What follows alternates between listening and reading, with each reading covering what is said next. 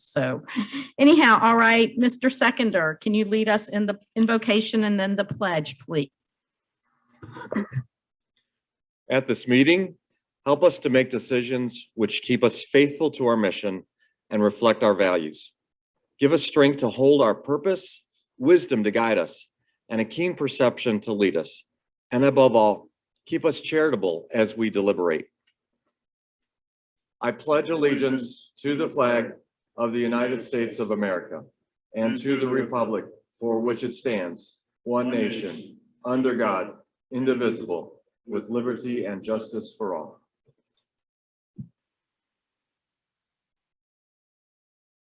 Do we have public comment first? Oh, you're right. Public comment is first. Sorry. So Donna I know how to say your last name, Cardenas. And if you'll just approach, you'll have 3 minutes if you need to use all that. Thank you. No, make sure, I'm sorry, is the green light on the microphone? Where it's there. All right, your time will start over. You have 3 minutes and just speak into the microphone, please. I just wanted to speak about the bond for the parks and trail. We have, the brook run that is there is widely used, and it's really a draw for so many, not just our community, so many communities around the area. And I think that's one area when people go to the polls to vote, voting on a bond would give us the money to increase our, I don't know what I'm trying to say, basically give our community more enjoyment, not only for us, but for visiting neighboring communities. And I just wanted to voice my opinion on that and hope that y'all will put it up for vote on that. Thank you. Thank you. Kate Edmonds.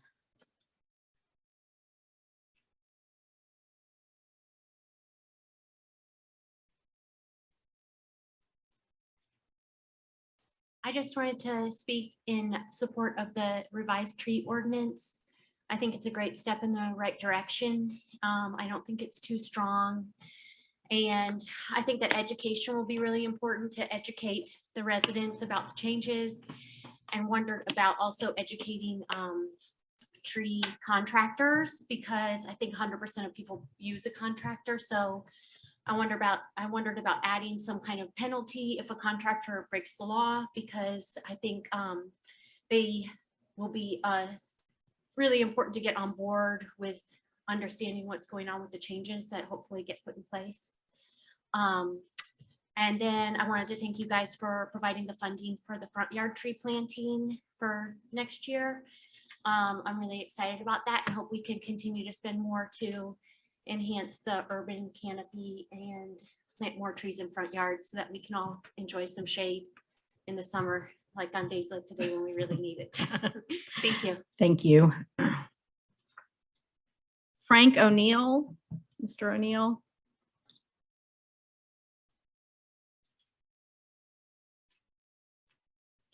Good evening. You'll have 3 minutes, please. Good evening, Mayor and councillors. Thank you for listening to me tonight. So my name is Frank O'Neill. I live in the Briars North subdivision, which is off Tilly Mill, south of Womack. So it's the Victorian neighbourhood there. And my wife Noreen and I, we have lived there for 32 years. Our daughters grew up there. Our typical weekly activities take us up Tilly Mill to Mount Vernon, shops left, right, Kroger, Publix, restaurants, all the normal places. And from an activities point of view, we frequently walk over to Brook Run, cutting through Dunwoody North. So we have deep experience living in Dunwoody. And I want to commend the city, since its incorporation, in enhancing parks and trails and all of those good things. So we certainly endorse balanced efforts to enhance biking and walking and parks. I am also a mechanical engineer, and I want to comment tonight on the Tilly Mill sidewalk project between Mount Vernon and Womack, so the northern segment of that program, which is on the agenda tonight. And what I will express here is kind of just through the eyes of a mechanical engineer, having carefully read the drawings that are available publicly, as well as reflect numerous comments from neighbors in Briars North and that arena. So first of all, I urge you to reject any recommendation to pursue a 12-foot sidewalk anywhere on Tilly Mill. Tonight's recommendation that's on the agenda would butcher the residential aesthetic between Mount Vernon and Womack. A 12-foot concrete runway is a monstrosity that would inflict a heavy loss on green buffer, mature canopy, mature screen, and would devalue homeowners' home values. In fact, there's nothing about that recommendation that I can see that does anything other than devalue homes and damage the residential aesthetic.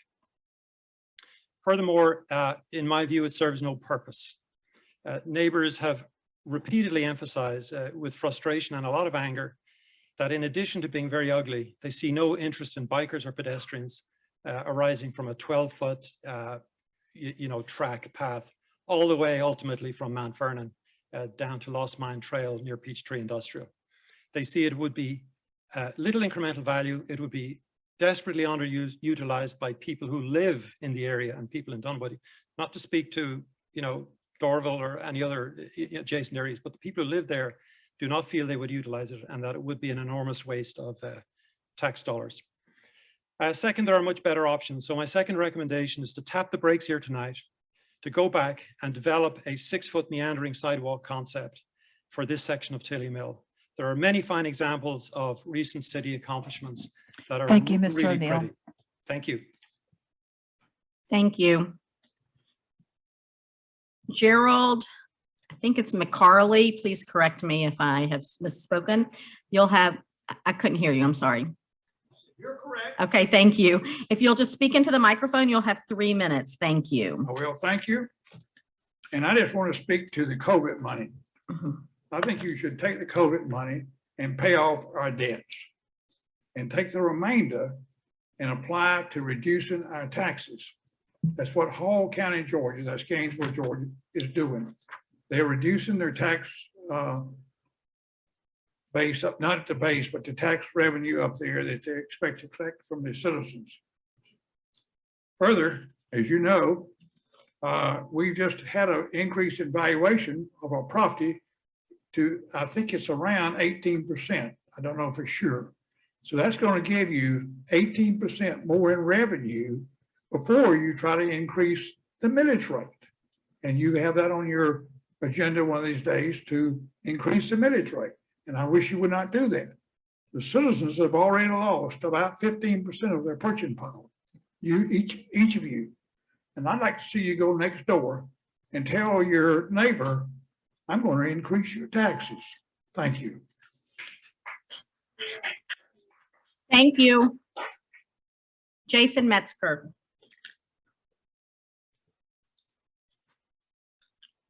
Good evening. First of all, I want to thank you all for all the work you guys do on behalf of us all the time, every day, for basically pro bono. I'm here, there's a lot of great things on the agenda, but tonight I'm here to speak about the tree ordinance, proposed tree ordinance. And I've seen some stuff on social media. There's a lot of misinformation out there, a lot of falsehoods. So I'm really speaking to the citizens as well, and I brought a visual aid. If you have 6 trees that you want to take off your property in 1 year that are this large, you can do that under the proposed ordinance with no permit requirements. That's for a softwood, which are very slow growing. So that tree is probably 70 feet tall plus 30 years old plus. The pine tree, this is a hardwood. This is a softwood pine tree. And I know there's concern about falling on homes and whatnot, but the proposed ordinance does a great job of providing exceptions for emergencies and for hazardous conditions. So again, I think the code is actually it's a step in the right direction, but in my opinion, should be stronger.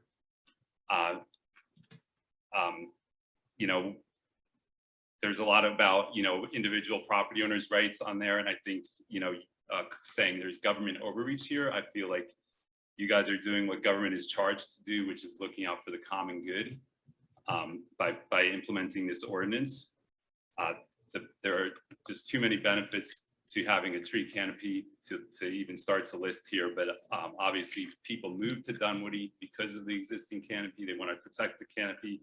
I saw a lot of posts about nobody's complaining about tree removals. I can guarantee you, being on the sustainability committee, we hear about it. I know community development hears about it all the time.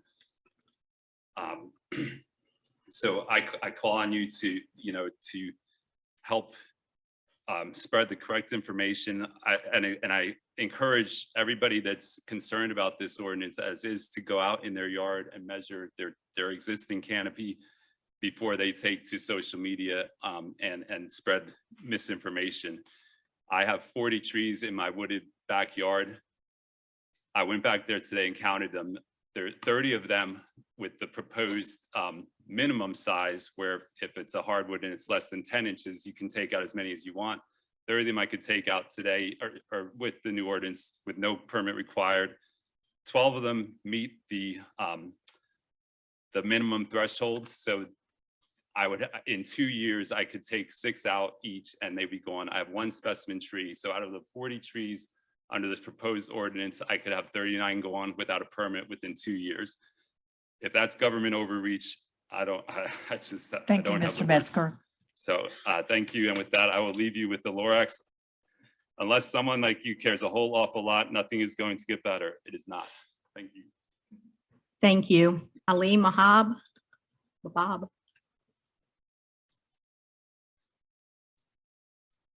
Good evening, council members, mayor. Thank you so much for allowing me to come and talk today. Today, my entire agenda is really just to put something on your radar in regards to the 2023 budget. So not going to get into the fine tune of that, but I also didn't want to come in the 11th hour after all the discussions have been made to say maybe this is important. So the entire purpose of today is really just to kind of advocate a little bit for the Dunwoody Police Department. I wanted to come here, put it on your radar early on. The Dunwoody Police Department does a fantastic job for us, and I think it's our responsibility as citizens to do a fantastic job for them. I think in this environment, retention, attraction, and support is very important for any police department. As you guys are well aware, the current hiring market today, especially in the private sector, is very difficult. For police officers, sworn police officers, it's much more difficult. We're in the benefit of being in the middle of everything, but also we have the problem of being in the middle of everything. A couple of steps to our right, we have Sandy Springs Police Department that I think are paying a little bit more. We've got Brookhaven on this side. I think the Atlanta Police Department with their career opportunities are paying like an $11,000 bonus. Long story short, I think, at the end of the day, money talks, and I would really like to implement it a little bit more into our budget. If we can do something, again, retention, attraction, support. I volunteered with the Dunwoody Police Department, and for those of you who don't know, a lot of the members, there really are some really good officers that we have. We really do have an advantage on that.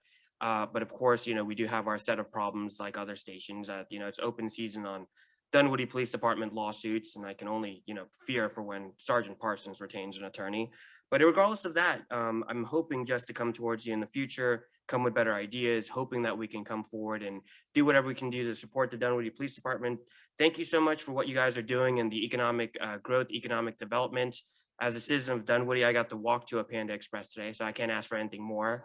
But again, I didn't want to lose sight of different things, and I do think that policing, supporting our police department, getting kind of ahead of some of the crime shifts and whatnot would be ideal for everyone. So thank you again, and I'll be back at a later time. Thank you. I hope you enjoyed Panda Express. Joe Bowen.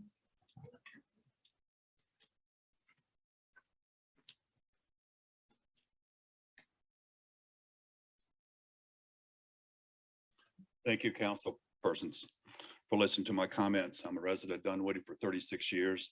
I'm speaking tonight in opposition to the Tilly Mill Road path from Mount Vernon to Lost Mountain Trail. I know only the first section, item 28, covers the first half tonight. I believe the first half, whether it goes on the west or east side, is going to determine what the second half is going to be based on too. That's just my opinion. There's 4 reasons I believe the whole path is unnecessary as proposed. The city has maintained the sidewalks. They built new sidewalks. They're adequate sidewalks that are in very good to excellent condition all the way. The second reason is it will destroy front yards, subdivision entrances, and also trees. It's unnecessary expense of taxpayers' dollars. And for some reason, it wasn't adequately conveyed to the citizens so you could get enough responses. I don't know why, maybe apathy. There were 49 responses. Of those, about 26, if I read it right, would support it as is. That leaves about 45% that were opposed to it until they got more information or were totally opposed to it. It's named a path, but it's going to be 15 feet wide with a buffer. That's about the distance from me to most of you. That's a very wide path. As Frank said, I don't see that's necessary. If a bike path is necessary, why not do it as a lane like on Mount Vernon? That seems to have worked very well. Or put in a separate lane on the southwest side of Tilly Mill, like a 3 to 6 foot wide bike path only, and use the sidewalk on the other side as is. Thank you very much. Thank you.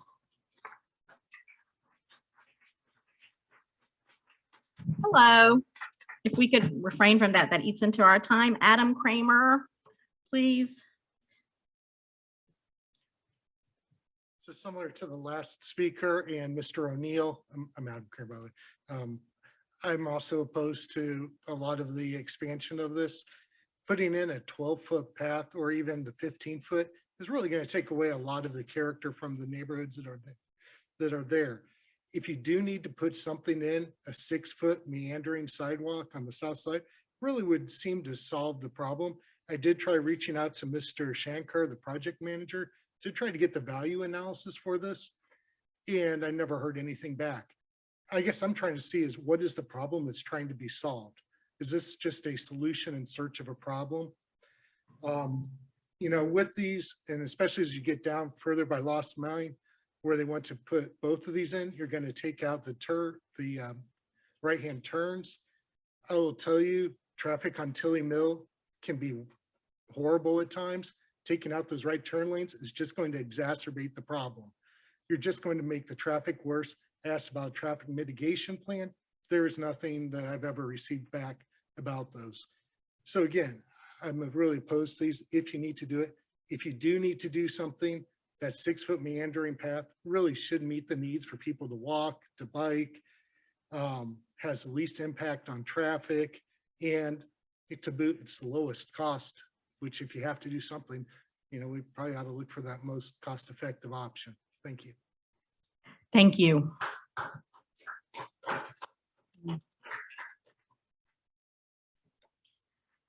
Norman Frank.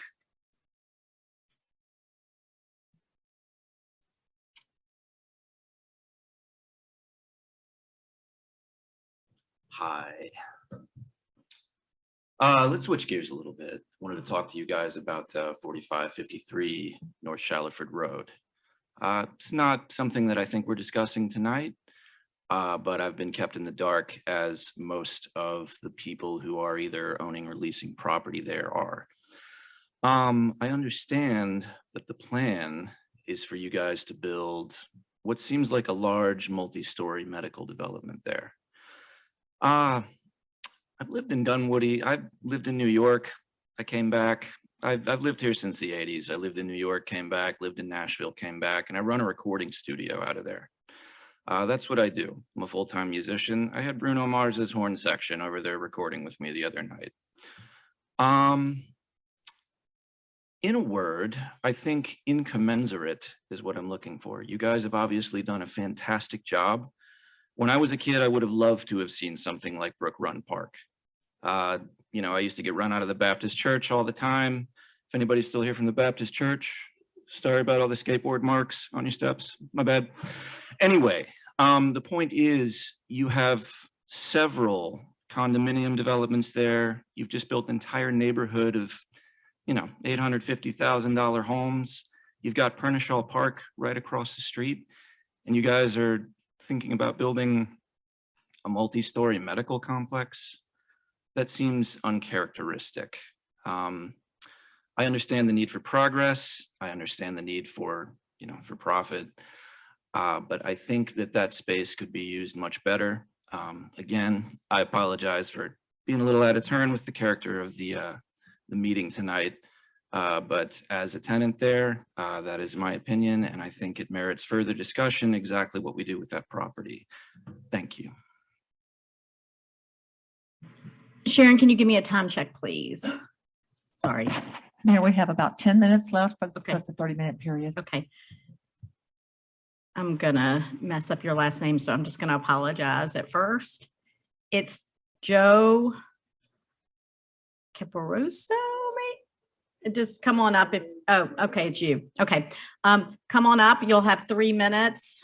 You don't have to use the 3 minutes. I'm here about the Tilly Mill sidewalk. Mhm. I'm 24-year resident, Dunwoody. I am an avid walker. Before that, I was a runner. Yes. During those 24 years, virtually every day in good weather, I've either run or walked there. I benefit from the parks. I have a licensed business in Dunwoody. I love the town. We do not need a 12-foot sidewalk. It aesthetically ruins the street. When I moved here, and I think everyone in the area, we liked a suburban residential look.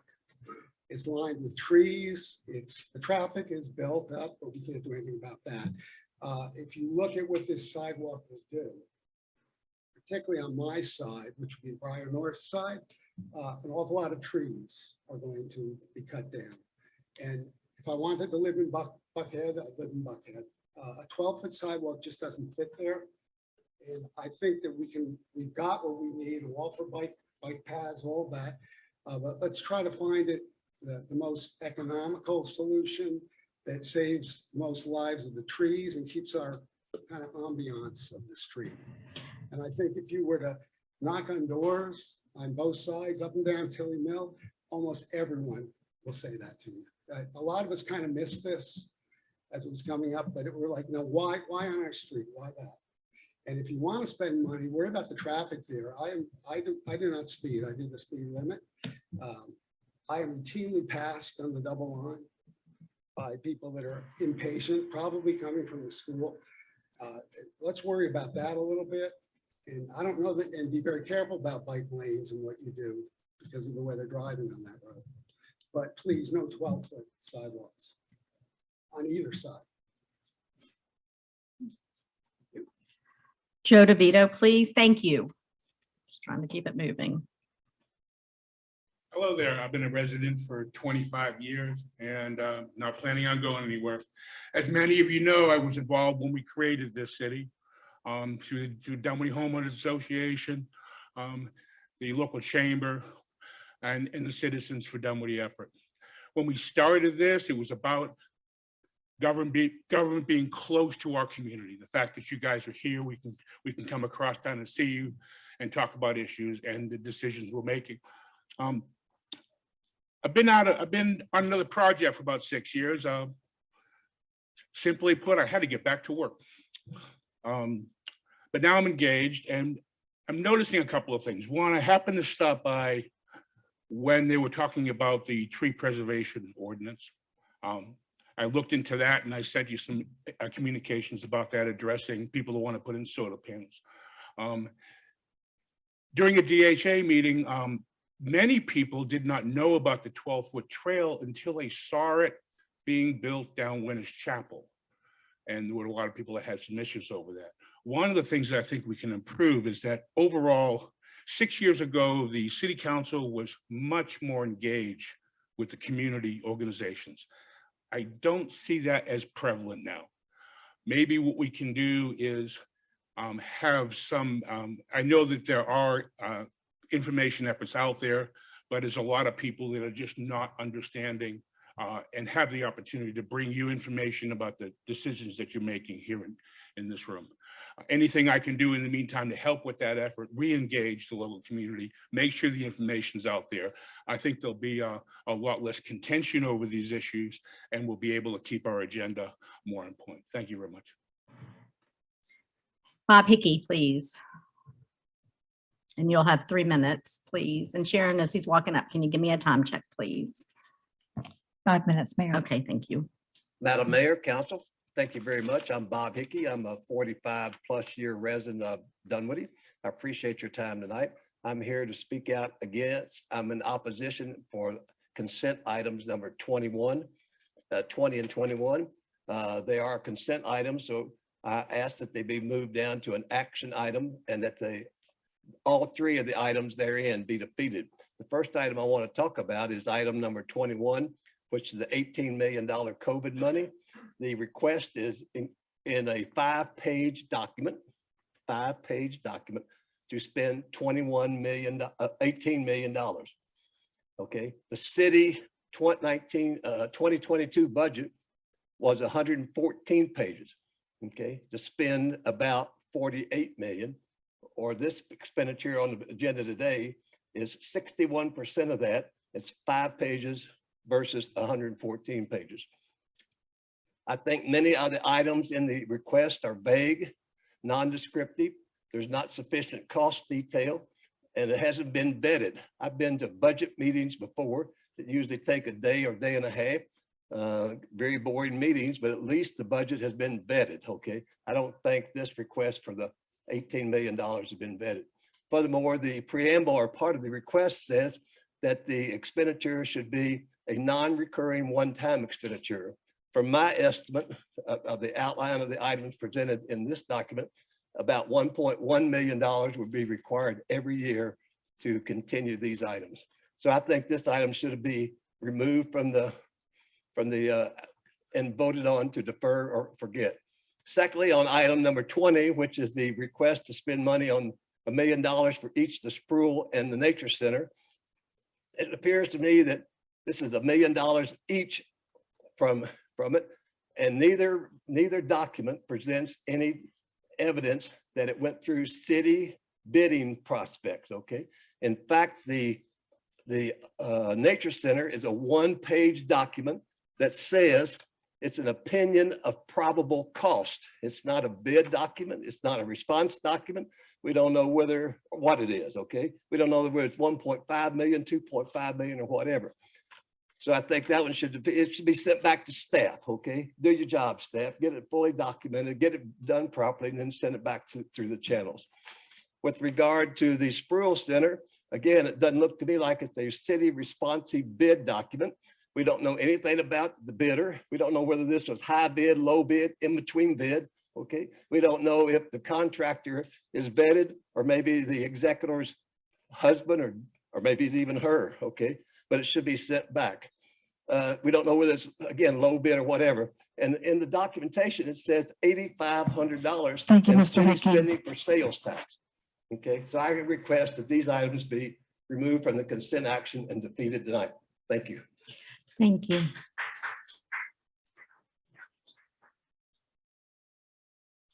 Howard Wertheimer, and I believe you'll be our last speaker. You'll have we'll give you the full 3 minutes. I'll be brief. Thank you all. So I just want to talk about parks and trails. Parks create equity, whether you're rich, poor, young, old, black, white, straight, gay, parks are for everyone.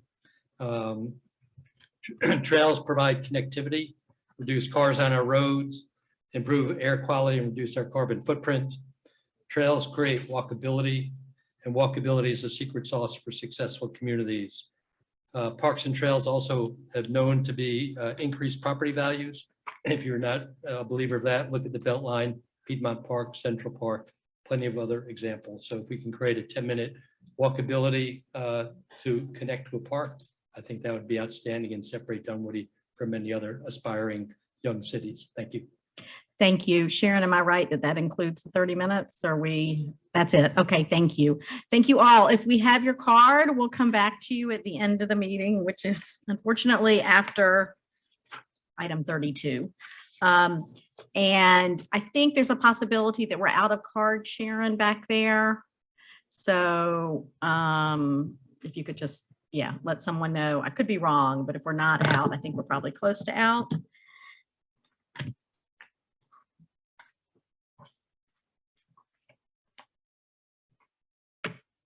You want me to, do you have to read this one? It's a resolution. Okay.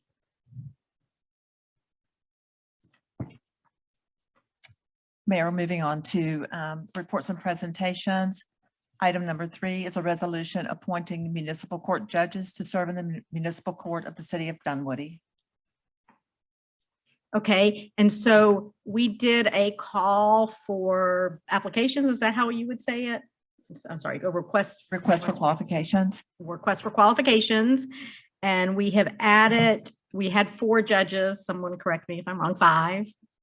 And now we're going to have 7. 7 associate judges. This is a part-time position as described in the resolution. And I'm going to be pleased to introduce you to our current judges and our new judges that are in attendance tonight. And that is Michael Hawkins, Hugh Powell, Melissa Shadell, Tanya Shy, Kenneth Wickham, and Timothy Wolf. They are not all able to be in attendance today, but council, we will need a resolution to approve these appointments. And they were selected and interviewed by a committee internal of, or group of internal staff people, including our clerk, our city manager, and our head of the court clerks. And so, so I appreciate that. So I need a resolution though, right? Move to approve. Moved by John, second by Rob. Any further discussion or questions? Seeing none, I call the question. All in favor, say aye. Aye. Any opposed? Hearing none, it passes unanimously. And then I will come down to swear in.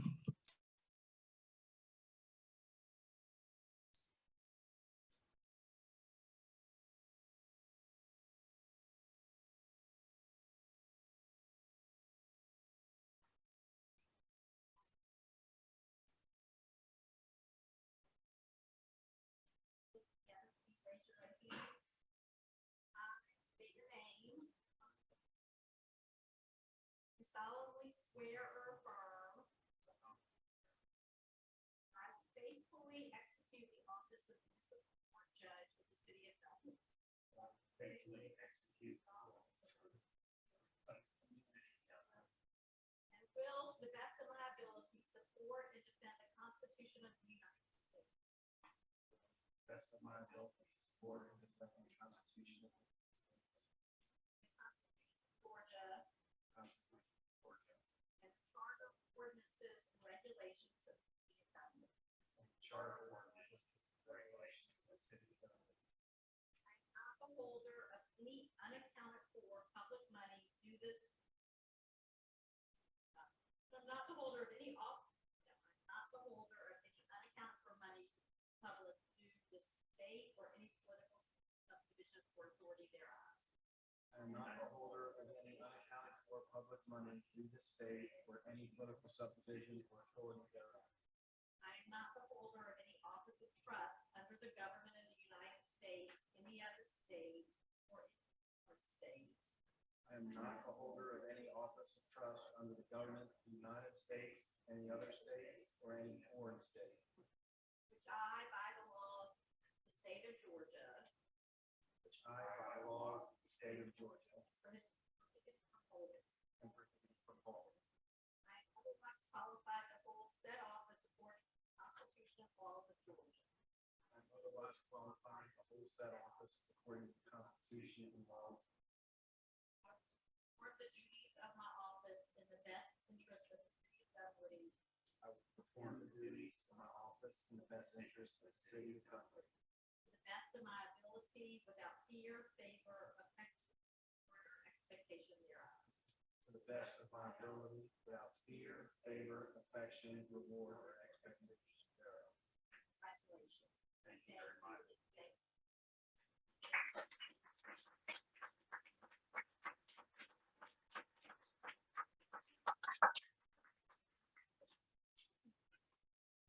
I'd love to get a picture. If y'all can walk forward and turn around.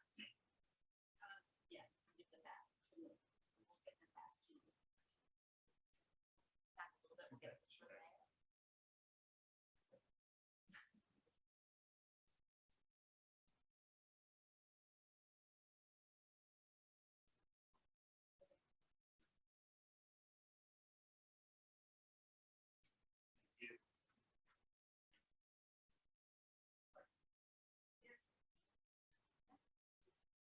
Do you want your family members to join you for a quick picture? Got family here? They want to.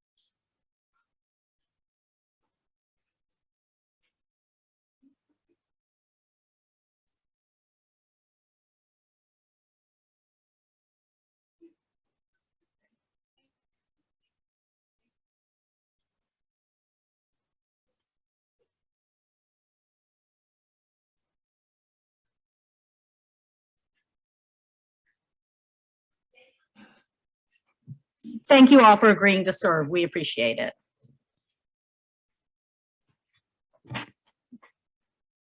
Mayor, if I could just ask the judges to leave their robes right there in that little area, and I will collect them. Judge Hawkins, you're in charge.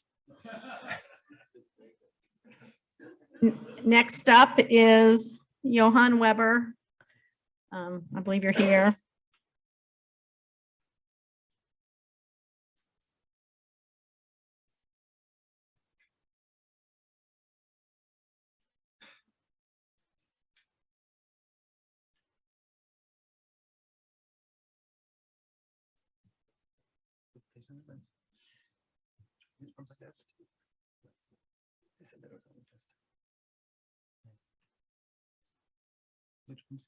Yep. All right, then go back to Zoom.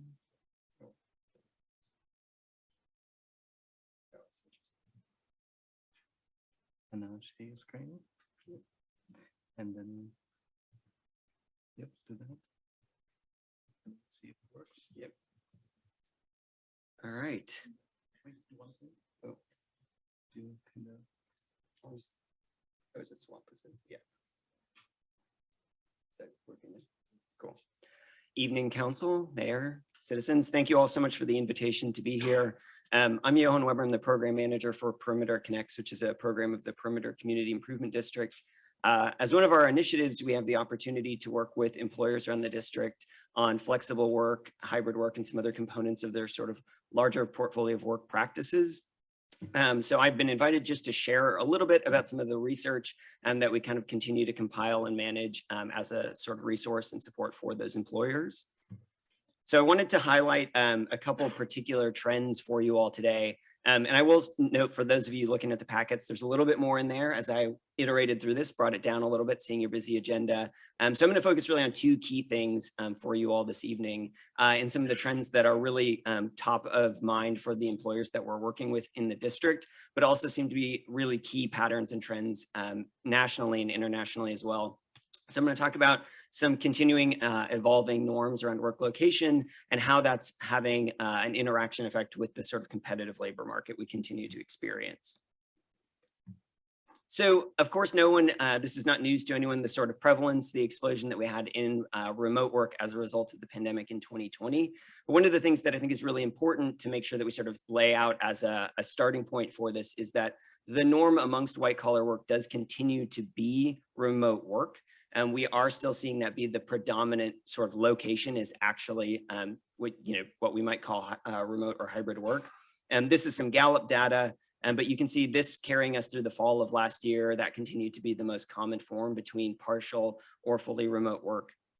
And local ARC, Atlanta Regional Commission survey data also supported that as of the fall of last year, this continued to be the most common practice. And it's not just through the fall, we're continuing to see this sort of ongoing navigation for employers in what their sort of portfolio of work locations is going to look like. And importantly, this is an evolving pattern. But I did want to showcase and share with you all just kind of what is the status of that overall pattern of practices? How do we see that sort of evolving moving forwards? So looking at actual office entries, this is very popular data from Castle Systems, which does like office access. So if you use like a tap-in card, they have span like 2,600 buildings across 140 cities. They continue to monitor and manage this kind of barometer of office returns. As of June 1st, their overall compilation is that office returns were something like 43.3%, with some markets a little bit higher. Austin, for example, somewhere around like 56%. We don't have the exact breakout for Atlanta from that data, but we expect it to be, from what we're hearing locally, something between that 45 to 55%. And the office data that we get from property managers inside the perimeter district generally does vary. Our average is estimated to be somewhere around 40%. But we have some that are lower than that, some that are higher. And I think this is an important piece just to lay out, because we have reached the stage where we have crossed the threshold from where that is attributable to sort of pandemic sentiments and concerns about being in an office, and actually to the discretion of employees to choose their work locations. And this is where we start to get into why this is a sort of future of work practice, why employers are navigating and how they're approaching these conversations, which is that employers have really come to find that remote productivity was not at all the enemy, or that remote was not the enemy of productivity. A lot of organizations, in fact, found productivity increases or stability in their productivity. And you can see here a number of different studies that we're citing and sharing this, but this is really what we hear from our employers largely directly as well. I think really the most telling one on this entire piece is that executives who are traditionally and continue to appear to be the least, sort of less supportive of or less enthused about remote work than managers and individual contributors, still majorities of them from this research from PwC found that they did feel that average productivity had improved. And this is just laying out the sort of case that remote does continue to be very common, but also that the sort of pressure for organizations to shift away from that has not necessarily materialized over the last couple of years. So this does continue to be something that seems to be very discretionary. Organizations and their teams and their employees are navigating choices about work location that are much more tied to the actual practices of that work. And this is where this major wrinkle comes in, which is the status of the very competitive labor market that we face at this point.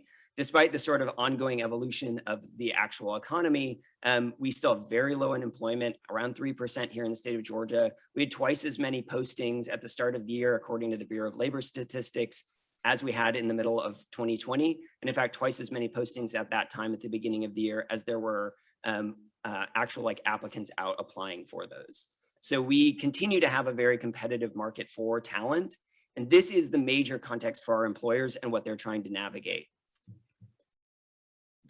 Remote work, hybrid work in particular, and this is basically partial remote work. So being, in an office a few days a week, some portion of the week, and then being offsite some portion of the week is very, very, very popular in almost all research done on this topic. And you can see pretty consistent patterns here that somewhere around 70 to 80% of employees that are surveyed would like to be remote at least one day a week. And what's important is that that is not necessarily a preference for fully remote work, as I'll talk about in just a second, but it is a statement of a general expression for support for the idea of flexibility and where and when they work. You can see here that E&Y surveying of 16,000 workers found that 90% wanted flexibility around work location or work time. You can break it out a little bit further, as PwC and Gallup have done, where they find that generally something around 3/4 of working professionals want to be remote 2 or more days a week. That does seem to be often our preference in a lot of the research that we see. ARC surveying data found similar things, although theirs interestingly found that actually preferences for being remote had increased over time since 2020 and had not declined, sort of despite the sort of stories about Zoom fatigue. And a lot of this really, really boils down to a pretty fundamental concept that our employers know their professionals are trying to navigate through. The big advantage to being offsite for a lot of working professionals has been time. So if we're in a competitive labor market, obviously they're competing with over salary, as we hear about often, but the irreplaceable resource is time. So asking people, giving people the amount of time back that is saved by not commuting a couple days a week is a very, very, very valuable opportunity. And you can see our work-life balance was actually rated. This is LinkedIn research that found that it was considered a top priority by more people than compensation and benefits were. And how critical is this flexibility? Some of these I think are really, really interesting to us, because we see that 54% in one study said they'd consider leaving their job if they were not given flexibility. So other research, Robert Half found that 1/3 of workers said they'd seek a new job if they were asked to return to offices full time. McKinsey found almost the same result in their research, and so did Gallup. Gallup's actually found that if you expanded that to somewhat and extremely likely to look for a new job, you end up with about half of the workforce. So if you're an employer and you're in the position of trying to retain and compete for good people, asking them to be in an office fully, 5 days a week is a commitment to risk for potentially half of your workforce, which is obviously a situation that most of our large employers, being very competitive organizations, are very, very, very reticent about, which is why we continue to see the office occupancies that we have. ARC local data finds similar things. And this one is really telling, where if you, how likely would people be to leave their job if they were required to be in the office 4 more days a week? You see extreme, very or somewhat likely is 40%. If you drop that to being asked to be in the office at least 2 days a week, we drop it to 15%. So you can see, again, this very strong preference for people to be kind of in that middle, to have that balance between work locations. They're also willing to value this over pay. You can see here a few different stats on it, but generally we're seeing pretty high valuations for flexibility. And considering this, being able to work from home 2 or 3 days a week, worth at least an average of 7% pay cut for people, which is a substantial amount, especially when we're talking a cut and not a proposed salary increase as some of the other stats are. So looking at the future, we do expect, from what we're hearing from employers, as I'll talk about in just a second, but hybrid work does continue to appear to be the most common form moving forwards. Organizations are really finding that they are starting to navigate this more and more successfully, trying to get the sort of best of both worlds, if you will. But Gallup surveying finds that employees expect this to be their most common work form, but also employers do. So if you include the sort of mixtures of hybrid, fully hybrid, and some of these other combinations, it continues to be the most dominant form of work that employers are seeing charting forwards. And in fact, the expectation that all employees will be in an office is an increasingly rare option. Similarly, surveying actual workers, their preferences, again, their plans for being remote continue to increase, which is interesting for us. But locally, in our surveying and outreach to employers, we're seeing that about 70% are expecting that they will continue to have some hybrid or remote work moving forwards. Only 15% confirmed that they would not have remote work post-pandemic. So in other words, some space in this kind of spectrum is going to be our normal for the foreseeable future. And it is a spectrum. I think this is like one of the more important pieces here is employers are finding different points along this spectrum based on their culture, their nature of their organization, but also their ability to compete in other areas. So we're seeing some organizations, there will be some, Carvana, for example, is, very committed to being in an office full time. They are, a rarity in our market at this point. Also a rarity are like Northside, who has had a large chunk of their administrative staff fully remote, shifted fully remote. Those are rarities. We do not have as much of either one of those. The vast majority of our employers in the district are on a spectrum in between, where they may be in an office a couple times a month, like VMware. They may be in the office 3 days a week, like CRH or Mercedes. They may be in on some spectrum in between based on the nature of the roles within that organization. And organizations are really thinking about this in a very intentional way. They're navigating a tension between business need. What is good for this role? What does this organization need? What does this team need? How does this manager and their individual report? How do they work together? But also, what do those employees choose? What are their preferences? There is, of course, a balance between those things. It is not as simple as, well, whatever my employees want, they get, but it's also not as simple as, well, our leadership would prefer to see everybody every day, so that's what we do. They have to navigate that tension to try to deliver what will work best for the organization overall. And we're seeing that, again, it might be work location, it might also be work time. There are other elements that kind of play into this for organizations to think about in a more holistic manner. But I did want to share one kind of interesting case study, just like how this plays out in an organization. So this is a large employer that we did a comprehensive survey for in the district. And you can just see here mapped out 2 dimensions. Employees preferred work from home days, like the number of days they'd like to be working remotely, against their suitability of their position to being remote. And this is across a multitude of different dimensions of that role. But interestingly, you can see patterns and clustering based on the departments. So different departments are more likely to sort of share in an alignment, and they are not necessarily the same as other departments, but also that these things correlate.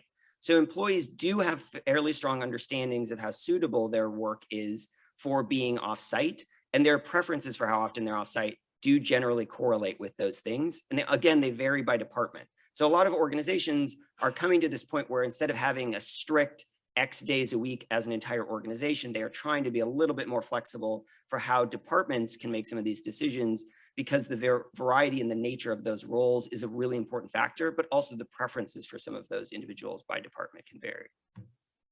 And really, I'll just wrap it up. The big question that we're hearing from employers is pretty straightforward. They're asking, who are we competing with for talent? But importantly, the question nested within that is, what are other jobs in those industries offering? So it is not as simple to say like, okay, we are an IT company, what are other IT companies doing? But it's, okay, well, I'm talking about my legal department. What are other legal positions doing? Am I competing for talent in that industry? Because of course, every one of these large organizations they have positions across a wide variety of roles, and they have to navigate that according to the roles they actually want to hire and retain. So I thank you all for your time. Happy to field questions, obviously today, but also as follow-up, feel free to reach out. So thank you all. Thank you. Questions, anybody? I think this was very interesting and helpful. Sorry, sir, we can't under Robert rules. No, sorry, you can ask. He has his contact information up here, and I'm so sorry, but we. I was really going for the effect in the future on our tax revenues. Yes, it's actually, right. That- Because you've just eliminated 40% of your office space. Yes, sir. You do that, 40% Trying. of your taxes go with. Yes, sir. I appreciate that perspective. And I think that's an interesting thing we're going to have to tell in the future. Johan, I have one follow-up question, if that's okay.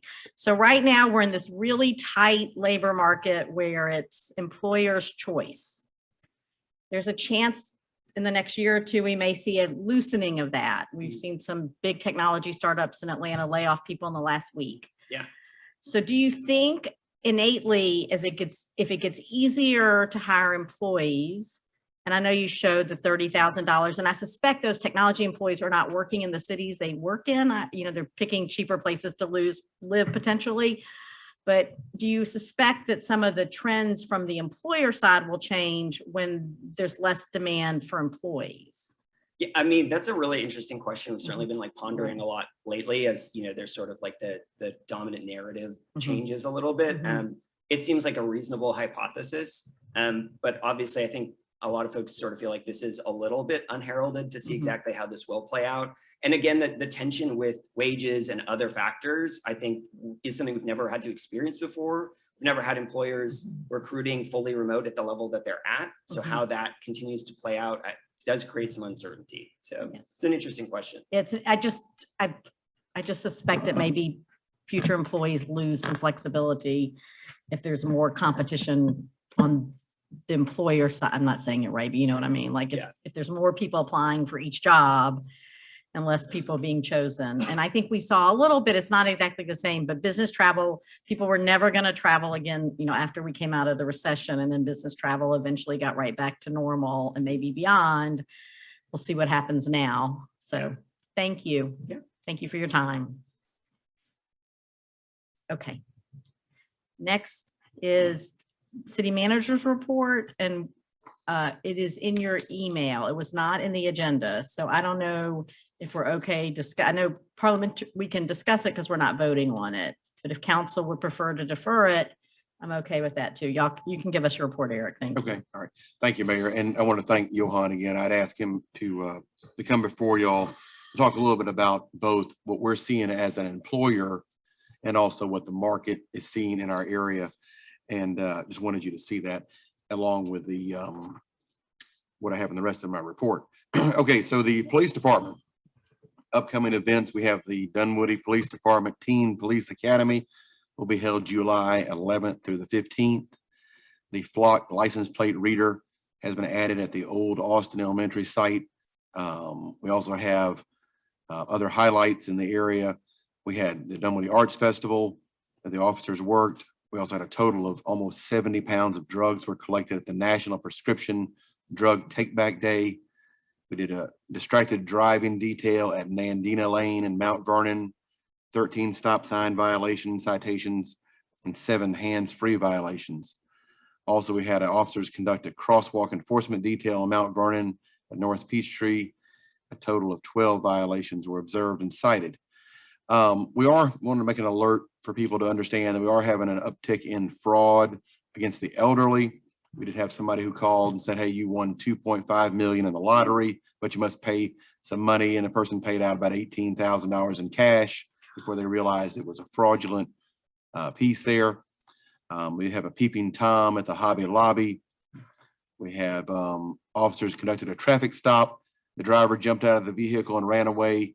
Our canine ranger alerted the vehicle had drugs were located within the car. So I just wanted to point out there are a couple of things in here with our canine that have been very beneficial. We also conducted another traffic stop with the canine, and there was a gun on the rear floorboard of the car. and there was a detection of odor of marijuana. Canine ranger alerted the officer there were drugs in the trunk of about 7 pounds of marijuana there. Another peeping Tom at Marshall's. Our license plate reader are still doing very well against wanted persons and stolen autos. Another canine assist here with the Roswell Police Department, also with Chamblee and the Doraville Police Department. Those are important because, we do share resources from time to time, and they help us out on various crimes, especially when it comes to the license plate readers and things of that nature. It's a really good network to solve these crimes. Public Works, we did advertise a request for qualifications to design corridor improvements for Chamblee Dunwoody Road between Peeler Road and Vermac Road. We also advertised a bid for construction at the Dunwoody Road sidewalk. Spalding at Chamblee Dunwoody intersection, we started paving out there today. And that was first thing this morning. The crews were out there. Also, the new traffic signal will be going up this week and being turned on as well. Later in the summer, we'll have the upgraded to the stormwater pipe there at Spalding Drive and the city limit. But the other part of the project will be completed before that. Georgetown Gateway continues. The Winter Chapel Trail Phase 1 continues. There's a picture actually in your report of that. The Chamblee, Dunwoody, and Womack intersection, contractors relocating the gas main.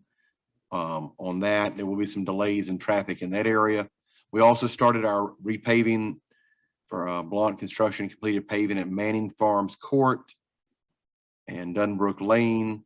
In Parks and Recreation, take a look at the upcoming events. Our Picks in the Park and also Grooving on the Greens have begun. Concrete installation for the grounded growth bike rack sculpture at Brook Run Park was completed. The sculpture will be installed in the month of June. Also, we have the new story walk book installed in partnership with the Dunwoody Library. All different now will focus on Juneteenth and installed at the Brook Run Park Playground and the Dunwoody Nature Center Playground. Also, all decorative fountains have been turned on for the season. We have the pavilions. Our pavilion's been very successful. I know there are a few comments tonight about the success at Brook Run, and all the pavilions are booked up almost through October. So very successful, high demand of those. High Street development is continuing its build out.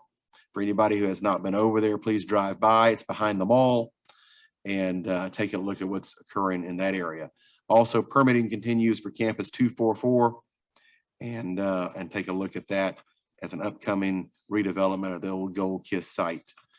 The finance, we did request for proposals for consultant services study for the police department. We received 4 responses. They're currently under evaluation. I believe all responses were due today, as far as evaluations, that is. Finance staff continues to work on the 2021 audit. There's also look in your packet. You can click on the link for the monthly financial report for April 2022, and that is on the it was in the packet. And Sharon will post this to the public agenda later. We apologize for it not being in the agenda. It was a glitch that happened. It was in there and then it got deleted. Finance continues to work with for data extraction with ADP for transition to the payroll department. Also, under municipal court, the department disposed of 652 cases and reset 51 cases in municipal court. Finally, human resources, the wellness committee coordinated the city's EAP for a presentation in June on emotional well-being for employees, and also an employee event in June for healthy snacks. And we had an event last Friday for the employees, kind of an ice cream social. Here again, kind of going back to what Johan was talking about in terms of what employees are looking for, somewhat just different flexibility. So we try to offer those things for our city employees as well. It was great participation, and I do appreciate the council's support on all these events. If there's any questions I can answer, please let me know. Eric, thank you for the comprehensive report. If you've never seen the full city manager report, it will basically prove that we no longer live in Mayberry. There's a number of suicides. There's a number of drug overdoses. Kudos to the Dunwoody Police Department for saving, I believe it's 4 people in the last month with the use of Narcan and saving those who fell ill because of the drugs they were taking. On top of that, Eric, you forgot to mention the double murder that was solved, or not solved, but at least arrested. They made arrests for that. And so again, kudos to the Dunwoody Police Department. They have a very tough job, but a comprehensive report. Any other questions for Eric? Go ahead, Stacy. This Spalding Drive intersection, so once it's paved and the traffic light is up, is it done? Yeah, that'll be completed with the exception of The down the pipe, yeah. hill, right? For Right, the pipes. Yes. So I just want to kind of point out to the public, the reason why this intersection was so important to be improved is it was the most dangerous intersection in our city. So there's a light at the end of the tunnel. It's been a long time coming, but I'm thankful that it's finally done and we'll have a safer intersection. A couple of people made the point in public comment that they were kind of unaware of some things. So let's just take, for example, and Jennifer, I'm going to put you on the spot a little bit. When we send out like the Tilly Mill plan and we want public input, I know we put it on our Facebook. If you are not subscribed to our D newsletter, go to our website. The pop-up every time you go on our city website, there's a pop-up to sign up for the newsletter. That letter goes out religiously every Friday and it has all the information. So besides those two things, where else would that survey have gone out and how do we spread that news to the public? You need to answer. Yeah, she's coming Okay, up. thank you. So with all of our projects, we do a press release. There was some coverage in the local newspapers for those. We have a project page on our website. We do Nextdoor. We do our app where you can subscribe to alerts. And so we have a news alert and a city event alert. And it also goes on our website as a news item until it, gets bumped down, but it would be on the front page. Thank you. And your D News every Friday, I mean, that just has everything in it that you would ever want to know about what's going on in the city, be it in the park or a survey on a multi-use path. We usually have a 3 to 4 week window. So it will be in D News, the full version the first week and then smaller, but still reminders every other week after that with a final reminder on the final day. One more question on the video in the town hall. How many views has that gotten? Oh, I don't know that. I can look it up. Okay. I didn't. Sorry. I was just curious. Not a ton, but I'll let you know. Joe, go ahead. Eric, again, yeah, thank you for the update. The Shanley Dunwoody Womack, now that we're just at the very beginning of that project, and we talked about traffic delays. I was running into Ace Hardware over the weekend, and I'm on council, and of course, she mentioned that she was having delays on there. Is there any possibility that are we looking at the times of days that we're using the lanes? Are we trying to stay out of rush hour time frame to do that, or off hours? Are we working that through Public Works at all in that intersection project? We do, yes. We actually absolutely look at the hours that were closed. We try to minimize the number of hours during the rush hour time. Also, in the summertime though, it's a little, we'll try to get more work done with the longer days and also while school is out. So we may push that a little bit different, push the envelope on that because ultimately the work has to get done. But we are sensitive to that fact and we do try to minimize and have the proper controls out there. Let me just, this question comment. Eric, if I've been a homeowner since 2008 or earlier, have I ever paid a dime more in city property tax than when I started? In the same house? No, you have not. That is, that's been a frozen piece there under the same rate since we've been become a city. So no matter what the assessed value goes, no matter what the total bill goes, if I look at the city line item, city tax is the same. It's the same. Okay, thank you. And it's interesting Excuse that me, please no. we are delivering all these services and awesomeness for the city. You look at this, look at Eric Linton's city report, and it's really, look at what we're doing, the value added that we're doing for that, for public safety, our police force. We've got some great recruiting mechanisms out there and so on. We're really out there. So look at what we're doing. My homeowners association just has increased by 20%.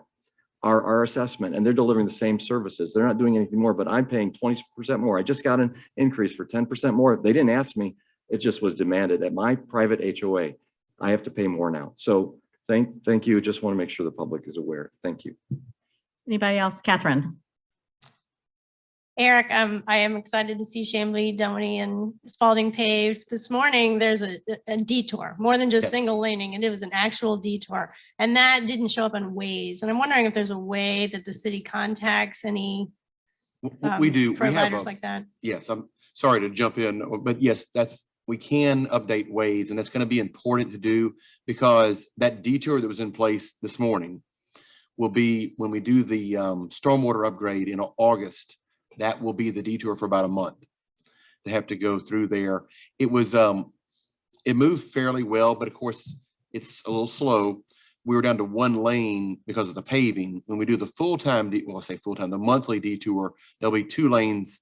So there won't be anybody paving in the lane, and the detour will have to go down and turn on Dunwoody Road and go back up. It will be, need some different traffic controls, but yes, we can get in touch with the Waze. I'll talk to Michael Smith. We do have a connection to do that.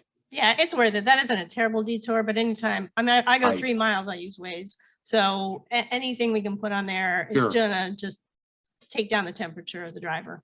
Thank you. You're welcome. What else? Tom? Yeah, thank you. I just want to elaborate a little bit on what Stacy was talking about with the communication, because we've been hearing this a lot. We have a few projects that we're putting out there. You know, there were some comments tonight, and I've heard some comments with another project about how the city is not communicating effectively. Well, the number of people that came to talk tonight about a specific project, I think the message got across. And I just want to say, I don't say that to be sarcastically, I say that this is a process. This is the first stage in a very long process of doing a project. The initial stage is where we are now with that Tilly Mill, with the, I guess the southern or easternmost portion of Tilly Mill, which was what most of the comments were tonight, is to gather feedback from the community. And we got that through our survey, and we certainly got some tonight. That process doesn't end when the survey turns off. We are all readily available through email or phone call. You can find us easily on the city webpage. And then from there, we begin the engineering based on the feedback. And typically it starts with what's called a 30% plan, where they kind of go out there and they kind of start to map it out. And then we get some more feedback based on that. And then from that, we go back and get, I think it's called a 60% plan. So there are various stages.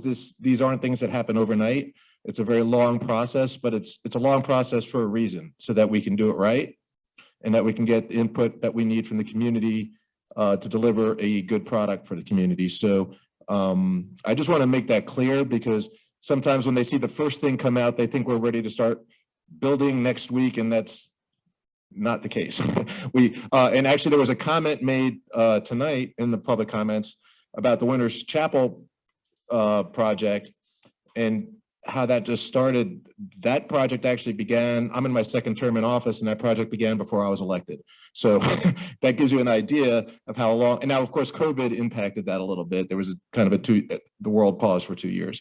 But again, so maybe some people that were initially a part of that process kind of forgot about it as we all got a little distracted since 2020. But there is a very long process. If you ever feel that you are not being heard, I urge you to reach out to one of your elected officials, or all of us. You can reach us all with one simple email on the website. I know there was also some comments at the Dunwoody Homeowners Association meeting last week about another project. And honestly, I don't know what the disconnect is, because I've been very actively involved with that community. I held a meeting with 24 residents. I've met people at their individual houses. I've had emails, I've had phone calls, and everybody there should know, if you have a question, please call me. So, and I'm speaking for myself, but I know the rest of council and the mayor well enough to say they all would echo that sentiment, that if there's ever a concern in the community, don't hesitate to reach out to us. Thank you. Anybody else? Just I didn't see my hands. Just piggybacking on Catherine's question, can you confirm with Michael Smith, our Public Works Director, that we're part of the Google Maps and the Waze community partnership stuff? I think we are. So that's one question. The second question is when, I know we try to be very careful how often we interrupt citizens' lives, but when there's like a major detour, or I don't know how long the work on Chambly Dunwoody is going to continue, I think we ought to consider how we communicate that and when we communicate it. And also, potentially, I know the police will throw up something about like Chamblee Dunwoody, but maybe suggest alternate routes. We can't assume that everybody is as comfortable in Dunwoody as some of us are. So that's just a thought, just to try to, the other day I was late for a meeting at City Hall because of the traffic on Chamblee Dunwoody, and I actually turned around and got on 285 because it was faster. So it even happens to me is my point. So thank you for any efforts to improve communication. Thank you. All right, next, any other questions? Seeing none. Next up, Jay Vanicki on an update on this. Are we doing that tonight? Okay, and we had no handouts none for this. Go ahead. Good evening, Mayor. Good evening, Council. In lieu of Jay Vanicki, please continue disappointment. This item is because DeKalb County is currently updating their comprehensive plan. Yes. As part of that, they have to update their service delivery strategy as well. The service delivery strategy is this document that shows how services are distributed between the county and all of its member municipalities. We intended to have this to you this month, and we did not succeed in getting all the documents in the same place. So we'll bring it back to you next month. Okay. But who we have and who I want to introduce to you all is Brian Brewer. He's with DeKalb County's planning department. He's a planner there, and he graciously offered to give us a quick introduction into what they're doing and be available to questions. Okay. As I said, I'm Brian Brewer. Can you do us a favor and pull the microphone up or speak a little louder? I'm sorry. I have a fan in my background and I can't hear as well as I How's used to. that? Very much better. Thank you. As you said, my name is Brian Brewer. I'm a planner. I've been with DeKalb County about 19 years. I'm working on the service delivery strategy almost that long. It's connected to, as he said, the major update, which is what the unified plan is. Typically, when we update the document, it's because the strategy is about to lapse. But in this case, because we did the 5-year update in-house, it's not lapsing, but we're taking on the effort of merging our transportation plan and comprehensive land use plan together. And so because of that, we're having to ask our city partners to help us update the service delivery strategy.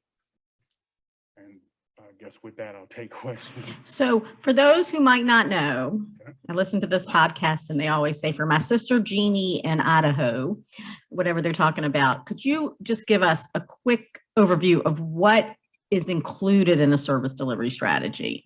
Yes. Okay. So I'm assuming that everyone's familiar with the Georgia Department of Community Affairs, and they have basic comprehensive planning requirements. And as a part of those requirements, you either have the minor or the major. And with every major, the service delivery strategy has to at least be reviewed for accuracy and updating as a part of the major. What it does is it looks at planning, public works, public safety, parks, leisure services, and make sure that there isn't a duplication of any service unnecessarily, or a ball drop in any government or sovereign boundary within the county. We have pretty good relationships, so we continue to update that pretty smoothly. So in DeKalb County, every city's service delivery strategy likely looks a little different, correct? Or sometimes? There's one service delivery strategy. Okay. But each city sort of can from time to time a la carte different services either with the county or opt to do their own themselves. So Tucker and Stonecrest, for example, don't have a police department of their own. The rest of us do, I think. Every other city, I think, does. Pine Lake. Oh, Pine Lake does not. Okay. No, they do. Stone Mountain. Right, they do. But Right. from time to time, there is the coordination with downtimes in certain cities, so the county will pick up when needed. And then also, in addition, there's the Special Services Tax District It covers like SWAT, major emergencies where backup and coordination is required. Gotcha. And so normally we negotiate this every, how many years, Eric, or somebody? Like,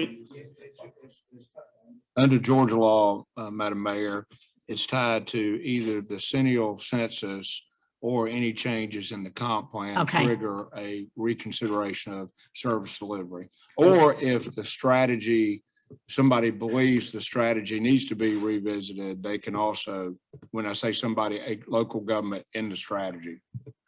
Okay. Or the formation of a government.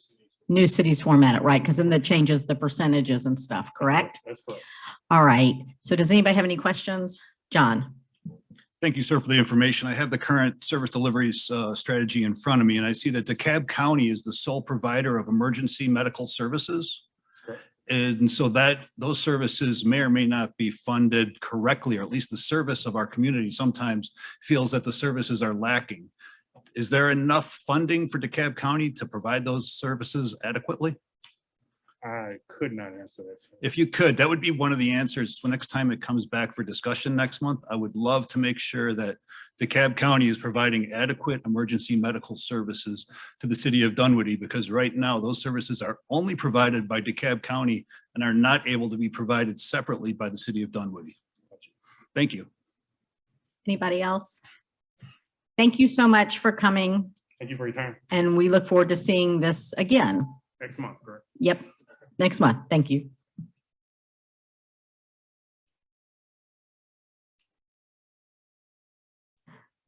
Consent, oh, you want me to do it? It's consent agenda. Any questions, comments, John? Request to pull items 20 and 21.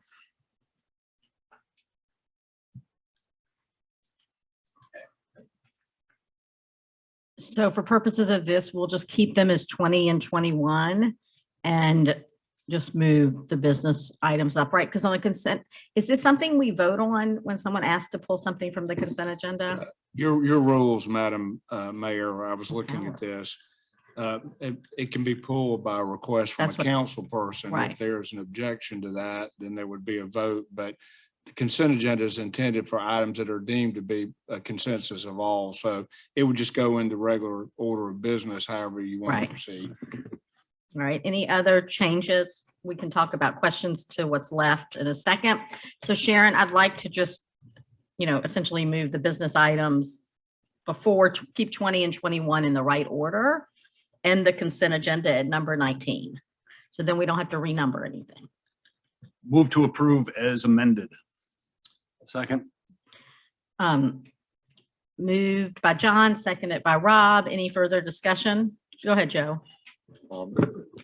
This is a lot of good stuff in here. For instance, our urban redevelopment agent, we're getting an AICP there volunteering on us. We're building the bench, right? It's asking people to serve on our committees and commissions, get involved and be a part of the city, right? So I really appreciate that. You can go to our website, sign up to be a part of our committees and commissions. Several of us, or most everybody up here has done that before even serving on the council.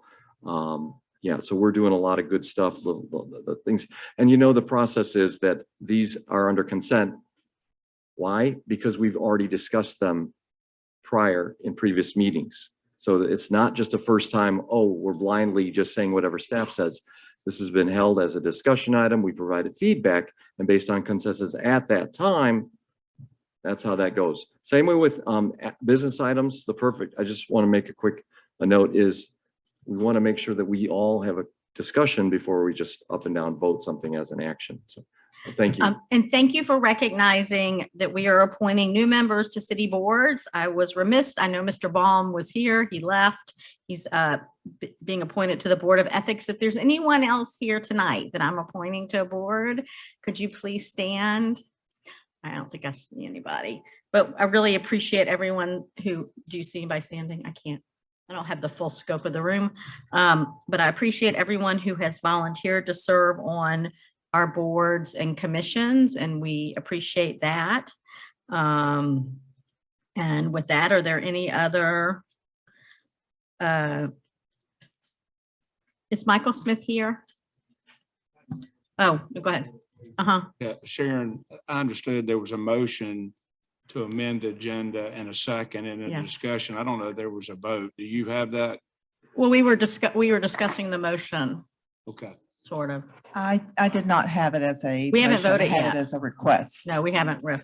And then the And never mind consent, about yes. Michael. I remembered something, what it was. Okay. So this is consent amended, 8 through 19. Thank you again for serving on our boards. Any further discussion? Seeing none, I call the question. All in favor of the amended motion, say aye.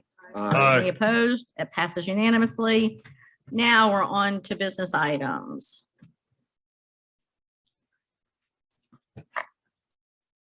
Yes, Sharon Okay, has to read them, I yes, think. I'll read it. Let me get to my place. We're moving to item number 20 under business items, action items, which is Sproul Arts Center and Dunwoody Nature Center match funding. Jay Vanicki.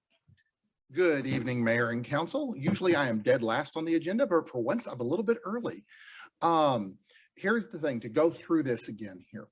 What has happened is that the city reviewed through its capital review process, its fund balance at the time, and determined that in about 8 months or so that we could move a little bit of that to one-time capital purchases and still work financially for the next few years.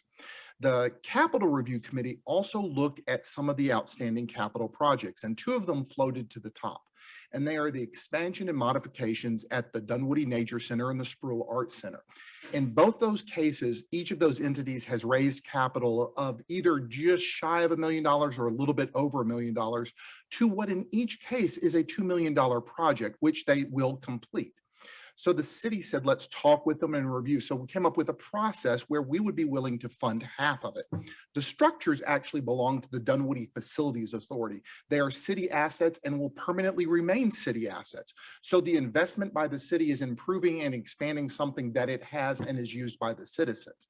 Now, in this case, our facilities usage agreement with each of those separate entities allows them to pick their contractors, and they pick them through competitive purchase procedures. They do different ones from the cities, but they still are competitive. Now, in this case, what the city does is grant money to them. The draft draft MOU between the 2 is in here, which would indicate the contract parameters. One of them is the review by both the Parks Director and the Finance Director on how they're done and the process that's going on. So in other words, are they at the 33% completion stage? Are they at the 50% completion stage? And only upon the concurrence of both of those 2 will the city advance funding for the next part. Also, the city is not upfronting the entire $1 million at one time. What they're doing is in $250,000 installments so that they're not changing it as they go. If either one of the 2 wants to expand their $2 million project to be a 2.5, and I'll just say, let's add more furniture, different fixtures, or change something, it will be up to that entity to cover that extra cost. So what this does in essence is the city's using its capital that it has raised over time on an asset to be improved that will be used by the citizens that are here. The draft you have in here, we're still going back and forth with them, but it should be materially no different than what you see on this. Any questions? I'll take it this time. John.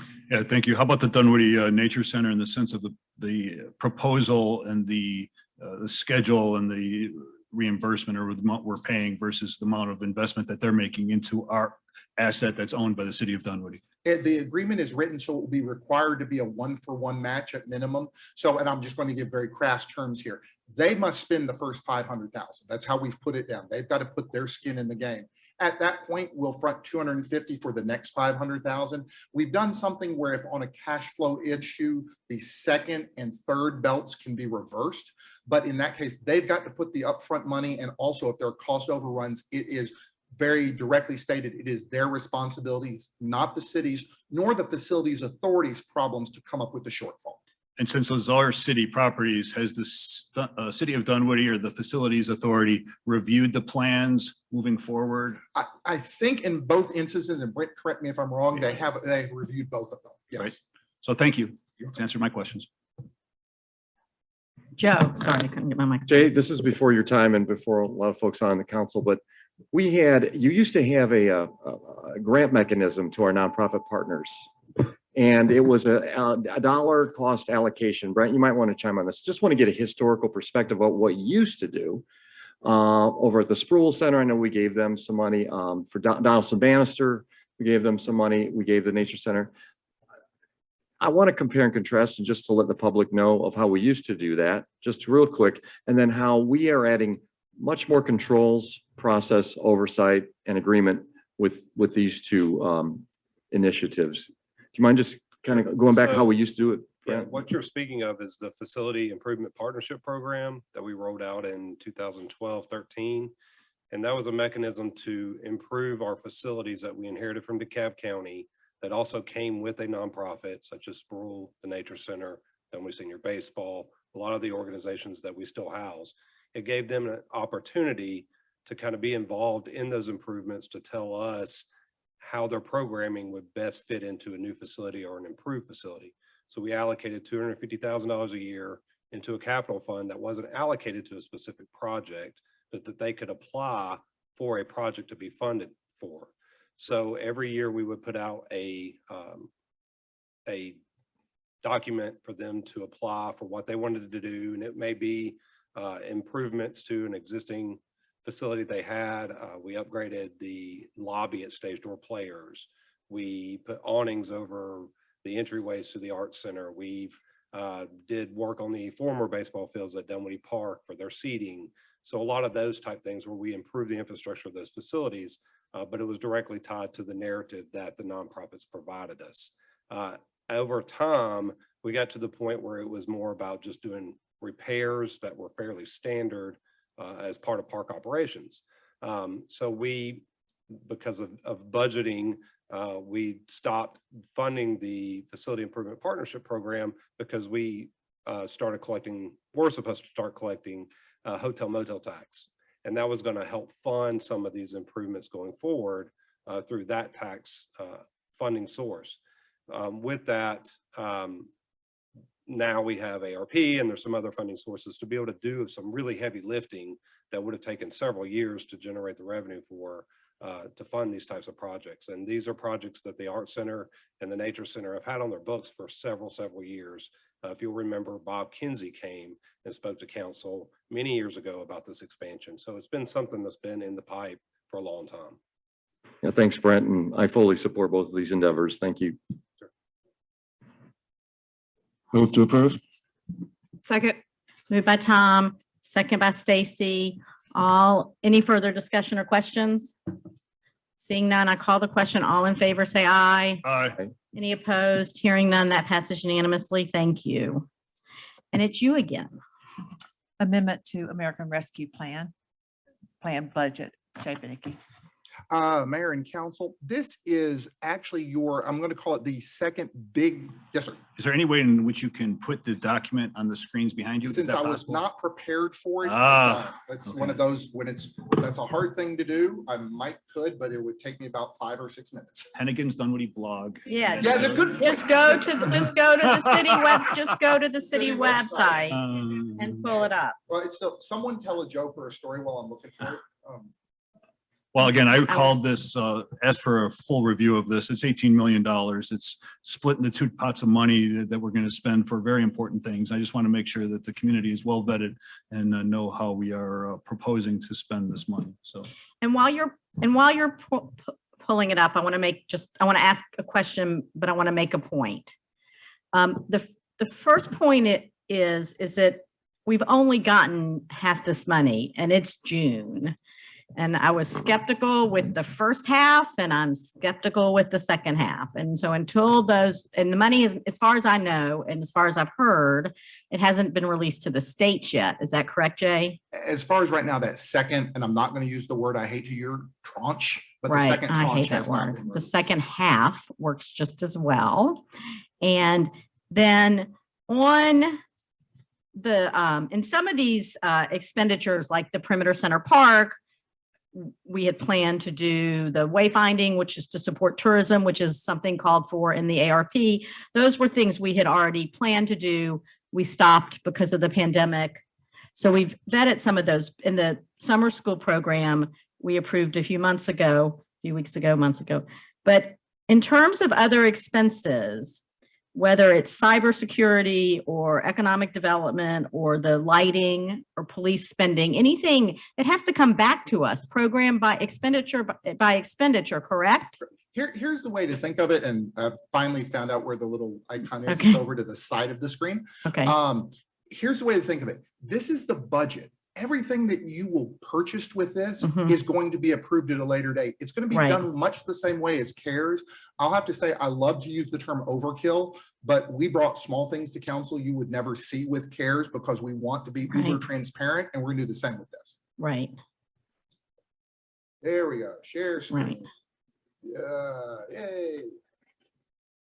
Please tell me you can see it. Yes. Yes. Very good. Yay. It's the midsummer miracle. Okay. Here we go. This is kind of the nutshell of what's happening with ARP. ARP is 18 million and the city is budgeting all of this. And should that second phase not happen, which I will say everybody's a little bit nervous, but it will cause massive chaos everywhere if it doesn't happen, because a lot of people have spent it. The council did the right thing, not spend it. This is just budgeting is all this is. Two actions were taken. One is to recognize $10 million as true revenue replacement. Now, what will happen then is basically everybody's salaries this year will be checked against that. So my own salary might be charged to ARP as a legal expense. That will free up 10 million of general fund money. Now, the city could have just said that in pocket and put it in the general fund. Instead, the council did what it wanted to do with it. Keep it for ARP intent purposes. So you created ARP2. That's what this action today will do. We'll create that second fund and distribute the budget. In ARP1 will be about 8 million of funding, which, as I like to say, has all federal strings attached to it. We must procure it using all their methods. We must track it differently. We must use it differently. It's a lot more onerous, and I will say that. However, what we've done there is said we're going to start looking at things that we know are very easy to maintain and have oversight with this way. The first one is $3 million towards PCE Park. A lot of the cities are all sharing their budgets with each other, like in this past month, and we're all loving how everybody got creative in different ways. And in this case, people are, how did you build a park? I go, it was tied to hotel motel tax that did not occur, but was levied. So in other words, these hotels in the area up their rate from 7 to 8% with the intent to bond it. A fiduciary, I cannot recommend to this council to bond hotel motel tax until there is at least 2 years, and I'm saying 2 years or even more, of above COVID levels. So we're hitting up and we're getting better, but we want stability off of it. So that's the first thing that's on there. The second thing is wayfinding signage, which is actually a lot of things that the hotels themselves also say are needed. So tourism development is one of the things eligible for ARP. And the third category is 4.9 million worth of stormwater. Now, one thing that comes to council frequently, because we as a city oversee the stormwater system here, Michael Smith has a lot of projects there. He has an annual budget about 2.3 million or so, and he can keep and repair and maintain and improve. However, as somebody pointed out, the big sexy projects get ignored because they're too big.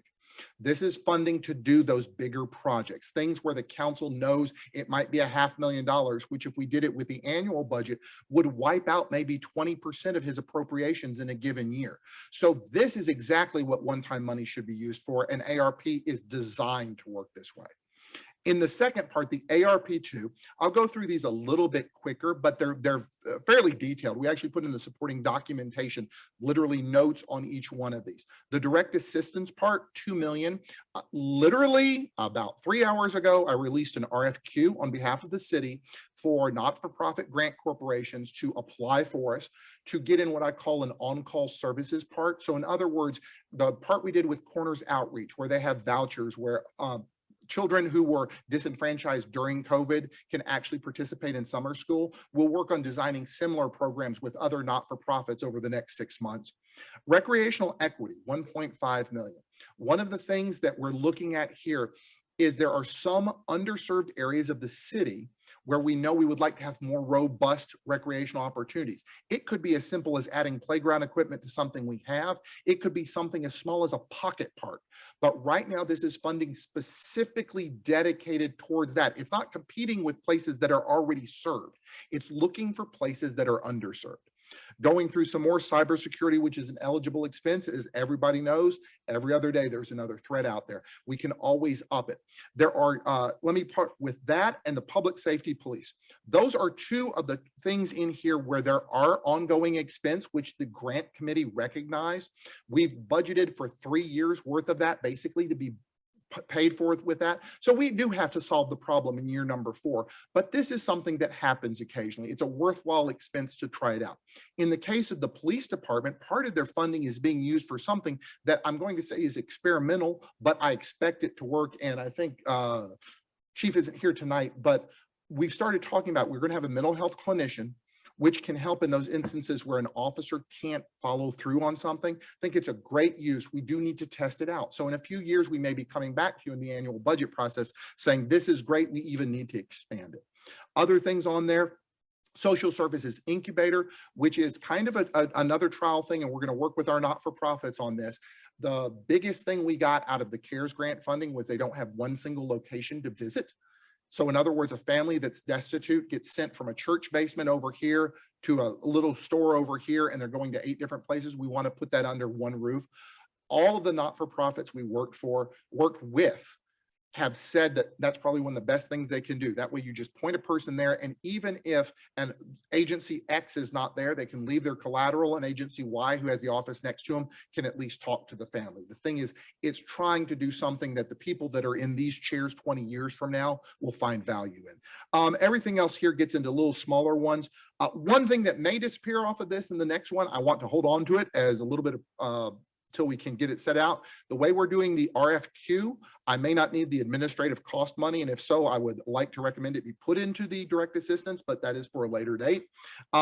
We're going to work with the grant writing part, which worked pretty well, even though the experiment did not produce any grants. They were long shot ones, but we wanted to test it out. And the contingency still is at 1.2 million, which for having $18 million worth of funding and having had it and all the rules are out, I think is an excellent reserve amount to fix programs later on.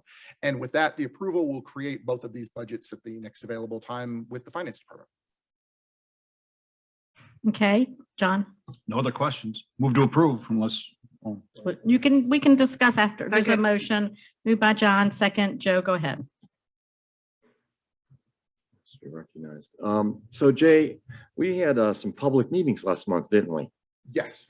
I believe it was May 17th, May 24th, and May 25th. I can never remember dates of anything, but I'll say that you're accurate. And you presented this subject as well there, didn't you? Yes, I did. And we have a website now also online that you can go look up capital investments, and this very same report is posted there, correct?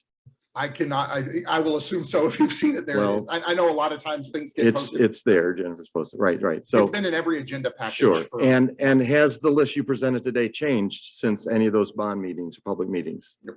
No. Okay. So that's kind of sort of why we had it on the consent agenda as well. And we discussed it last week. So we're just, again, being over transparent here to let the public know what we're spending money on. And we are reaching out actively, proactively reaching out to the community in many ways. Thank you. Stacey, anything? No. Nope. Anything? So I appreciate this work in this detail. You know, communities across the country receive this money. It's unprecedented funding. But how I view it is it's here to help our community recover. And in addition, stormwater was included in that. And so while it may not seem like you're receiving any benefit, that each individual homeowner in Dunwoody is receiving a benefit from this money, any money we spend on stormwater projects, particularly ones that we get to sooner so that the system itself doesn't collapse and cost more, is money that we won't have to necessarily assess in future stormwater assessments, correct? You're correct. And so right now we have a third of this funding almost budgeted for stormwater, presuming we get it all. And so, you know, we are different than a lot of municipalities in Georgia. Really, we're pretty unique in municipalities in Georgia because we have a property tax freeze. So from the moment you buy your home, your value for city taxes is frozen. So my family has been in our home for 30 years. That sounds about right, 31. And when this law was passed, don't make a comment about my age. When this law was passed in 2009, our value froze. Property tax bills are coming, or the assessments are coming, and they are absolutely up. Not one additional cent is coming to the cities. Every cent of that is going, and it's not coming to the county either on your assessment. It is going to the school system. So, my intention and council's intention is to use this money as closely as possible to the guidance that was given and the reason the funds are there. And so with that, I call the question. All in favor, say aye. Aye. All opposed? Thank you. Thank y'all very much.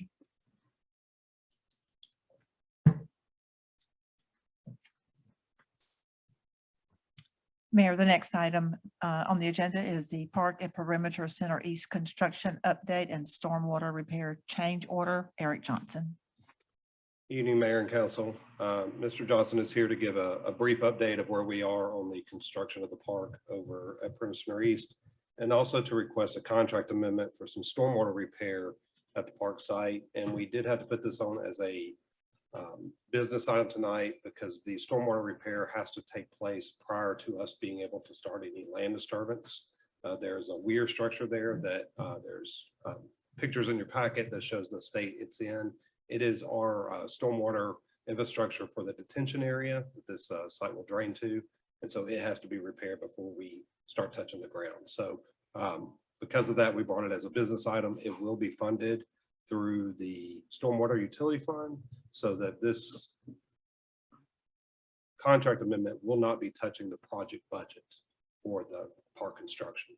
Carl is also here tonight to answer a question specific about the stormwater infrastructure there. It is something that has been on his list to repair for some time, but now it is much more necessary, I'd say, to get it done. With that, I'll ask Eric to come up and start his presentation. Hopefully that is on the screen. Not yet. Awesome.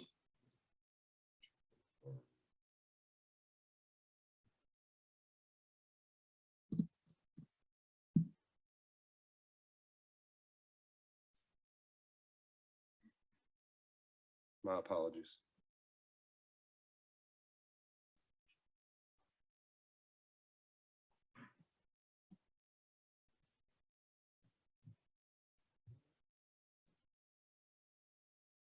How about There we go.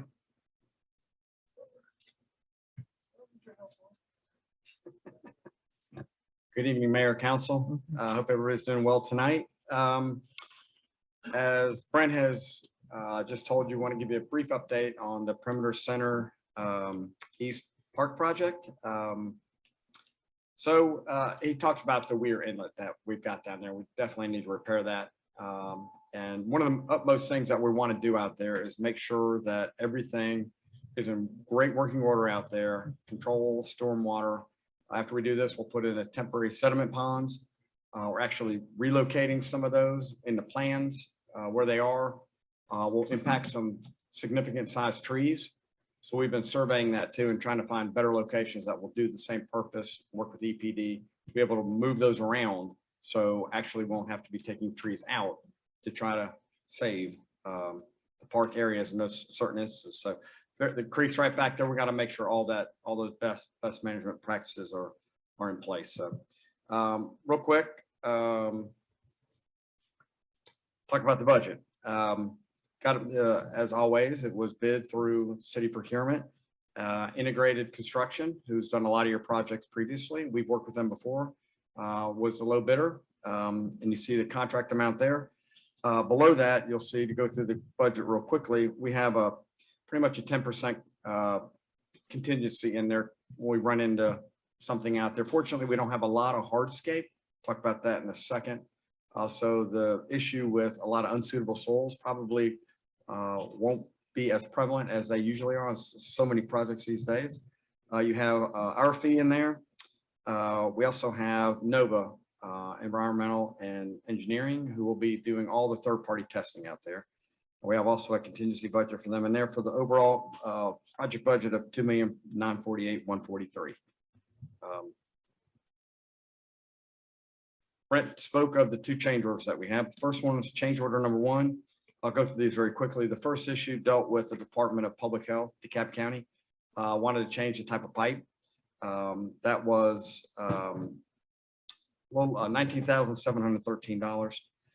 As you go through that, when we saw that, Brent called us all together and looked at if there was a couple different ways we could do some things out there and save some money doing a couple things. And you'll see that down below. We changed the type of bridge that we're going to use, which has been done before, saved $16,500.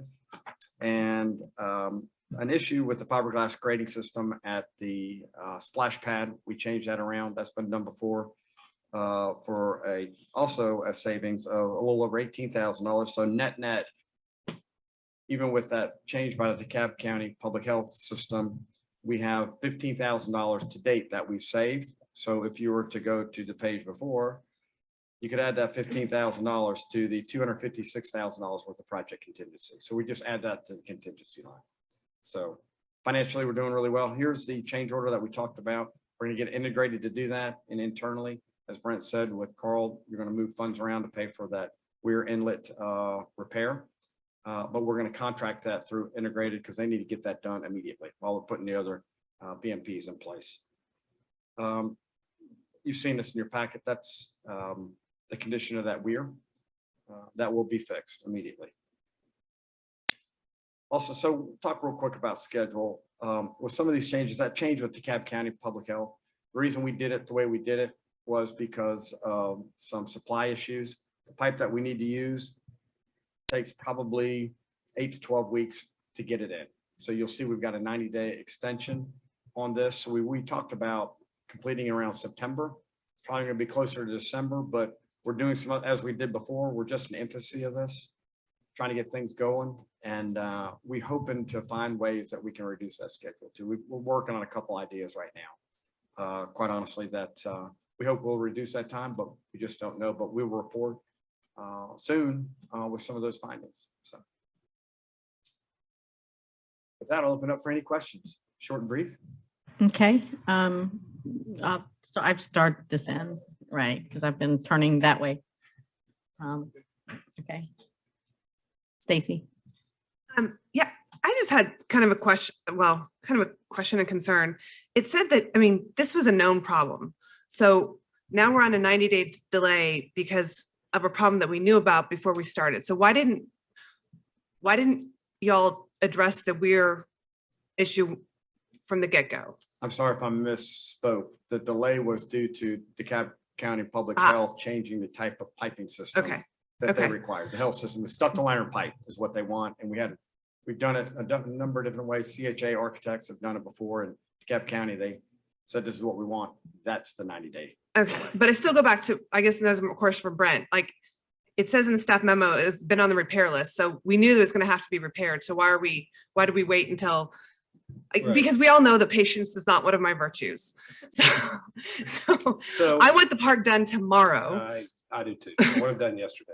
That was told to me by Carl that the 54-inch pipe that is there drains all of the apartment complexes on Perimeter Center East. So none of the water from our property actually goes through that pipe. It's dumped onto our property. The property has been underutilized or unused for decades.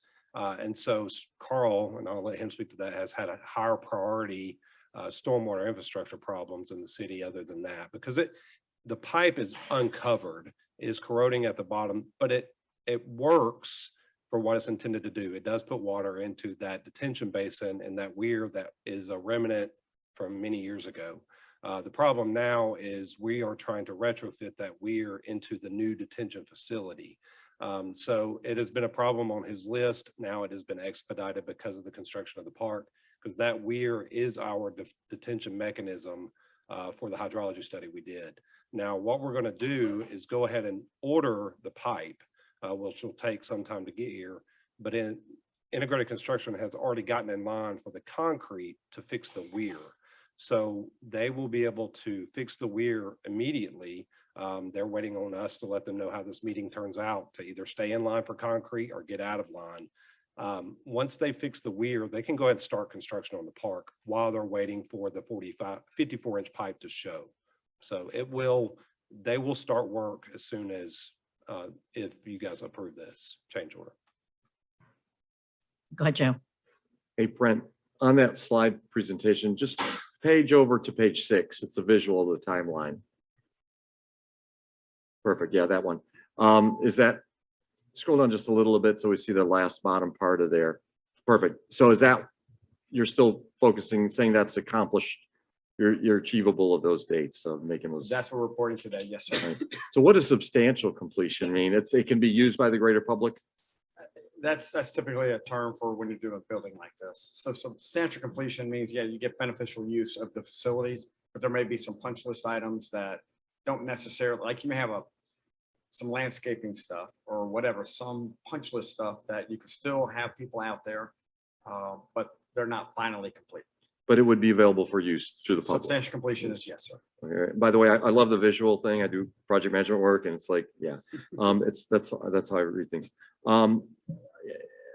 We're pretty much just doing the 1-for-1 on the weir. There's no opportunity for a bioswale or trying to do those, talk about BMPs. So I kind of addressed that before. We've got those temporary sediment ponds where we're doing all that. We're trying to keep as much of that whole area as native as possible. And so the temporary sediment ponds, as you know, are temporary. So we don't want to cut down a bunch of big trees for something that's only there to solve the purpose of holding water back while we're actually building the facility. So, Right. And this might be a question between Brent and Eric. If we didn't have the weir, oh no, actually, let me ask about the boardwalk, the wood instead of composite. What is that going to be? Because I know composite lasts longer and it's better, it's more durable. There's a lot less maintenance composite instead of a wooden surface on a boardwalk. So how do we get to that change? So the bridge that was going to go in place, the 70-foot span, was a steel bridge. As you can imagine right now, cost of steel is pretty high. So the one we specified in the bid documents was going to cost more than what integrated construction can build that boardwalk system for. We find that in wet environments, like where this bridge is going to go, it's going to go over the weir and the tension area.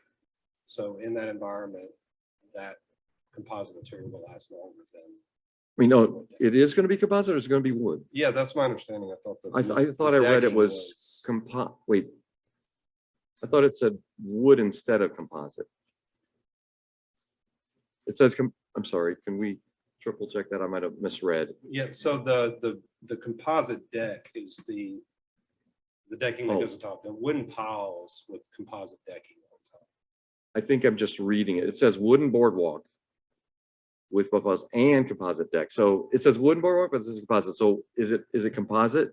The decking is. Thanks. Okay, thanks. Because I was reading just wooden decking. Thank you very much. That's what helped.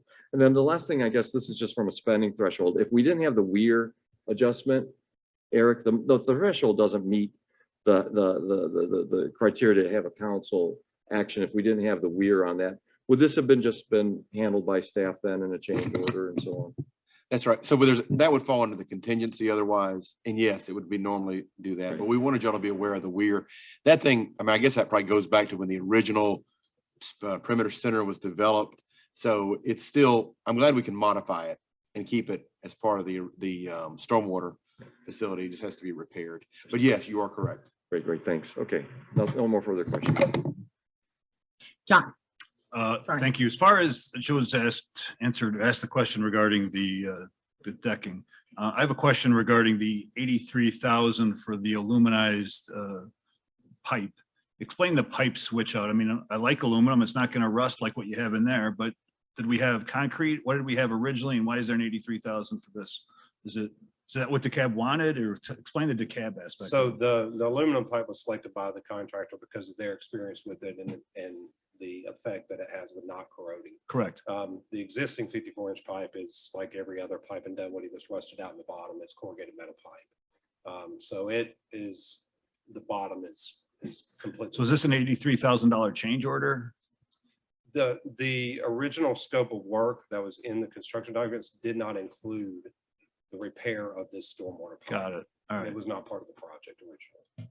Okay, if that's the appropriate pipe, I'm good with it. I just, again, I know the aluminum's not gonna rust out the bottom like we're replacing everywhere else. I just wasn't sure if it was the most appropriate, cost-effective, or best system out there for the price for what we're trying to do. So Yes, I believe it is. I'll defer to the experts and thank you. Move to approve? Moved by Tom, Second. second by Rob. I heard that.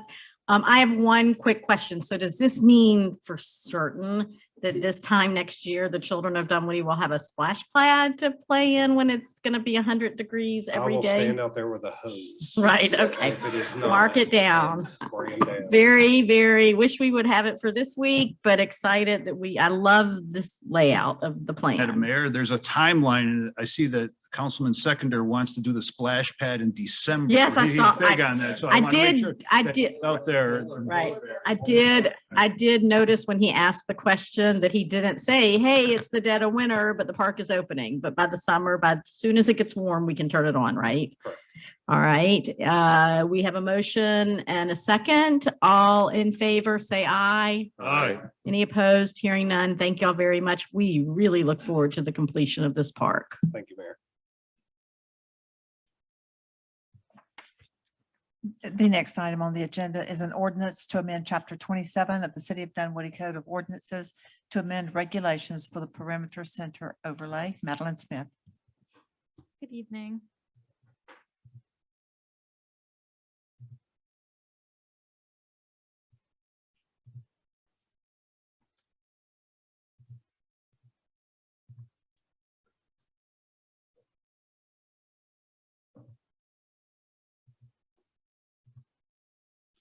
So the first item on the agenda, we are revisiting the perimeter center overlay. So based on feedback from the last council meeting, staff has proposed 2 amendments to the code. First, we have specified that the window requirements for buildings in the perimeter center district are the minimum requirements. And additionally, we have required that have defined what a pedestrian entrance is. And- Matt, I think item I'm ahead. so sorry. Am I on item? I believe 10? we're on item 22 for the entertainment district. For the perimeter center? Yes. I apologize. It's actually 23. No, no, it hasn't been changed because we did 21, 22, right? We kept them numbered in the same order. My Thank you. apologies. I was getting really confused. I was also confused because I was like, oh no, Right. my PowerPoint's out of order, but I am simply incorrect. I apologize. Okay, so starting over. Starting over. The perimeter center entertainment district is the item I'm talking about now, which essentially the entertainment districts allow people to drink alcoholic drinks outside of a licensed premises and in between different districts in the perimeter center. Based on feedback from the last time, we've amended the map and added more connections between the different districts. So this is the amended map for you on the screen. If you have any feedback on this map, I'm open to hearing it. Can you tell me where State Farm is on this map, please? State Farm, I don't know if you can see my Is it not- mouse. is Yeah, I right can. So here. it's right there. Okay. Because I know that they are not interested in participating at this point. So I just wanted to make sure we were cognizant of that. Okay, so that was your only thing, right, on this one? That was the only thing we've Okay, does amended. anybody have any questions? This is an action item. Move to approve? Moved by Second. Joe, second by somebody, Tom. Any further questions or comments? Seeing none, thank you for making the changes. I call the question. All in favor, say aye. Aye. Any opposed? Hearing none, that passes unanimously. Thank you.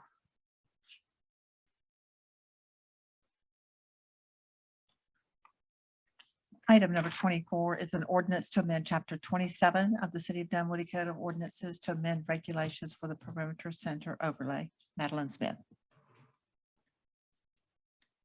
So for the perimeter center overlay, apologize, the perimeter center overlay, we were proposing 3 amendments to this section, essentially to amend the process for major exceptions, to increase the number of required windows, and also add a pedestrian entrance requirement. And again, based on feedback from the last council meeting, we have specified that the window requirements are the minimum amount required and additionally defined pedestrian entrance. And we've defined that as a main point of access for pedestrians into a building or suite within a building.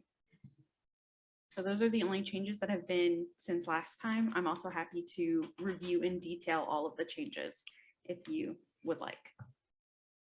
Okay, John. Thank you, Madeline. At the last meeting, I had a question regarding window coverage when it comes to, I guess, retail or all other uses. I raised an issue of a double storefront where one of the storefronts were completely blacked out, and it was an exercise facility that operates in the dark. So completely black painted out. The other half of the suite would be open. So let's call it a 50% complete blackout, 50% complete open. But would that be allowed under this ordinance, or is the 35% coverage allowable for each window? So therefore it would be non-conforming. How does that work? Tell me how your proposal for 35% coverage would work in that scenario. You can have operable window treatments. So if you have your facade and you only do the absolute minimum required, which is the 35%, you can have operable window treatments such as curtains and blinds if you need privacy.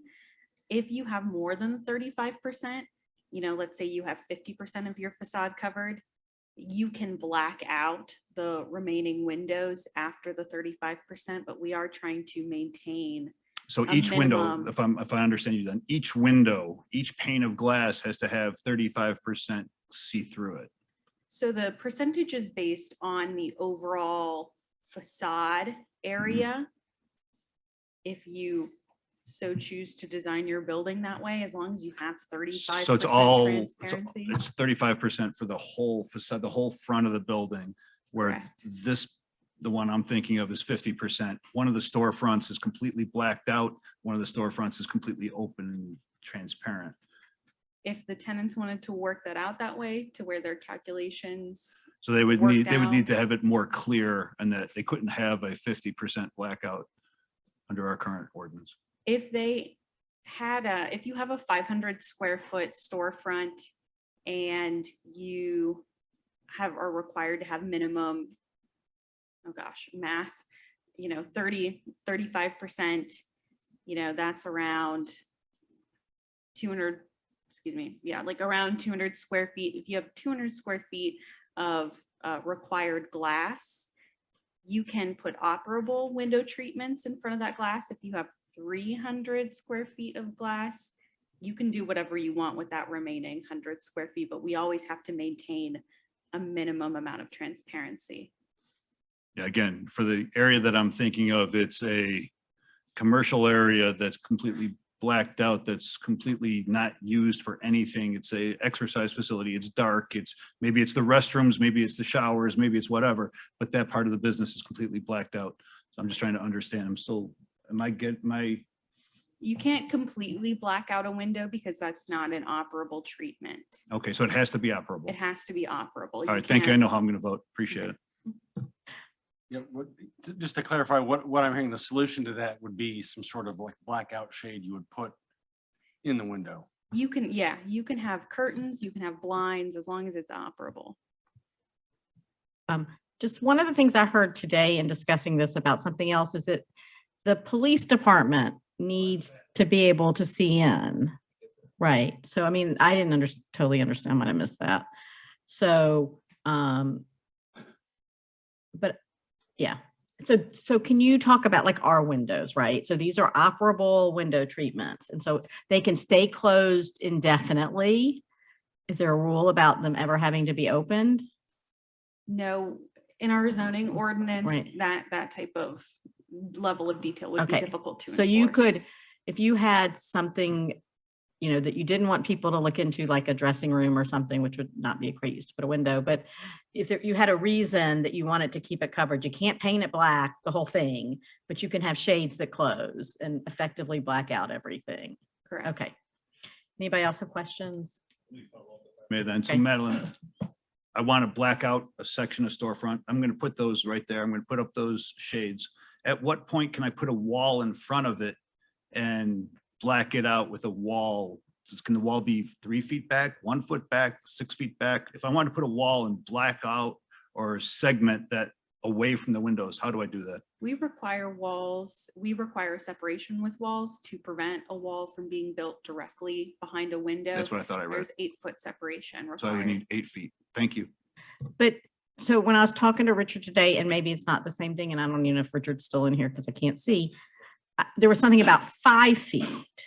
That if something is 5 feet back, it doesn't count as something in the window. That's related to signage. Okay, so that's different. Okay, never mind. All right, any further questions or comments? Okay. Move to approve. Second. Moved by Tom, second by Joe. Any further discussion or questions? Seeing none, I call the question. All in favor, say aye. Aye. Any opposed? Nay. So that's 5-1, Sharon. And Madeline, I would just ask if something isn't working with this as we go through this, if you'll just let us know, immediately. So, Definitely. The perimeter so- center is something we're very sort of Right. passionate about coming up with, new strategies to improve it. So right. thank you so much for your time tonight. Thank you. Mayor, the next item is an ordinance to amend Chapter 16, Division 6, Tree Preservation of the Code of the City of Dunwoody, Georgia, to modify and add provisions pertaining to permitted and unpermitted tree removal of single-family residential properties, site density requirements, and for other purposes. This is Paul.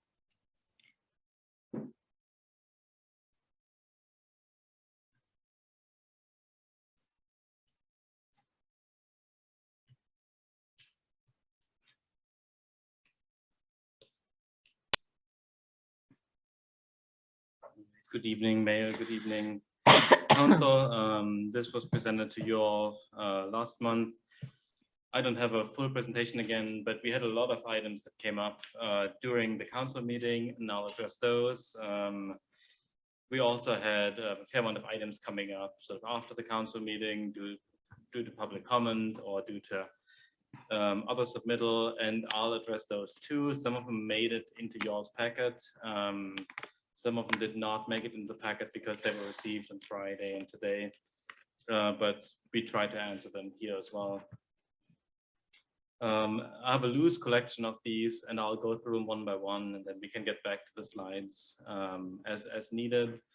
One item was the question, can we have lesser protections for pine trees, or can we exclude pine trees from this?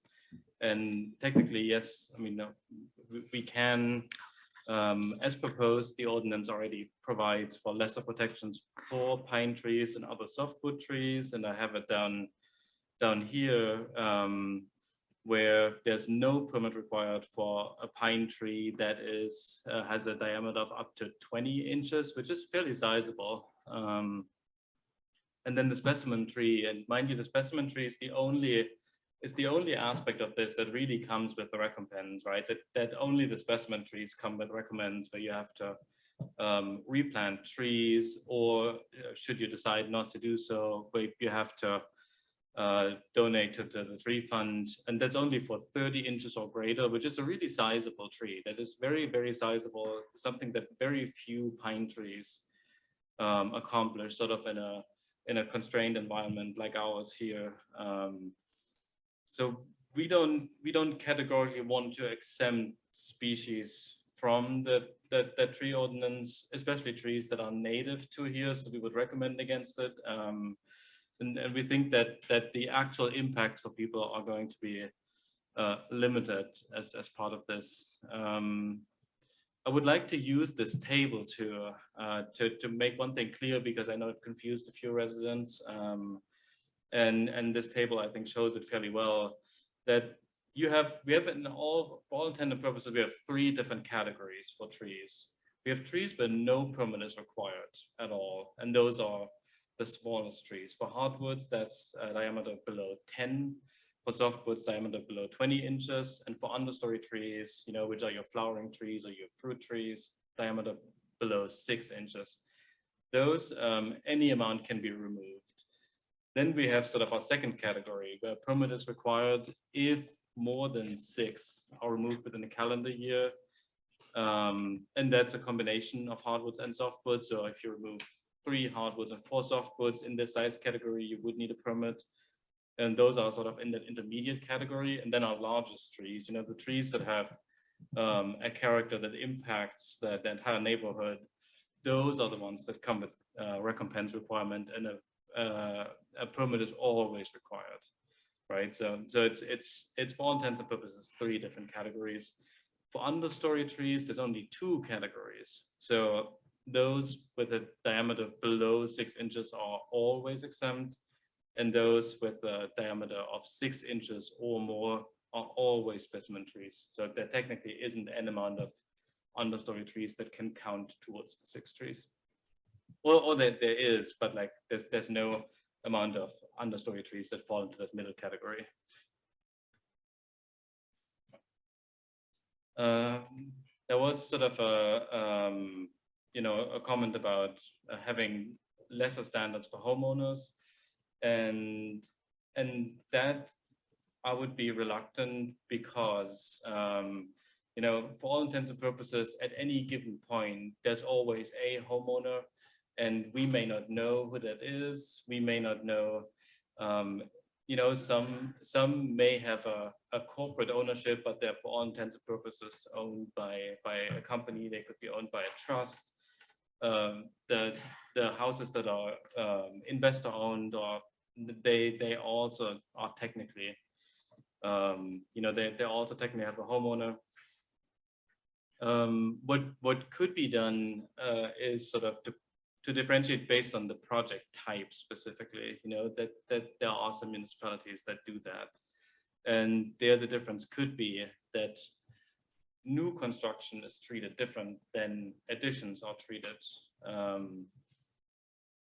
The reason why we're not proposing this is that we're proposing a relatively generous tree ordinance with large exemptions for tree removal that in practice try to accommodate that. So if I have to clear cut my entire lot to build a new house, then I may cross the permit requirement, while, if I do like a modest addition, I'm likely to fall under the 6 tree. So in practice, I think we're accomplishing something similar, but what we're doing is we're avoiding giving incentives to lie, more or less, this phased approach where I have a project that is just tree removal, and then a half year later, I have a proposal for the construction of a new house, so something of that like. So we feel sort of in that sense, we have a more consistent approach that does the same thing, but there is a way to do it, like to differentiate based on project type. Signage requirements, and we're using signage deliberately for our cases, for like zoning cases, for instance, for variance cases, for items where there generally is an opportunity for public input, because we want people to, when they go by the lot, we want them to be aware that there is something happening. We want to invite them, come to City Hall, make your case known, speak to the decision makers about this. For permits, we do not have that opportunity, and we are obliged. So Amy, in this case, if someone meets the permit requirements, Amy is obliged to issue the tree removal permit. If they're not meeting the permit requirements, then Amy, even if the entire neighborhood is in support, Amy doesn't have the authority to issue the permit anyways. So in addition, like most other municipalities require tree removal permits for any tree removal above a certain size. We would only require it for 6 or more of trees above a certain size. So it could be, at its worst, it could almost be confusing, because neighbors think that they're, that that there should be a sign because the neighbors are removing trees, but because of the exact size and so forth, they did not meet the sign posting requirement. So it could sort of, at its worst, it could almost be confusing in that sense. So we're recommending not to issue a signage requirement. Emergency situations, and I want to differentiate that twofold. One is sort of our lived practice where if there is sort of damage to property or life, we never insist on permits. So we are always telling people, find a licensed professional, find someone who knows what they're doing. So if your detention pond is about to fail, don't go through our permitting process, hire a civil engineer and get him in there and get it fixed as soon as possible. The same is true for trees, especially after a storm.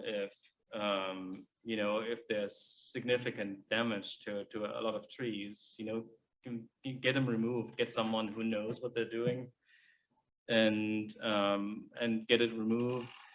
We have this in section 16-36 of the land development regulations too, which pretty much it says the entire tree ordinance does not apply in these kind of crisis scenarios. So it's very broad, and these type of floods or storms, those are the items when we really have trouble with our tree canopy. So in those cases, we would urge people to get it done. Education of residents was a big concern, and we've worked with the communication, or we talked with the communications team, and we 100% agree, because this is inherently complicated. This inherently is something that I think people need to look up. This inherently is something that doesn't necessarily come natural to most residents. So we want to do our best in educating residents and educating tree companies. And what the communications team has offered us is the D-News, which is that written little magazine that we publish every 3 months, to give us sort of a place on the cover of that magazine, and have on the inside give it a good attempt to create graphics that are easy for people to understand, that describe the process and so forth, to make sure that everybody has the opportunity to review these items.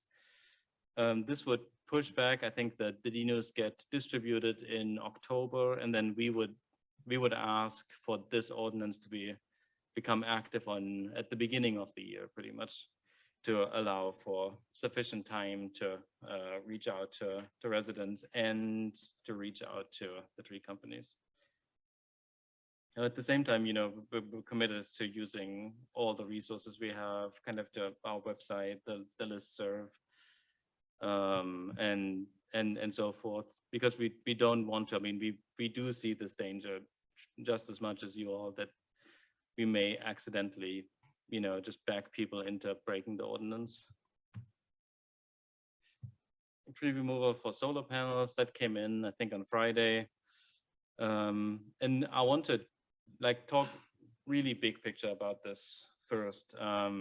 There are two very, very distinct philosophies how to go about these type of ordinances. One is sort of similar to what we have in the in our traditional zoning districts, in the use tables, where you have every single use broken down, and then you have them, based on whether they're appropriate in a certain district, then they're allowed there, and others are not allowed in that certain district. What we've done with this tree ordinance is we've been sort of project neutral. We decided to give, again, generous allowances here with the amount of trees that can be removed, and they can be removed for any purpose that the resident sees fit. So it could be, it could be an addition to their house. It could be a swimming pool. It could be a deck. It could be solar panels. It could be a preference for sun as opposed to shade. So in that sense, our tree ordinance is written as a project neutral. The advantages of that are that you know, you all from the days don't have to judge, you know, what is good or bad in that sense. And it's also easier to apply for the user. We could do it another way too. You know, it's a different philosophical approach, but I would sort of, you know, that we could do it. Is what it came down, and I've sort of drafted a you know, just this basic you know, the basic rule how they could look like where we exempt solar panels from it. It's tricky, like, because the shade is very different at the beginning of the day than it is at the end of the day than it is in the middle of the day. Shade is very different in the summer versus winter. So I think the only way we could credibly do it is if we allow for any tree removal, more or less, that is desired, which again opens up this, I don't want to say a loophole, but it opens up sort of an avenue that wasn't there before. And then lastly, you know, the tricky thing from an environmental standpoint is that it is sort of a policy decision. You know, what is of value, of environmental value? Is it the trees, or is it the solar installation? It's not trivial in that sense. Recompense comparison, it came up as you know, these amounts are very high, and you know, how do we rank against sort of other municipalities, and maybe like Atlanta or Brookhaven aren't the most appropriate on this. So we did take a look, and I want to preface this again like this with very much that the preferred option for recompense is replanting on the same property, right? That is always the better solution, because we're doing this for neighborhood character and environmental benefits and so forth. So in that sense, you know, we as a city, we don't want that money per se. We would much rather have people replant on their properties. Now, we understand that that's not always possible, or it's not always desired. So the tree fund really is an outlet. It's an alternative that allows people to accommodate these other circumstances. So it's called a donation too. You know, it's not a fee. Like we ask for the replantings to be done on the same property, but it's an outlet if that can't be done. So the donation amount is intended to cover the cost of replanting. So the ultimate goal for the tree fund donation is to provide, you know, not a punishment and not an incentive. It's supposed to provide an alternative of equal value. And Amy actually received sort of quotations to make sure that we're sort of on the right track with this. So she received quotations for what trees cost these days. And we are, like, it's, I think we had in the staff memo, we had an example where the tree fund donation would have been $6,000 and the actual cost would have been $5,750. So we did come fairly close in that sense. That's if we would remove, you know, I mean, we could remove the recompense in that sense. We could remove the tree fund, but the alternative would be sort of to you know, mandate the replanting on the same property, which again may cause issues in some cases, and or to require variances, and to get this to the Zoning Board of Appeals. And then I very briefly want to go through comparison communities. We looked at Alpharetta, Sandy Springs, and Milton. We got help by their arborists, which I very much appreciate. All of those cities require a permit for every tree to be removed above a certain size threshold, right? So they don't have this 6-tree exemption that we have. So in that sense, they're much stricter than we are. And they may have different metrics. You know, we have sort of minimum number of trees on the property, and we have recompense based on sort of units that we have in a table in the tree ordinance. Other cities do it differently. So don't terribly overthink it. You know, in a way, canopy coverage is the same, or tries to say the same thing as inches in diameter. You know, it's more trees is what it comes down to.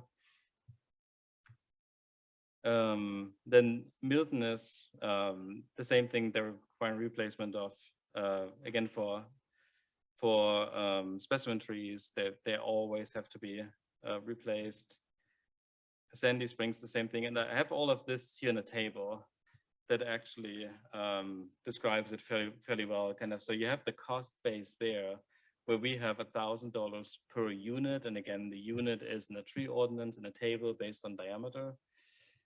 Alpharetta does it per inch diameter at breast height, so they do it by diameter. The other two cities do it by tree canopy, so by area of tree canopy. So this stuff really isn't easy, but you can translate one for the other. You can, and I have this formula at the bottom right. You know, if you think about back in sort of middle school or elementary school, like that area is pi times radius squared. You know, that's how you get to an area. And you know, Joe is excited. Yeah, it took me like I was a little bit rusty, but I did all these calculations for one another. And so in this example, it's a 30-inch softwood tree, like a pine tree, of specimen size. The tree fund amount in Dunwoody would come to $4,900, and it is based on diameter. You go to the tree ordinance that gives you the number of units. It's $1,000 per unit, and a tree of 30 inches is assigned 4.9 units, is how it works more or less. In Alpharetta, the same tree would cost $9,000, so they're approximately at twice what we charge. In Milton, it's significantly less. It's $1,300 approximately. In Sandy Springs comes up to roughly the same we come up with, so $5,069. We're pretty confident that our amounts are correct based on valuations of new trees, you know, how much it costs to purchase a tree and to plant a tree, but there are significant ranges in how this plays out in our region. With this, I'll end my presentation, and both me and Amy are available for questions. Okay, I'm gonna turn it over to council, but I just wanted to state my intention to ask for a deferral. I don't want to see us change this on the fly tonight. I think it's better for us. I think there's significant feedback to be given. If I didn't think there was significant feedback, I wouldn't be saying this. And so rather than try to amend it this way and that way and have a hodgepodge of things, I'd rather us be able to carefully consider you know, what comes next and be able to read it all at once. And with that, I will turn it over, and I'll try to remember to look this way. Tom, do you have anything? Yeah, thank you. Yeah, so overall, you know, I think having a tree ordinance is important, and I think overall this strikes a pretty good balance of allowing homeowners to remove some trees without a permit, depending on the size, but also kind of controlling to a certain extent a clear cutting. And the specimen tree is pretty significant. To put in perspective, I'm a pretty good big guy, I got a pretty big wingspan, and I know all the tree hugger jokes are going to come out now, but if I hugged a tree, I wouldn't be able to of a tree of specimen size. So that's a pretty good sized tree. So overall, I'm in favor of this. My hesitation is on the recompense. The fees are significant, and there could be very valid reasons for people removing trees from their property. We've heard a lot this past week about property rights and doing what you want with property you own. And I'm for protecting the tree canopy. I just think, even though the intent is not to be punitive, I think it is. It may act as a deterrent, and I know the intent is to replace what we lose, but I think asking more of our citizens than we ask of ourselves as a city as far as replacing trees that are taken down. And it's, for lack of a better term, a little bit hypocritical. So we gotta up our game with the tree replacement in our own no net loss of trees, or we need to, I think, expect a little less from our residents. So again, overall, I like it. It's just the recompense part that I would like to have a little bit more discussion on and to feel comfortable with this. And I'll hand it Can I out. just get some clarification on something Tom said? Because I was actually kind of curious about it. So we have a note, we have to replace each tree we take down.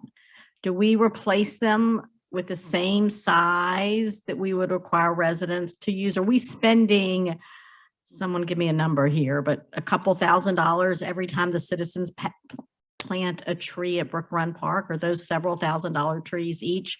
Forget the city, maybe the Trees Atlanta gives us a discount or whatever, but are those, I don't know what trees cost. Are those, each of those trees a couple $1,000s? No, they're probably $500 at the most. And so whatever size tree we take down, we count the trees we're planting at Brook Run as replacement? Yes. Okay. All right. So, okay, that helps. All right. Thank you. All right, Rob. I'll echo a lot of what Tom has said and just add one more comment that I think whatever we settle on for our tree ordinance, I would love to see like a 1 to 2 page fact sheet that's on the city's website that people can just go to and find out how to figure out if they need a permit, because there's already different standards for stream buffer trees. So if you've got a stream on your property and you've got some trees there and some trees out of there, I think there's going to be some confusion. You rightly pointed out, we're going to need, some time to educate folks. And I think just some sort of permanent page that people can just go to would be great on that. And I think the other thing, and you raised this and I hadn't thought about this, is, my neighbors cutting down trees, do they have a permit? Is there a way to easily find out if they needed one and if they had one? Is there a way to look up tree permits on our city's website to find that out or not? And yes, if you get a permit, you have to post that permit so they can be obviously seen. Yeah, so when I see the question arising is I'm cutting down 5 trees. I don't need a permit. Well, my neighbor's cutting down 5 trees. So I don't know that there's a solution to that. I'm just pointing out that that's a call that somebody's gonna get at some point. So anyway, just again, echoing, I think you raised a lot of good points. I'm not gonna repeat those, so. And we also, today we're looking online, different cities have ordinances and tree stuff. Alpharetta has, theirs is 42 pages. So. Catherine. I want to explore the idea of whether this is not needed. Do you have any data to show a decline in residential tree canopy in the city over any period of time? I don't. So there's not currently anything that highlights that information from a single family residential standpoint, but our point of view is that this is needed. It's needed from an environmental perspective. It's in keeping with the city's status as a Tree City USA. The mayor mentioned at the previous council meeting, like every single legitimate nearby municipality has an ordinance that speaks to single family residential trees. So we want to be up to date and in keeping with other nearby municipalities. So nothing has really been formally recorded because so far the focus hasn't been on those single family trees. But I can just tell you at least 3 times during this council meeting, trees have been mentioned. They've been mentioned in conjunction with the Tilly Mill sidewalk expansion and how a lot of residents wanted to preserve the tree canopy along Tilly Mill. They've been mentioned in conjunction with Brook Run Park as being one of the city's biggest assets. Trees definitely make your property value go up without a doubt. Also, in speaking to the recompense, I just wanted to clarify that recompense is not required for trees, those specimen trees that are dead, diseased, dying, hazardous. There would be no point in requiring someone to pay into the tree fund for a dead tree.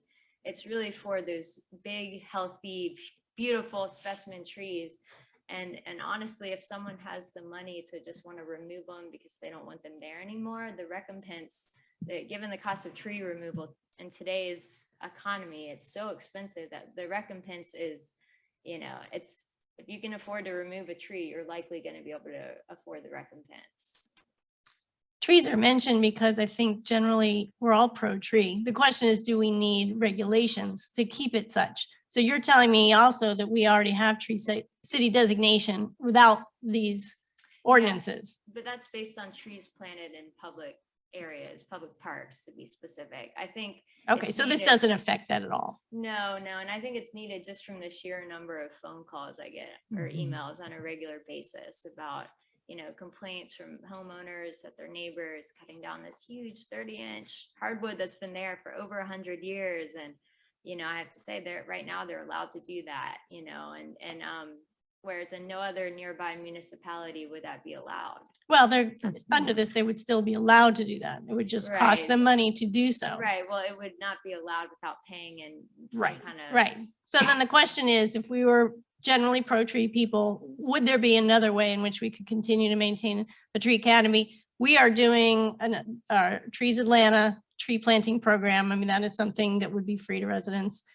Is there education or programming that would help residents want to continue with keep their trees? Yeah, I'm sure we can definitely discuss that. I think we would all, speaking for everyone, when I say that we would be happy to discuss that further.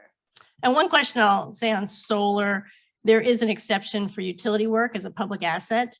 And solar, the solar panels I have, and I'm going to guess the bulk of the people that have solar panels, any excess solar energy goes back to the grid. Either Georgia Power is paying for it, or if we have too many solar panels, we're just giving it away. So in a sense, I think I could argue that solar panels are a public asset, just FYI. That's all I have. Stacy, Joe.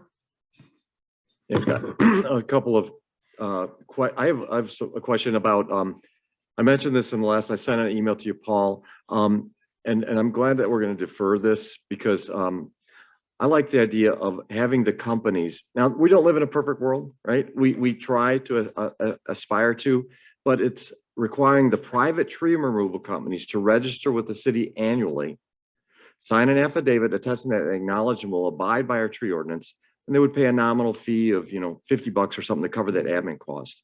And then we would post the list of those companies on our website that are in compliance, or citizens and residents can look up a company on that one. So I wanted to get a thought here, consensus potentially here. I've got a few other things I wanted to talk about, but what do you all think about that? Because we're trying to get out to 50,000 residents versus maybe a few dozen businesses. Can I ask a question related to that? On the permit, is the part of the permit process, do they have to indicate the name of a tree removal company? Is that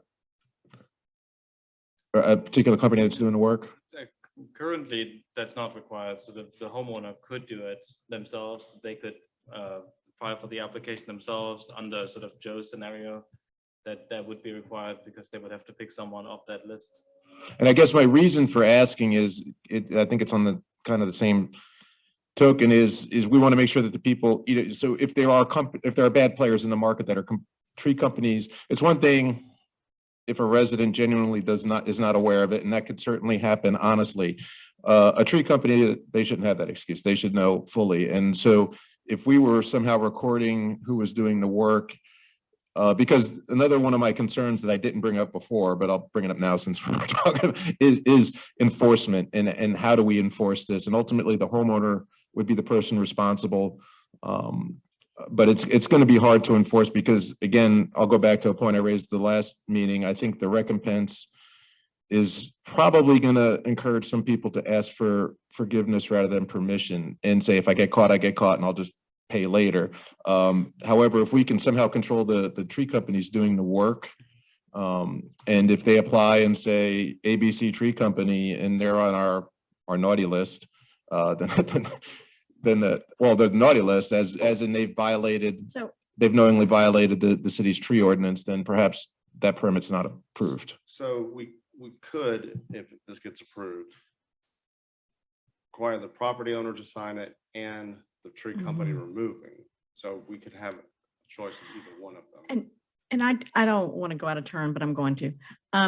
So when I was doing the deep dive into tree removal, tree companies know. And in fact, when I was Googling something, looking for something really specific earlier today, tree companies popped up and they say they work in geographic areas and they have the permits. And the other day, a few weeks ago, there was this couple from Dunwoody, this woman, and she was at City Hall because her tree guy told her she had to get a permit and she couldn't figure out how to do it. Well, of course, she couldn't figure out how to do it because we don't have permit requirements.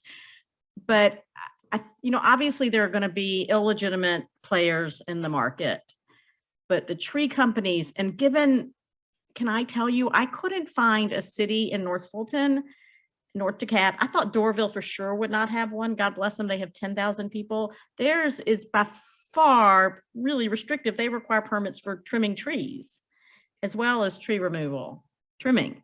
And so I think that, I think the tree companies know. Yeah.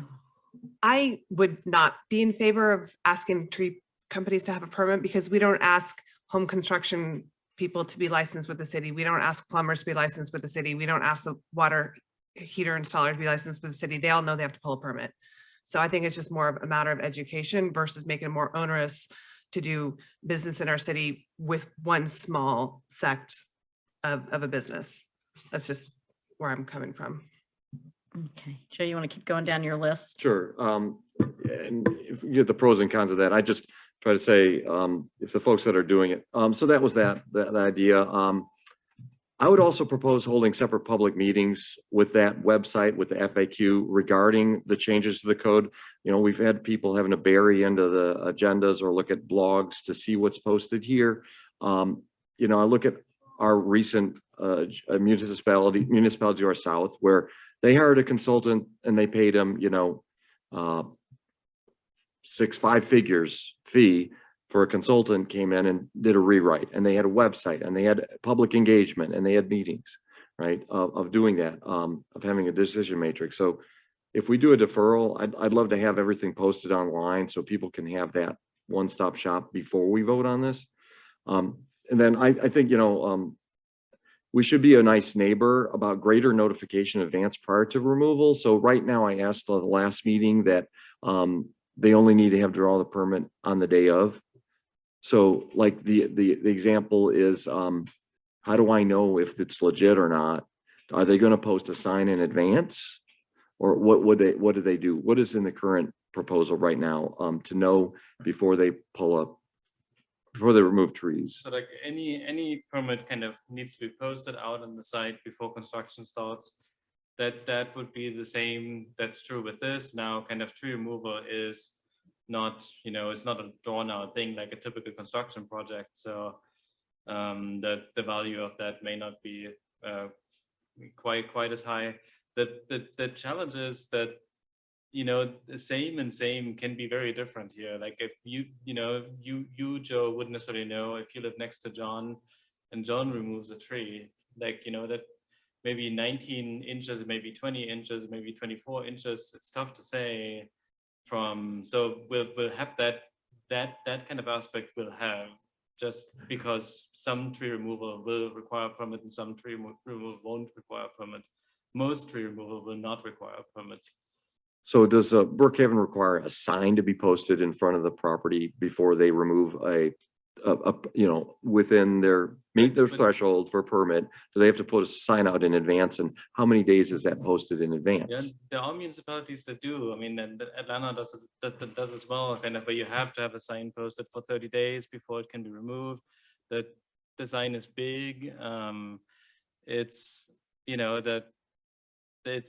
it's big, it's expensive. You put it there, then people can supposedly reach the arborist in Atlanta and can let them know whether they're in support of it or not in support of it. That is done. It holds up people. It mandates that they can do the tree. We have to wait 30 days for the tree removal. I don't know. I mean, it's possible to do, but I don't see the benefit necessarily. It's just the idea that are they being good neighbors? I mean, like today, they just come in, obviously they don't need a permit, they don't need to talk to me, right? And so do we want to have neighbors knowing? I think what you're talking about is a variance process, because even if the neighbors know, they can't stop it if, Right, as that's the it's written, problem. if they're following a procedure and they meet the requirements, they can get that permit with or without their neighbor's blessing. So My sister built a pool in Buckhead and she had that sign up, but the sign didn't mean anything. She just had to do the procedures for the Atlanta tree ordinance. And so to me, you're almost giving false hope to people that they can stop it. I think requiring the permit to be posted so people can see that there's a permit is what we do for all construction projects. They have to post the permit. So, and it can, yeah. Fair enough. And I'll just make a comment here. We you talk about when people show up for public comments for any new development, they ask for buffers. When we had the townhomes built in the Dunwoody Village, what did the adjoining neighbors ask? Landscape buffers. When we had the developer show up on Roberts Drive across from the new Austin site, what did the neighbors ask? Buffers. When we were redoing the Dunwoody Village zoning behind the shops of Dunwoody and the branches, what did the neighbors ask for? Buffers. Why did they all say that? Because they value trees and they value green, they value the privacy. Yet today, those very individual homeowners that live adjacent to every one of those developments can cut every darn one of their trees down right to their property line. You know, I live in a city, in a town it's not conforming. The Woodlands of townhomes. I live in 1/10 of an acre. My home ends and it's about 30 feet to the property line. We had a beautiful screen there of all sorts of evergreens when we first moved in, and it's townhomes that live adjacent to us and we couldn't see them at all. And one day after about 4 years, the HOA cut down a couple of trees and my wife was literally crying because now what are we looking at? 50 feet away, a 30-foot tall brick wall. And they didn't let us know we're good neighbors or anything. So when I hear people want the green for development, but then they can cut all their trees down, there's got to be a little middle ground there. So that was my comment. Thanks. Lynn whispered to me that I should let you talk next, John. Awesome. I get to talk. Trees. I love trees. I want trees. I don't want trees removed. That being said, I also don't want administrative overreach. I believe the ordinance that's in front of us is confusing. It's not written in any type of plain language that anybody could really understand. The definition of DBH is nowhere to be found until you go back to page 47 of 64 to try to understand the definition. And even that's not written really clear. The definition of DBH is written on page 2 of the memo. That's written relatively clear. But again, it's not easily found anywhere in the document until you really dig into the definitions that are way at the end. I tried to assess the trees on my property and had a relatively hard time doing it on some of them. Some were relatively easy. Some of the hardwoods, I couldn't put my arms around. They were definitely, I had some big specimen trees. I have a pine tree that I thought was pretty damn huge, and it's nowhere near specimen tree, nowhere near. I asked previously that the pine trees be excluded, and now I'm finding out that what I thought might be a specimen is nowhere near. 94-inch circumference would need to be the size for a specimen pine tree. I'm not sure we have one in the city anywhere near that big. The city of Dunwoody did a tree survey. If there's anybody in the room, there's a tree survey on file for all trees within the city right-of-way public areas. Do we know, is there any softwood pine trees larger than 94 inches circumference? Paul, any idea? No idea, but like I looked this up for myself because I'm not so familiar with all the tree species, and I tried to picture, you know, how would a softwood of 30-inch kind of diameter, how would that look like? And there's some species of pines that just do not make that, and there are some other species of pine that can make it. So I mean, the really mature trees can make it, but it's uncommon. Like I would not bet money that we have a large amount of those type of I trees. can't And imagine. It's 90 inches is the size of that pole right next to you. I mean, it's large. It's very, I mean, he's got, Mr. Metzger showed a drawing of how big 90 inches or around 94 inches circumference. But anyway, I don't think we have one. And the city has data on how big that is. And I'm not sure we're trying to regulate something that we don't, I think it's overstepping. The last time we did the tree survey, I think was 2015 or 14. Okay. It's very outdated, so. I guess my point is that I think we're overstepping on the pine trees. I think it would clean it up if we removed it, because I think we're regulating something that I don't think the citizens care about. There was a conversation about tree canopy, about the coverage, the shade, and I'm not sure those pine trees give enough shade for the amount of administrative oversight that we're doing. I mean, I understand they soak up water, they do other things, they're good trees, don't get me wrong. But I called them weeds last time and some of you all laughed. I mean, in some respects, that's the way I look at it. Joe's mentioning the oversight by the tree companies, and somebody else mentioned enforcement. I'm looking at section 16-114, the enforcement and penalties, which states that the person, firm, or corporation responsible for violating any of the provisions of this section may be deemed guilty. So every tree or tree company, anybody who cuts down a tree is guilty of this ordinance if they don't have a permit in place. But we would have to catch them doing it, or, you know, have some way of doing it. I just found out that if your tree is dead, then there's no recompense. There is one word somewhere in here that you can get in trouble if you poison a tree. I'm not sure. If I don't want to pay the $7,000 to remove my specimen tree, if I'm a bad actor and I don't want that tree and I don't want to comply, again, we are regulating the people who are trying to comply. I don't know. To me, sometimes it's a little oversight. The mayor is recommending deferral. I too would recommend deferral. I think it needs to be cleaned up. I think it needs to be reduced. The administrative oversight needs to be lessened. Again, I want tree canopy. I do value tree canopy. I'm just not sure the administrative oversight for what is being presented tonight. So with that said, Okay, motion. I'm not Go ahead. ready for that. Sorry. Okay, go I'll ahead. get there in a minute. So I want to talk about the replacing of trees. It's just easier to say that.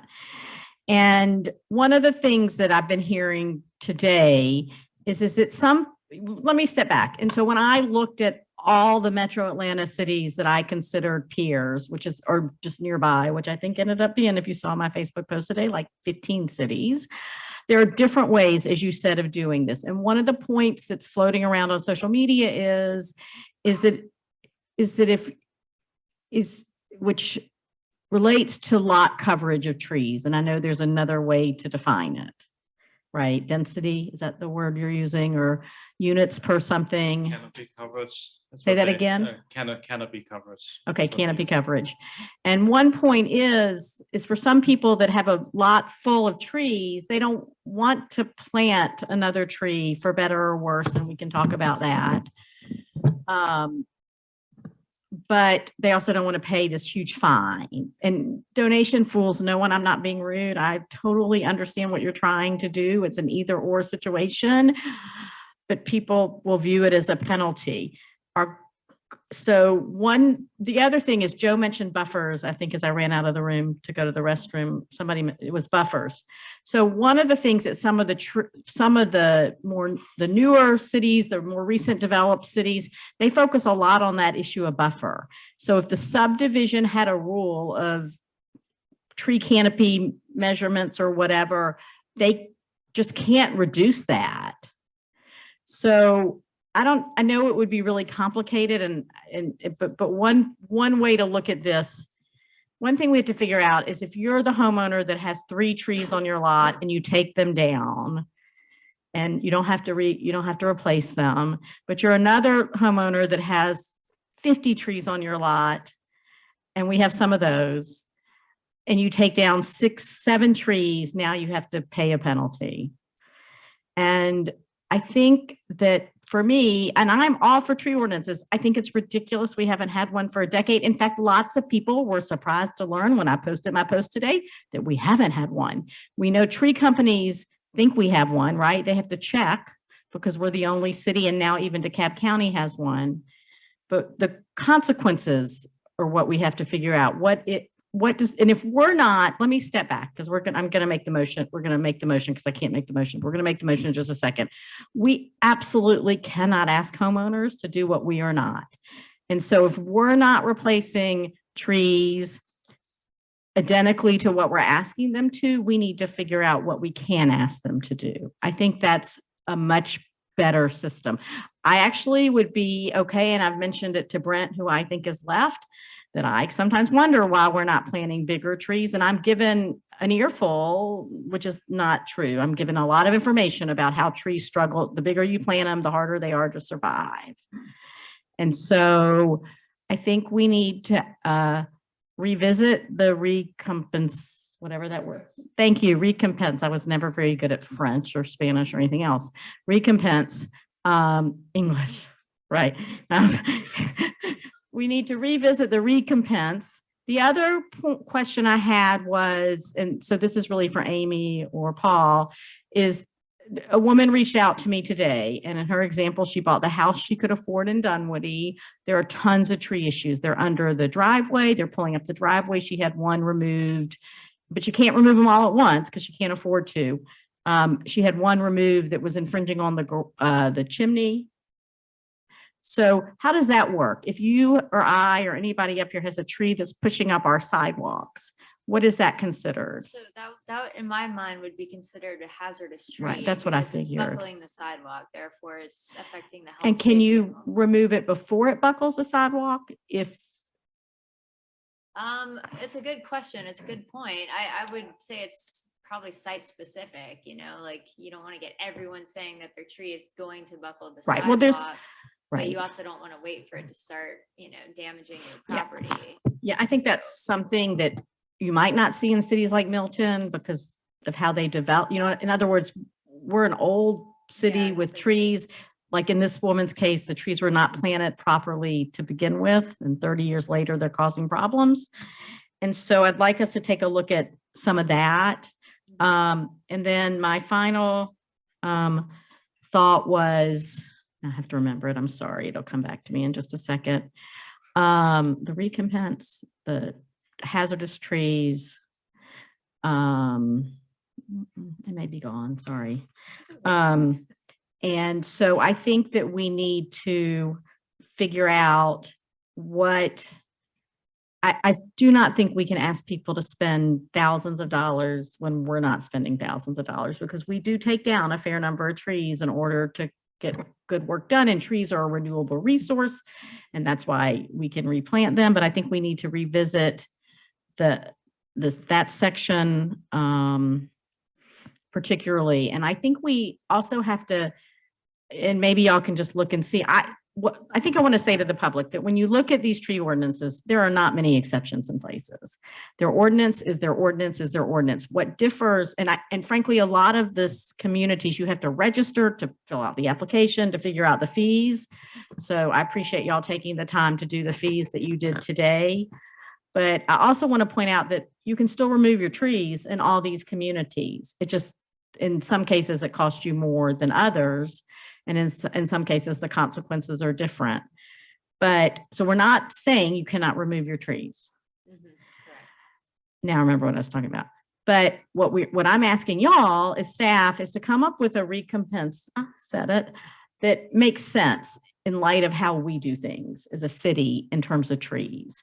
And, I get calls fairly regularly when a neighbor is taking down a tree. We hear far more calls when neighbors are taking down lots of trees. And there are reasons to do that. And we just want to maintain, for me, the biggest issue is the damage removing lots of trees does to the neighbors, right? Because it changes the drainage, just all that. But we need to raise awareness for people to understand that the trees aren't just, even though they're in their yard, the impact of removing them. So one of the things in the memo that I was most frustrated about was the seemingly inability to control what people do that are clearing the lot, because 6 months from now, they're going to come in from a land disturbance permit to tear the house down to build a house. And are there any models? So from the memo I read, we have to have a tree ordinance to fix that. There's no So just so the public understands, there's no single way to fix that issue or address that issue unless we have an ordinance that applies to everybody. So a private builder has to be treated the same as a homeowner. Is that what we understand? Does that sound right to you, attorney?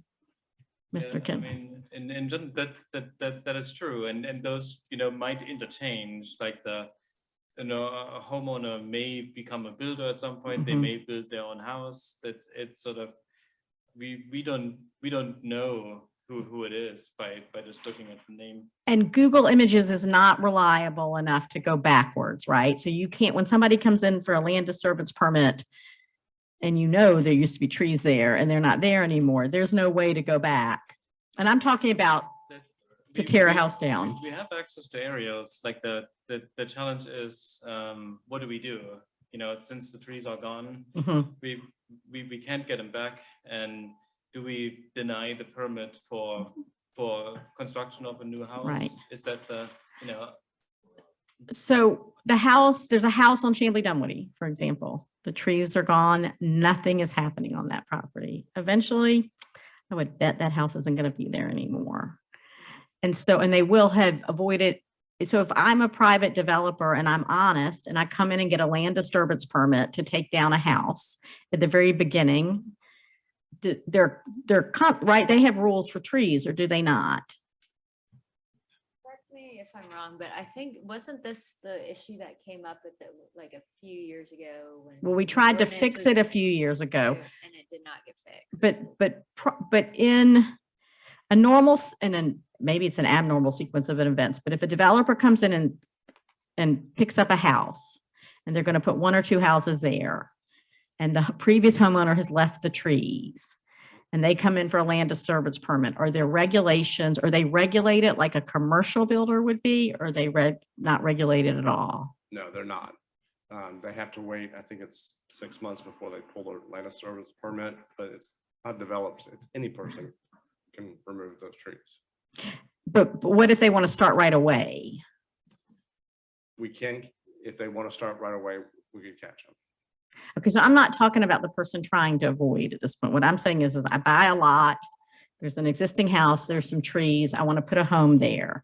That person, because they're honest, they come in and there are rules for that person. Correct. Okay, go ahead. Maybe not. I think currently they are not. Okay. Not for one-for-one development. For if they do a subdivision, so if someone builds a subdivision, land use permit, I put a street in, I put houses, there are regulations for that. The regulations do not apply to a sort of one-for-one replacement, where I'm buying your house, Mayor, kind of, and then I'm building a new house in the same location, I'm just putting my driveway in. That falls under the residential code. It's a single-family residential, it's not a commercial development. That does not have to meet the current. But we do require people who are adding a deck to get a permit to remove trees. I'm gonna get really confused. Go ahead, Joe. Yeah, I think what the Mayor Deutsch was mentioning, I've seen where on Tilly Mill, on the southbound from Mount Vernon, you got the place, the cut through. There's a couple new homes that have been built there a couple of years ago. And one was a wooded lot. And there were 0 trees left, and they built a new home. And I think there was another home I think there were 2 homes built next to each other. They're pretty brand new, right? So I'm talking to the folks when I was canvassing, knocking on doors, they're downstream and now their basement's getting flooded. So today, right now, can you just confirm if you want to just, you can take down every tree, but do we ever have people, do we have accommodations for doing a survey if they were going to do a real site plan and say, here's what you want to build, but do we have an encouragement of, well, how about work around and save some of these trees? Like places like in Big Canoe, for example, they save trees, they squeeze things around. We actually require it. To do the survey prior to. And so this lot particular, though, I know that one, they didn't keep anything, but okay. Okay. All right. So go ahead, Tom. I'm sorry. If you have a train of thought, I wanted to thing, when the mayor was mentioning the sidewalk thing, it reminded me of something. Could there be any and again, I know we're trying to make it simple and not complicate it further, but anything for nuisance trees, and let me kind of dig down a little bit to what I'm talking about. When I moved into my house 23 years ago, we had a chestnut tree right next to our driveway. And I would sit in the house and just listen to all night long for chestnuts falling on my car. Literally, I went somewhere and someone said, "Did you get stuck in a hailstorm?" It literally destroyed my car. Would that, now, I, of course, under the code, we could do that and I could pay the recompense but it was a big tree. So I guess, could there be accommodations for a situation like that where a tree is not necessarily diseased or a danger, but a nuisance? It's an interesting point. I think the way, if we were to incorporate something like that, would maybe remove the tree from like the city's approved lists or something like that. But the reason it gets complicated is because a tree like a crepe myrtle tree, lots of Southerners love their crepe myrtle trees, but a lot of people consider those to be a nuisance because they drop the berries and they get messy, and then other people love them. So you get into like you're saying I dislike this tree, but maybe someone else doesn't mind the dropping acorns or whatnot, and they might say that, hey, that's the most beautiful tree ever.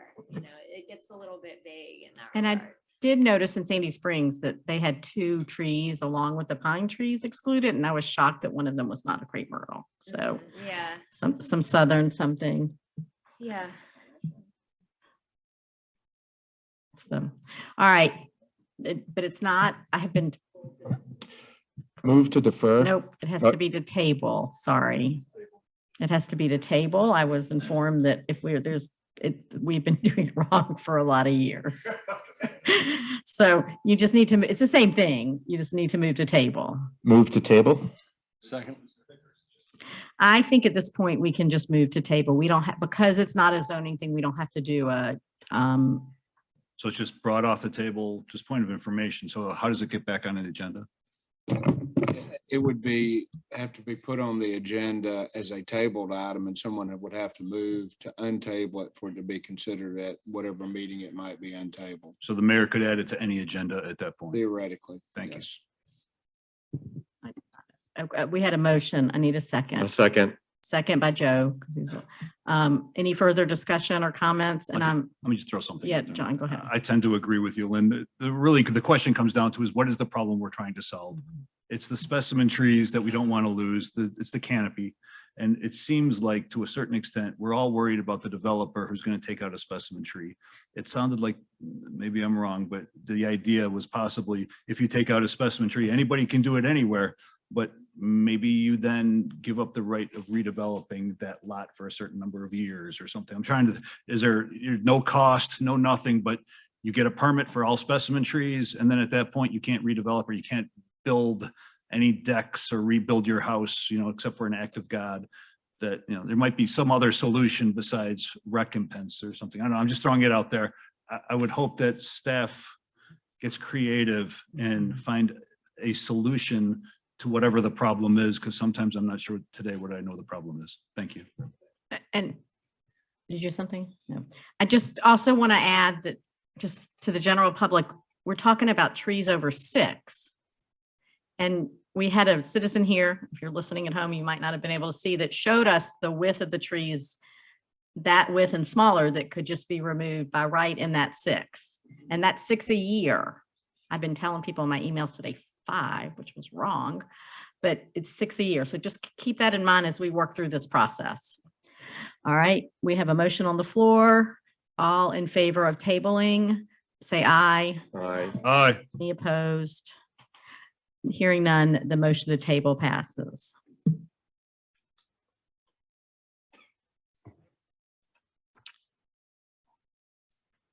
The next item on the agenda is approval of a janitorial contract for city facilities subject to final legal review. Jay Vanicki.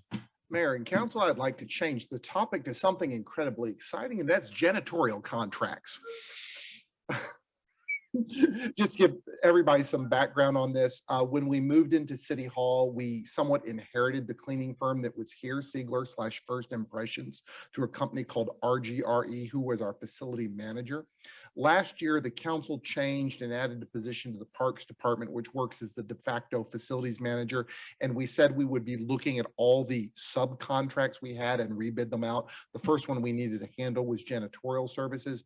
We rebid that out, narrowed it down to 3 firms, one of which was our current firm. We opened cost, and they were also the low bidder on cost. So we're recommending going with Siegler for a contract of 4 optional years. Price-wise, it's just about what we're paying right now. To give you basically what this buys us, we have 2 full-time staff who are here at the Art Center and at the annex. We also have night crews at each one of those. Also, we have availability for a handyman when somebody like me punches his hand through the sheetrock one day. They come and they patch it and they make it all nice and everything. So we're recommending going with Siegler. First impressions. Any questions? Does anybody have any questions? Seeing none. Move to approve. Moved by Tom, Second. second by John. Any further discussion or questions? Seeing none, I call the question. All in favor, say aye. Any Aye. opposed? Thank you very much. Thank you. Mr. Smith, you are here for a while. Yes. You don't need to read anything, right? So I'm good to go. Yeah, Okay. you're good. This All is right. a discussion item. I'm Yeah. sorry. That's on me. That's You're fine. good to go. I should know by now. Mhm. It's been about a year since we last talked about bridge enhancements at Chamblee Dunwoody. And at the time, we thought there was a sense of urgency as far as GDOT was going to be moving forward with their top end project. And then that's been put off. So, but we haven't been, we've still been continuing to work on the project. In that time, Kimley Horn, the consultant, has continued to develop the concept. That we've had meetings with GDOT. They've had a series of meetings with the PCID board, who's also participating in this project for the bridges within the CID. And so we've come back with what I won't say it's a final design, but it's the refined concept for your feedback before we move into finalizing things with GDOT. So Winston Mitchell and Eric Bosman are here from Kimley Horn, and they're going to go through a quick presentation on that. Thank you, Michael, and good evening, Mayor and Council. I am simply IT support here, if I can. But not very good IT support.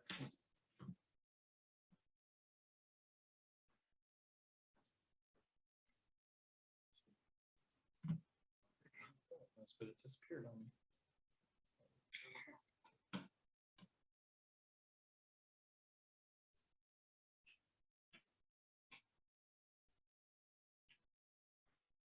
Okay, so as a reminder, when we began this effort, no, that's not very helpful then, is it? Yeah, no. I have to I mean, share.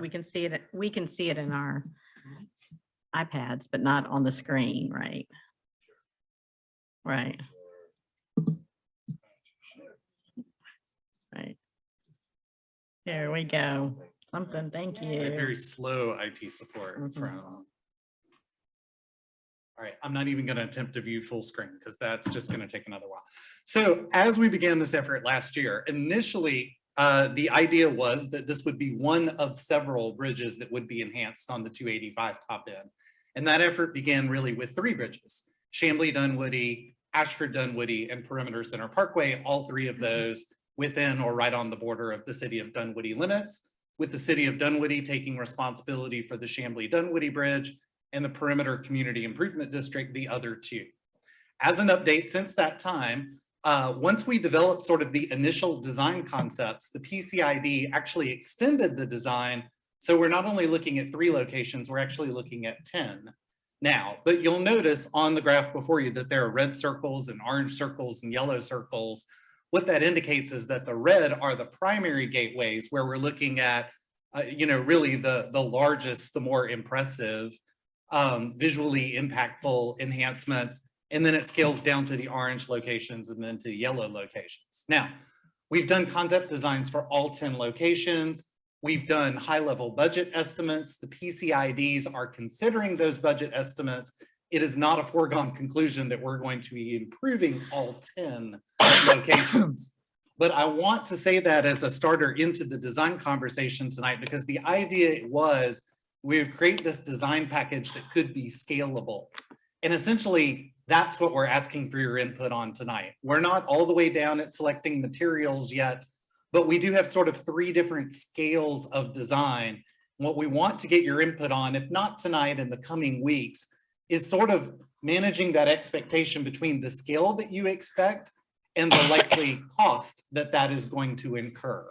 So that's really the bottom line for tonight. Winston will bring you up to speed on the design that we have looked at, the different scales of that design, and the potential price points, keeping in mind prices are nuts right now for materials, for labor, for delivery. These are really good educated swags at this point, but we don't want to go and design something or continue design of something that is beyond what your pain point is for what you want to consider from a budgetary standpoint.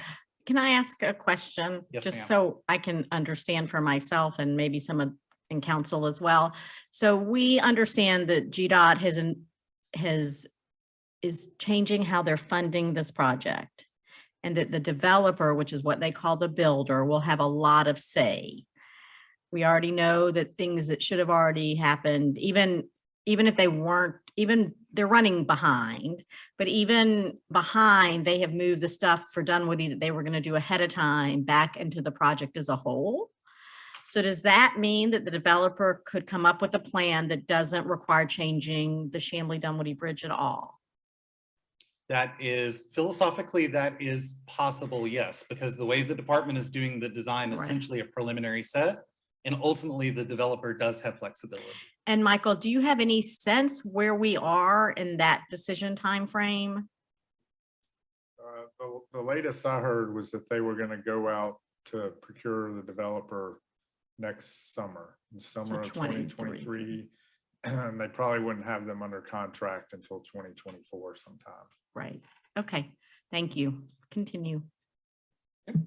And that really is my introduction. So I'm going to pass it on to Winston, and I'm going to hope he's more tech savvy than I am. He should be, because he's younger. And he will walk you through the design, and then I'll come back and help with any questions.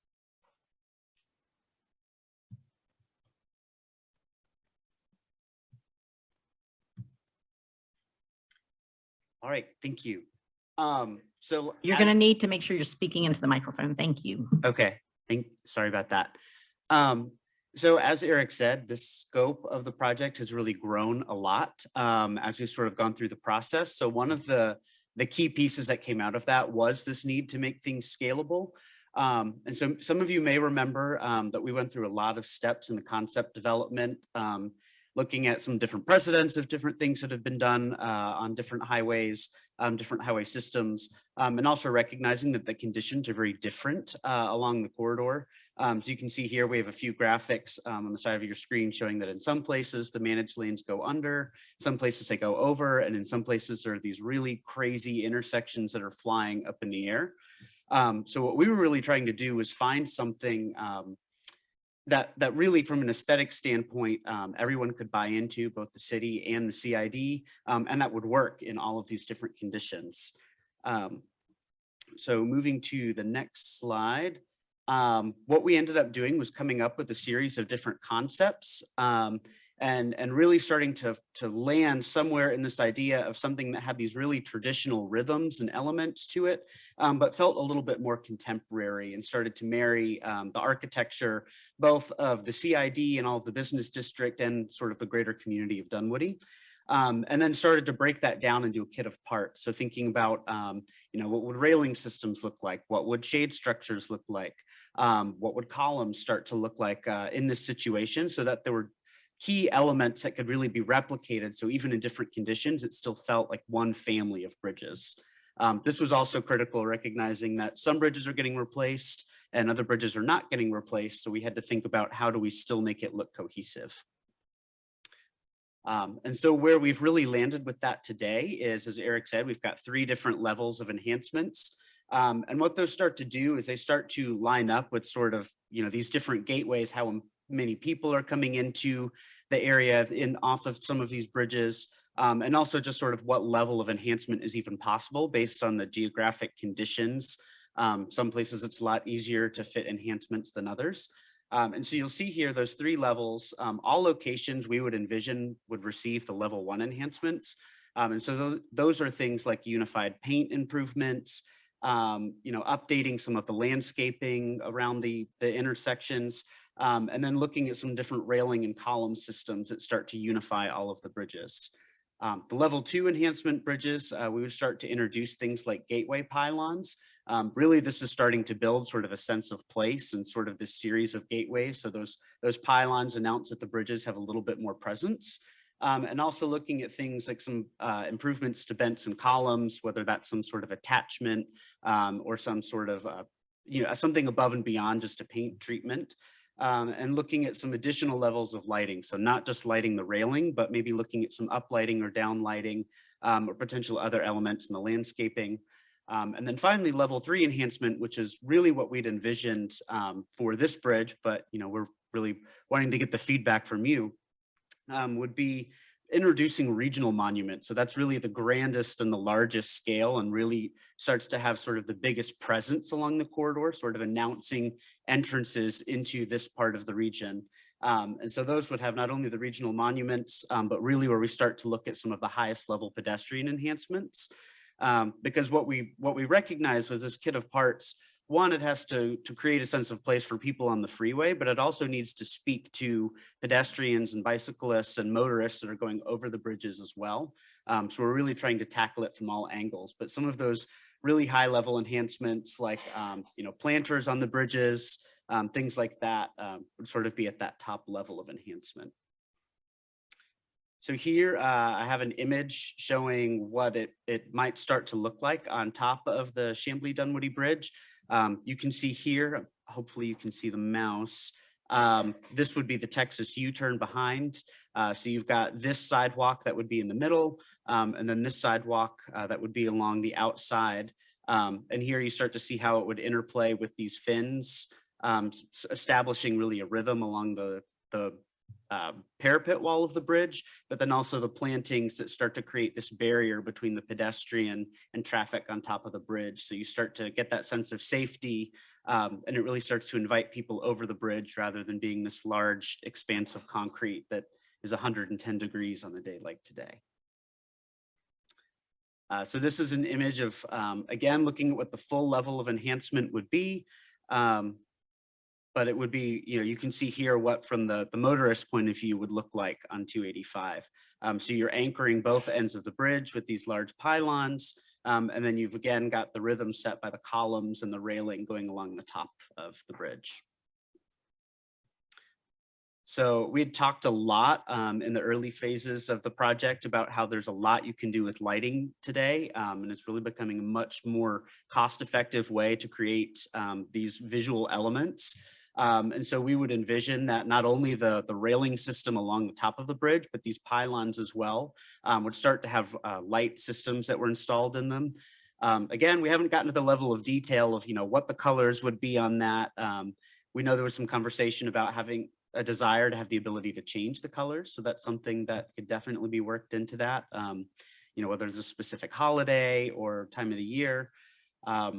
And so then finally, the biggest question, if this will keep scrolling, that I know everyone's probably most concerned with is some of the very high level budget questions.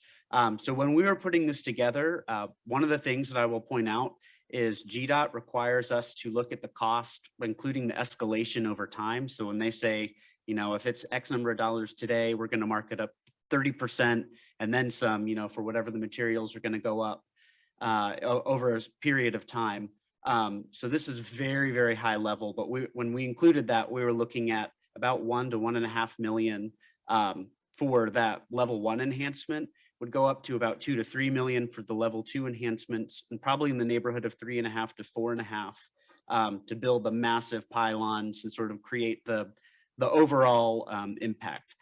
I will say that there's a little bit of negotiation in that process. GDOT's done this with several other cities, and there is some give and take in the process of, what they'll say, we want this and then other costs that they may be willing to kind of back down on.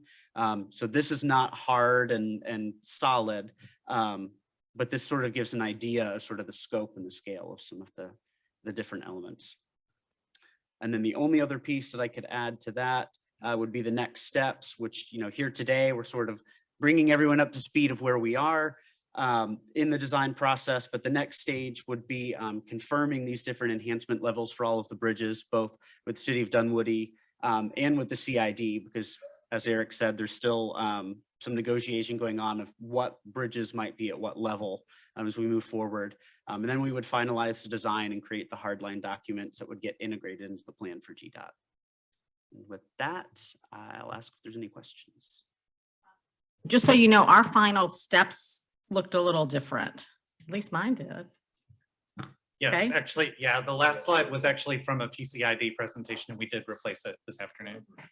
A little different, just a meeting with Sandy Springs Yes, which is important. and cost sharing. Which is important for the PCID, but not for the Right, city okay. of Dunwoody. Oh, I see. So that was our final steps, what you showed, not here. So we don't have to, okay.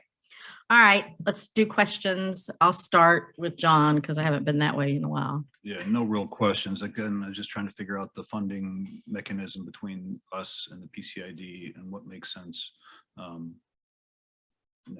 No questions at this point. Thank you. I feel like I have to point out that as far as I know, the PCID won't be funding the Chamblee Dunwoody Bridge at all because it's out of their footprint, correct? I mean, I don't think they can legally. That's correct. The previous Well, discussions so- were that the CID would pay for the bridges within their Right. district. This is the one that is outside. Okay. So, yeah. Okay. Cool. And you can also give feedback on designs, guys. You don't have to just talk about, it's not just questions. That was my bad. That's a good lead in, Lynn, because I actually said, what happened to the stone granite look that I thought we preferred in 2021? I went and found that on a guy who has a blog that it's searchable, and it was posted we did the presentation in January 2021, Eric. So how did we get from January 21 and those visual images and to get to this visual? Because it looks really different. Are you speaking about one of, scroll up and I have some of the Just concept images? The side profile view as you'd be passing by on 285, the picture, the image, whatever, the photos show me better to me. If you scroll down, I thought we were going to go with something more that was more like with, Like up in Alpharetta, Encore Parkway like there. Encore Parkway, Alpharetta thing. Yeah, so Encore actually is a faux sandstone. So it's a tan sandstone. It's actually hand painted because with that bridge, GDOT wouldn't allow us to actually use real stone because there was a fear of over time the stone falling off or being able to be taken off the bridge. So it's actually a concrete form liner that has been hand painted. We definitely still have room to talk about final material selections and final color selections. I think as we've gone through the design process over the last year, everyone I think that has been a part of the design effort agrees that it should have a stone look and a stone finish. Whether it's granite or sandstone or what the actual material is, having a stone look to it is definitely something that folks agree to. And you see that in this image on the walls underneath. I know they're really small. So we do anticipate that there's going to be a lot of stone. I think up on the bridge wall itself, right now, that's a concrete parapet because that's what GDOT provides. We can do a lot of things with paint and treatments. If we want it to be stone, we can certainly look at that, but it's going to ramp the cost up. All right. And have we gotten feedback? Is this a collaboration with Sandy Springs already provided input and PCID's provided input, and that's what we're seeing now? To this point, Sandy Springs, City of Dunwoody, and GDOT. Right. Okay, because I just want to go back on that granite look that looks like an Encore Parkway. Okay. And I kind of looks like our monument signs that you see out on our parks here, Pernishaw Park sign. Oh, we got the stonework. It's a nice tie-in there. Sure. So let's focus on what really matters. And for me, as coming up on our next agenda, I'm going to put safety of the most vulnerable users, the #1 priority, and that's people outside of cars. For making it safe, effective, and calming for them. And I know you made levels 1, 2, and 3. So you came with those levels and you decided what's going to be in each, you came to a decision, what's going to be in each level, and that's what you put cost on. I would prefer making sure that the shade and comfort of the pedestrian and bicyclist and the comfort and ease of them is in level 1, you know, and then we can also consider if there's what we can do now, what we can do later. I know everything wants to be at once and it's a big project, we're going to spend millions of dollars, but there's the minimum floor of what's GDOT's going to provide for us, right? And we know they're going to do the 10-foot wide multi-use trail and or 12-foot wide or wide sidewalk. They're going to do that, which is awesome, incredible, because, you know, Georgetown is going to have that multi-use path that we're building along Chamblee Dunwoody today that's going to connect our folks, and it's going to Chamblee as well. So I remember looking at the examples and we talked about shade because it's going to be hot on there. How many people walk across Ashford Dunwoody in that DDI? I don't think so. It's not very comfortable. That's not an inviting place to walk across Ashford Dunwoody, right? From Brookhaven. And of course, we're talking to Brookhaven as well. And they're going to put a multi-use trail along Ashford Dunwoody eventually and connect there to up to a perimeter like we're looking at on Ashford Dunwoody. So anyway, you hear where I'm coming from, is that roadway level, the safety, the buffer, the experience, the shade. Anyway, thank you. You have anything? Stacey? Catherine? It sounds like PCIDs is hoping that the 10 bridges will all be the same, even if ours is one, you know, we have Chamblee Dunwoody. That is Yeah. ours to do. The goal was to create a family of design elements so that we could scale up or down to each person, to each entity's taste on their bridges.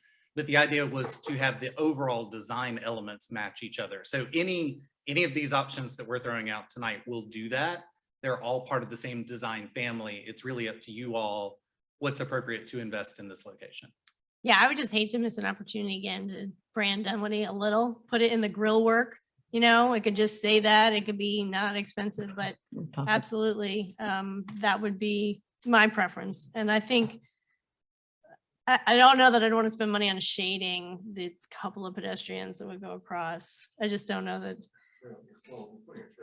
It's still, yes, it's just going to be underutilized as a walking path, is my guess, as a general bridge. We're building a trail on both sides of Chamblee. So I could offer, it'll be about 300 feet, the length of the bridge itself, if that helps thinking about the length. I would also mention that with the shade and the lighting, I mean, these are the levels of enhancement as sort of like broad categories. There's certainly opportunity to sort of mix and match pieces from that. Part of what we recognized was that some bridges in the CIDs, particularly that are not getting replaced or having less work done on them, don't necessarily have the footprint to add really large connections. And then there's also places they have their own plan for mobility. And so there's instances where some bridges they are envisioning as being key links, and then other bridges where they really don't want to invest as much time or energy in pedestrian links because they're not envisioning that they would be used. So that was part of what played into this, but we can definitely make the lighting and the shade structures a big part. If you see what we're doing on Georgetown Gateway right now on Chamblee Dunwoody with the connectivity and so on. One of your kitted parts, it looks like it's solar over a stop. Is that, or does it just look like solar? It's not. So I think that was just a factor of the rendering. I don't know that we've gotten into the level of detail to determine what the roof structure would be. That was just envisioned as something somewhat translucent so you could see through to the structure of it. But I mean, that's definitely something we can investigate. Yeah, it'd be interesting if solar could be part in terms of lighting, you know, if you're going to light a bridge, and just thought. Thanks. Rob, anything? Tom? Yes, speaking about the pedestrian access across the bridge, is the trailway system would be on the western portion. Is that to get away from the Texas U-turn for safety reasons? Have we figured out how it aligns with potential trails on both sides of the highway? Yeah, it's to eliminate those Potential crossing, conflicts, yeah. Potential conflicts. Okay. Yeah, I like the overall design. I think it's contemporary. It's simple, but sometimes there's beauty and simplicity, right? I do like the monuments on the end of it. I like the idea of the LED lighting and the ability to change those colors. I don't know who would control that and how we would, but I think it would be a great way to again, draw more attention to it, especially in the holidays, light it up red, white, and blue for the 4th or whatever. So, so I like all of that. I think you already answered the question. One of the questions I had when I looked at the pictures was were we doing anything on those walls underneath? But that'll be to match whatever the facade is. The facade on those walls underneath the bridge will match whatever the facade is, roughly, and not just plain old concrete or whatever, you know. Right. So what GDOT's doing now, and a lot of, you can probably see it around the 400 intersection that they have, it's a form liner that looks kind of like a stone, sort of that gray stone. What we'd envisioned is it would probably something very similar to that, just so that you don't have this jarring difference going under different bridges.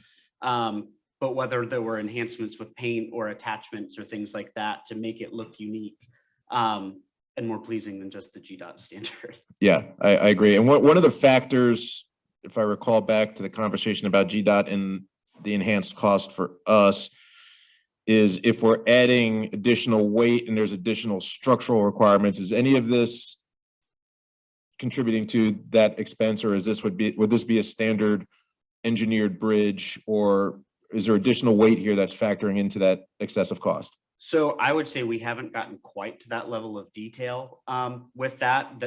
Now saying that, GDOT will take that into account when we get to that point for each individual bridge. The biggest costs, specifically looking at what we costed here, were the railings. We were accounting for this to be like trying to give the flexibility for it to be unique, the different railing systems, so that you could really have that ability to, which jacks the cost up a little bit, to have that, not have it be right off the shelf. But then also the gateway pylons themselves, just because of their sheer size, the material that goes into them. and I'll agree with a point Catherine made about having some specific Dunwoody branding, because we're only one side of this bridge. Brookhaven and Chandler on the other side, and I don't think they're kicking in. But I don't think that's right. I mean, they're the other side literally, but I think this whole bridge is in Dunwoody because our city goes to the curve. So the entire Bridge is in the city limits, which is Okay. why they're not kicking in, but it's So even the also extension why. doesn't push it over. I thought Nope. maybe going across Cotillion there might, Oh, okay. well, the curb on Cotillion is our city limit. Right. So I don't think we have to put I mean, I know we don't have to put their names on the sign. Yeah. Okay. They're also well- not paying for it. Well, that was my point. If Right. we're paying for it, we should let everyone know whose bridge it is. Yeah. But thank you. I actually do like the design and the pedestrian elements in there. So this is off topic a little bit because it's not our bridge, but the one on Ashford Dunwoody, since it is still Dunwoody, Bridge, by the way. but we're not the ones We're paying not for paying it. for it, How will the pedestrian access across the DDI? How is that? I'm trying not to get in the weeds. I'm just kind of curious. Yeah, so I will leave that for Ms. Hanlon to address fully, but the CID is looking at some alternatives to relocate the pedestrian movement at the Ashford Dunwoody Bridge. So I think to your point, while the city's investing in this bridge, part of the value of having this design is all three of these bridges that are in the city of Dunwoody will have those similar elements. and feel Exactly. like they belong together.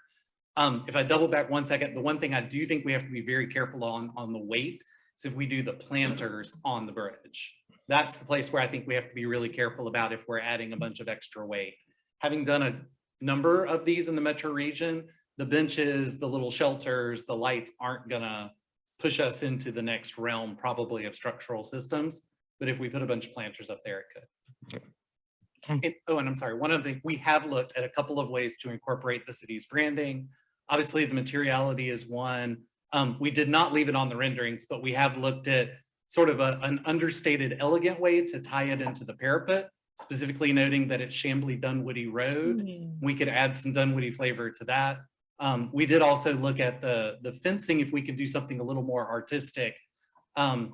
Having helped design the big peach tree one that goes over 85, I would discourage you from doing big lit things because it says something very different. So that sounded lovely, but I get the Peachtree letters are not my taste. I can't speak for anybody else, but there should be a way that it says Dunwoody. And I understand that it's Chamblee Dunwoody Road, but there's going to be exit signs that say that. And Chamblee's not paying for the sign.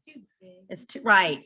No, but right. And so at this point, it's, 20 till 10, but my gut tells me that for me, the most important thing is the branding, right? The materials, the elements, it's the branding. I mean, I want the bridge to be very attractive and I want it to feel like, because the next two bridges are also in Dunwoody, so I want that continuity, but it's the branding. I want people to know when they go under that bridge, either direction, that this is Dunwoody, right? We approved a rezoning recently for a furniture store that faces 285 and they have to put Dunwoody on the side of their building.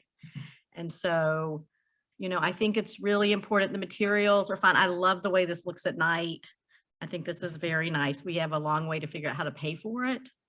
But I think that, right. Well, right. That's one of the things with this project, to Joe's point, as we talked about it about 15 months ago, is that we don't really know. I mean, they have a plan of when they're going to put stuff out to bid and this and that, but we don't really know. Is Ashford Dunwoody's bridge coming down? No, And is the other bridge coming down? not coming down, but the ramps are Something. being attached to it. Yes. So it does give that window of Right. opportunity. So, if council's fine with how this looks, I'm fine with how this looks. I think that's sort of the consensus. But to me, the most important thing is that people know when they're coming and going from Dunwoody. And so for sure. Okay. For sure. And the Peachtree style letter is not so much my taste, but let's figure it out. Can do. What did somebody say? All right. So thank you for your time and let us know what else we can do to help. Okay. Okay. All right. Thank y'all. So I think I must, okay. Ms. Harris, do you have a request? Councilwoman Harris? I am going to recuse myself from this next discussion item and subsequent vote. I actually work for the Marcus Jewish Community Center of Atlanta and it borders this quite a bit. And my superiors have very strong opinions. And I am going to go sit in the other room for a little bit. Okay. Thank you for letting us know. Michael, you're next again.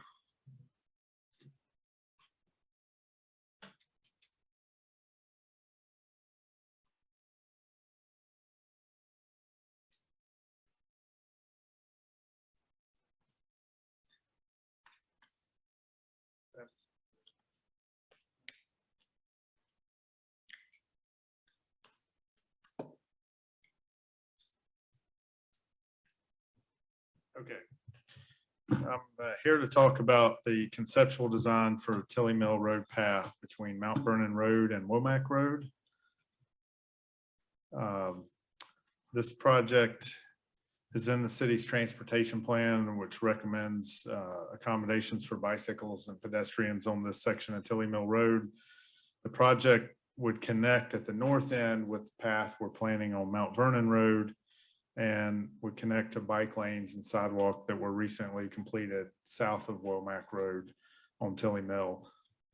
The city's trail plan also includes a future connection through the Georgia State campus to Brook Run potentially.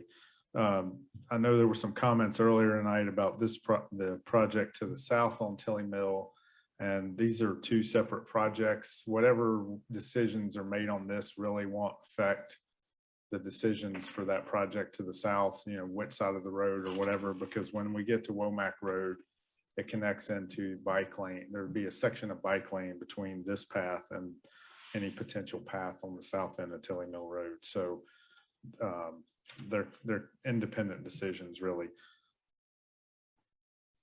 We looked at two alternatives for the path, one on the east side of the road, one on the west side of the road. A few things to point out on each of the concepts. First, for alternative one on the west side, starting at the north end, going from Mount Vernon Road to Mount Vernon Place, the right of way in this area is pretty constrained. There's not a lot of right of way. For alternative one of placing the path on the west side of the road, we would actually need some additional right of way to put the path in for that first section there, and actually have to move a existing fence line back behind those that row of houses for that neighborhood there. Continuing south with the west side alternative, we've shown the future, or as a separate project, there's a realignment. Going forward on the Oh, slides. right, it's not going. You want to be forward. showing your slides forward? Do you want to be showing I us? was looking We're at looking mine. at ours personally, but do you want to Okay, do? it's going forward on here, but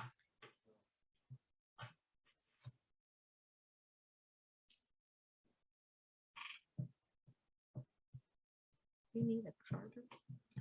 is that showing now? Now it is. Now it is. So if you could start back on your first slide, I mean, the whatever. There's one here. No, but there's one in the office. He can go get it. It's in the desk under the window. There's two. Yes, there's two plugged in. We have two versions open here.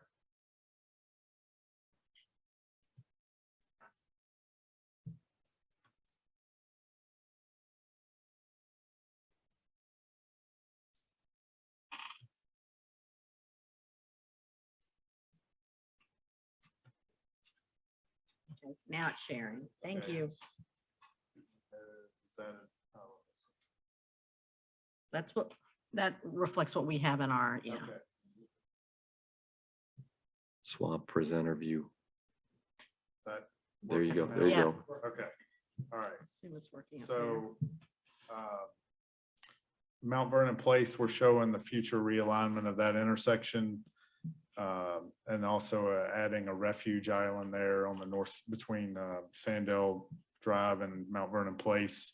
That the refuge islands that are shown are in both concepts, both the east and west side. And then as you go south of Mount Vernon Place, there's an existing auxiliary lane out there in front of the row of houses, and the west side option that the lane would be replaced with the path. There's a series of closely spaced driveways there that are not ideal for the safety of the bikes on the path, but those are shown there. And then as you go down in front of the Jewish Community Center, the path would be located within the grassed area between the road and the fence line for the JCC. There's also another refuge island and a short left turn lane into the Jewish Community Center driveway there with the refuge island.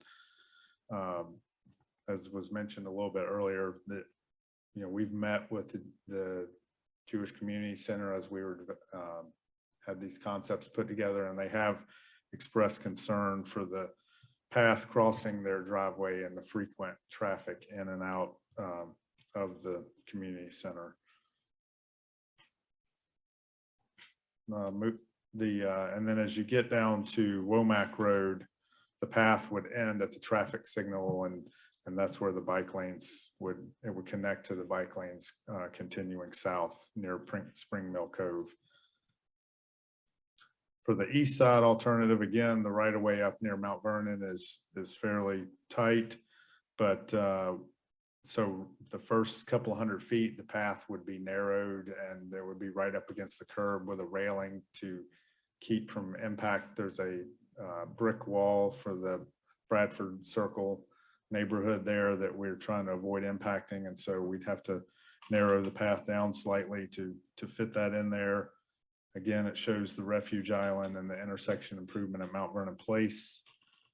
And then between Mount Vernon Place and the JCC, there's a section on the west side that doesn't have sidewalk now. So with the path being on the east side, we're also showing adding the regular sidewalk on the west side.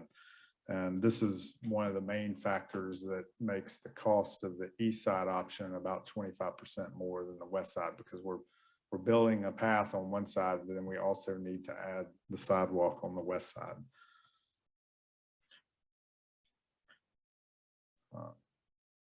And then again, at the JCC, you should have the refuge island and the left turn lane in the east alternative also. We saw public input for about a month. We had a project page up on the city's website and had a comment form, and we received 49 written comments. Overall, most people that responded supported the idea of a path on this section of Tilly Mill, with slightly more than half supporting the east side option. And they're disadvantaged. There's advantages and disadvantages to both alternatives. With safety, looking at safety as the top priority, the staff is recommending the east side alternative for two primary safety related reasons. One is that, as the map shows here, more residents can access the path on the east side without crossing a major roadway. It connects to the whole or most of the Kingsley neighborhood. And so that area shown in green would be all the properties that could get to the path without having to cross a major street, versus the west side, the yellow area there is the area that could connect directly to the path. Also, there's some numbers shown on here. We estimated both sides have a similar number of driveway and street crossings, but we estimated the amount of traffic coming in and out of those crossings. And because of the Mount Vernon Place intersection, there's a lot of turns there. And then also the community center, the west side is, you're going to have more traffic coming in and out of Tilly Mill on the west side, which is going to increase the chance for those conflicts. By having it on the east side, you won't have to cross that Mount Vernon Place traffic. And so those are the two primary reasons we're recommending the east side. And at this point, I'll answer any questions you have. Thank you. I'll start this end, if that's okay. Thank you. And thank you, Michael, for the presentation and the information. Excuse me, just as I'll just get this out of the way right away. I agree with staff's recommendation and the majority of the respondents that the east side is the most appropriate place to do that for safety and for access. I think, especially if it's on the west side, not only with the JCC, but up there when you get in that corner of Mount Vernon Place coming in, it's kind of an island up there, and I think it would present an unsafe crossing. As someone that is in this area a lot and lives fairly nearby, I can tell you this path would get a lot of use. There is a lot of walkers and bikers and in general for just every day out there, as well as Congregation Ariel I think will get a tremendous service out of this. There's a lot of people walking to service along Tilly Mill Road. Having that extra wide path, I think, would provide a lot of extra safety for those families getting to their services on the weekends and holidays.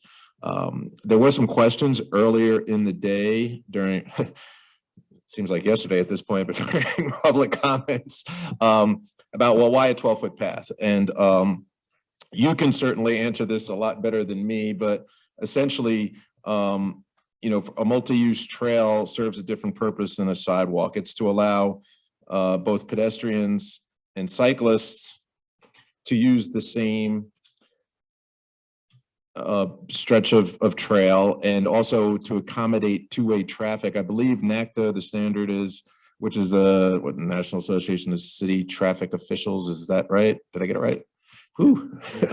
know my acronyms, but that their minimum recommendation for a multi-use trail is 12 to 14 feet, and that's to safely accommodate two-way traffic. So if you had a 6-foot trail, you couldn't really have pedestrians and cyclists, and especially not going in two different directions. That would not be ideal. So that's why the wider trail.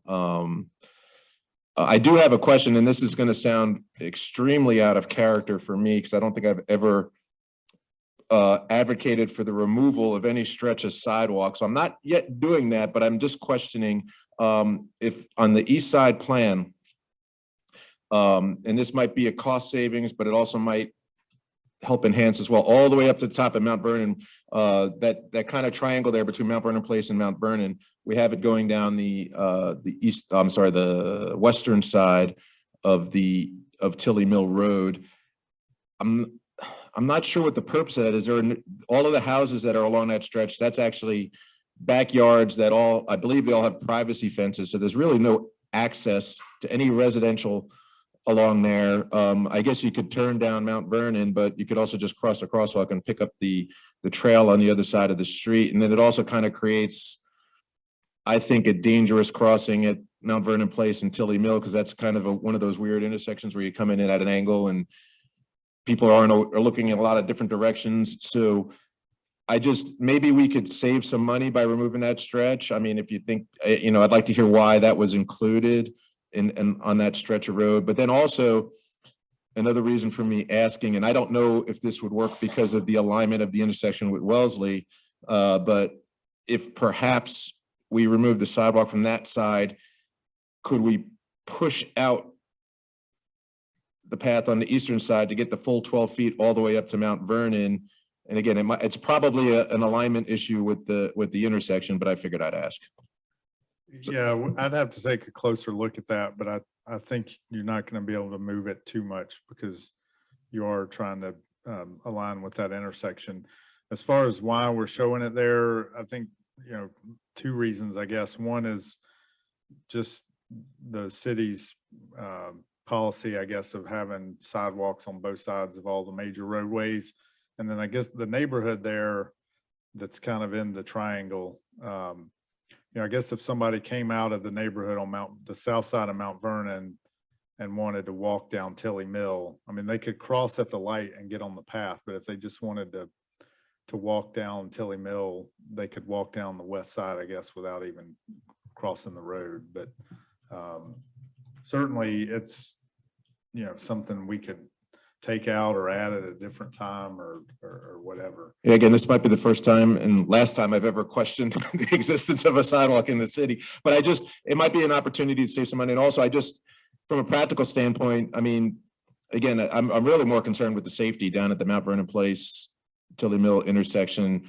And I know there is a refuge island there that would allow them to cross, but I think they could probably cross just as easily up at Mount Vernon. I don't know. I'm not saying I'm opposed to it. I'm just would like to consider that as a potential. And like I said, for me, the biggest advantage would be if by doing that, we could get the full 12 feet all the way up to Mount Vernon instead of having to squeeze it at the end at the top.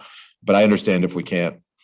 Okay. And then going with that same on the east side, I'm presuming, I couldn't tell by looking at the plans, that extra lane that's there for a good portion from Mount Vernon Place all the way down to the JCC, that would just remain an extra lane, or are we using any of that space? Because of this, I know the sidewalk, there's some small sections there to have existing sidewalk, and I know we're going to kind of connect the dots. Would we be utilizing that extra lane, or is that just remain as is? This plan shows it remaining as is. I mean, you could do a couple things there. You could just leave it because I think you already have curb there, so you would just be adding the sidewalk. You could move the curb and take the lane out. That's going to add cost to the project. Or, there's maybe a potential, I don't know how much the residents there use that as kind of a deceleration lane into their driveway. But typically see MARTA buses and contractors parked there eating lunch kind of stuff. I mean, you could, you don't have room to do it north and south of there, but you could, restrike that as a buffered bike lane or something, but it really wouldn't go any further than that because, like I said, up at Mount Vernon, we just don't have much room. And on the east side of the road where we're with alternative 2, we would be building the path. We're leaving the existing curb and gutter, and it would be inside of that, or does that curb and gutter have to come out for any reason? Say, where are you talking about? So if we go with the eastern side, so the trail would be on the eastern side. There is a curb, that existing curb and gutter would remain in place, and the trail would be within the right of way. Okay, because again, my only reason for asking it is if that had to be replaced for any reason, I'm sure this would exponentially change the cost of the project, but shift it a little south, and that way get a little more room for the trail in there and taking advantage of that space there. But that, I think, the fact that the existing curb there, that you just answered that question. Okay, that's all I have. Thank you. I think this is an important project for all the reasons I stated, and I look forward to discussing it more. Thanks. Do you have anything, Rob? Yeah, I'll just add, I agree with the staff recommendation, just based on what you shared, that less right-of-way impacts, less street crossings, less driveway crossings, all that sounds good. The only observation I'll make is, I'd love to see some detail or get a little bit more information on the crosswalk over to the JCC.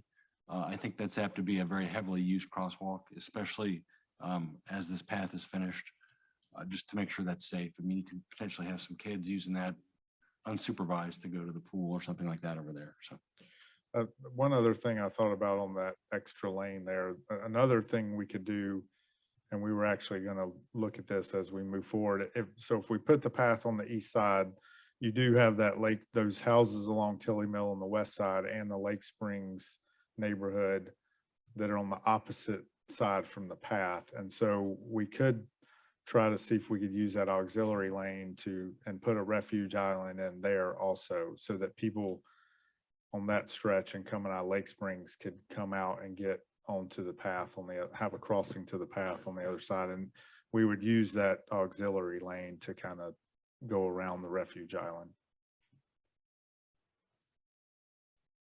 I'm a fan of refuge islands. That sounds good to me. Now, are you saying that Mount Vernon Place is going to be shifted? It's Either way? designed, and I mean, that one's basically pretty much ready to go to construction. It's just a matter of when we want to fund it.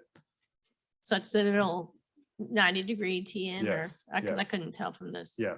Okay, so then those people will be They yielding would have to a the stop down. sign there. Yeah, so that sidewalk crossing, if we realign that intersection, would be at a stop sign. Okay, and earlier in public comment, we heard from a lot of neighbors, but did you all talk to Congregation Ariel or the JCC about their thoughts on this? We met with, and we've talked to the JCC. We have not talked to Congregation Ariel.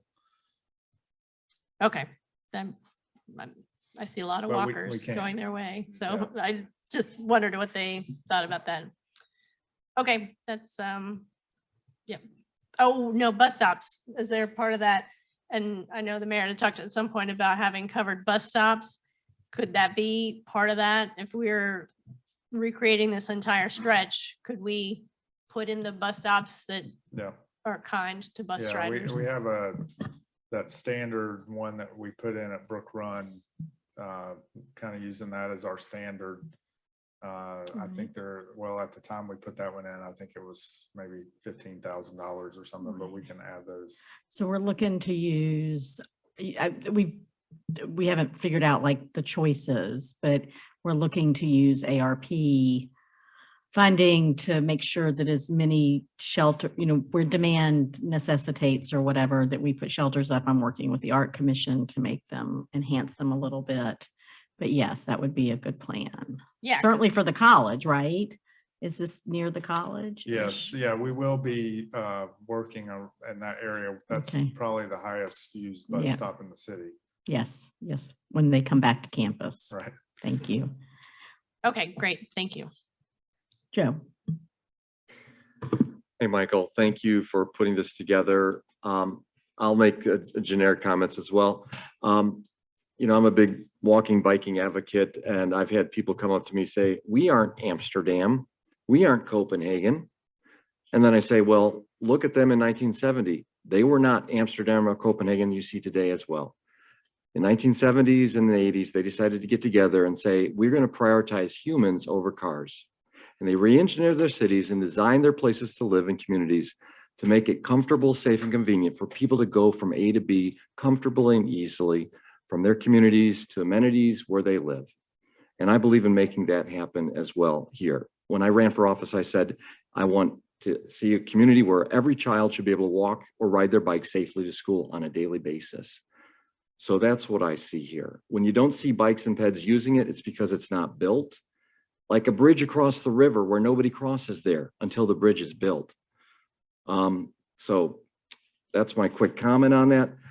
Michael, when you first presented this, I was also saying about the behavior on the street itself for traffic calming, because we hear every other day about speeding in the city, right? And this is posted at 35 miles an hour with the center, yellow line, but people are driving 50 miles an hour.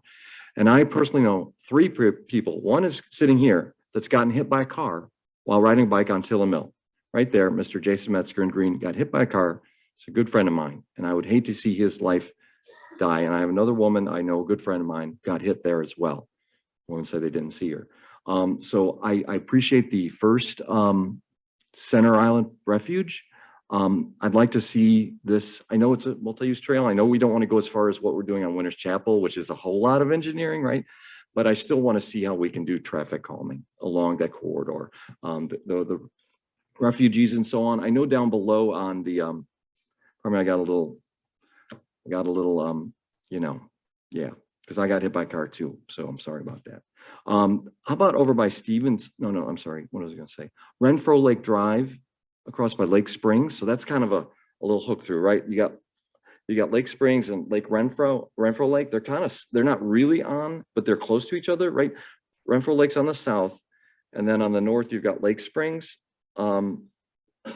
Is that a consideration for a crossing refuge there? Yeah, that's in the area where I was talking about. We could, it's not shown now, but if we go with the east side, I would want to look at adding a refuge in that area so that people from Lake Springs could get to the path. Right. And just to confirm, on either options, I'm totally supportive of eliminating decel lanes because all it does is make people drive faster. The one on Mount Vernon, I've gotten passed on the right, they passed me on the right while I'm in the center turn lane when I'm heading toward Dunwoody Village from Jet Ferry. So you do have that as a aim to get rid of that, the one that runs around Lake Springs North to just south of Mount Vernon Way. Are you aiming to use that some way, shape or form, that area? Well, right here, we're just showing it remaining as is and just adding sidewalk on that side. But if we add the refuge island in this area, that's going to take up at least maybe half of that lane. I mean, that decel lane or auxiliary lane a lot of that will go away and become a through lane if we add the refuge island. Right. The wider the lanes, the bigger from curb to curb, the faster cars go and the more dangerous it is for everybody. So I'd appreciate looking at possibly, removing that.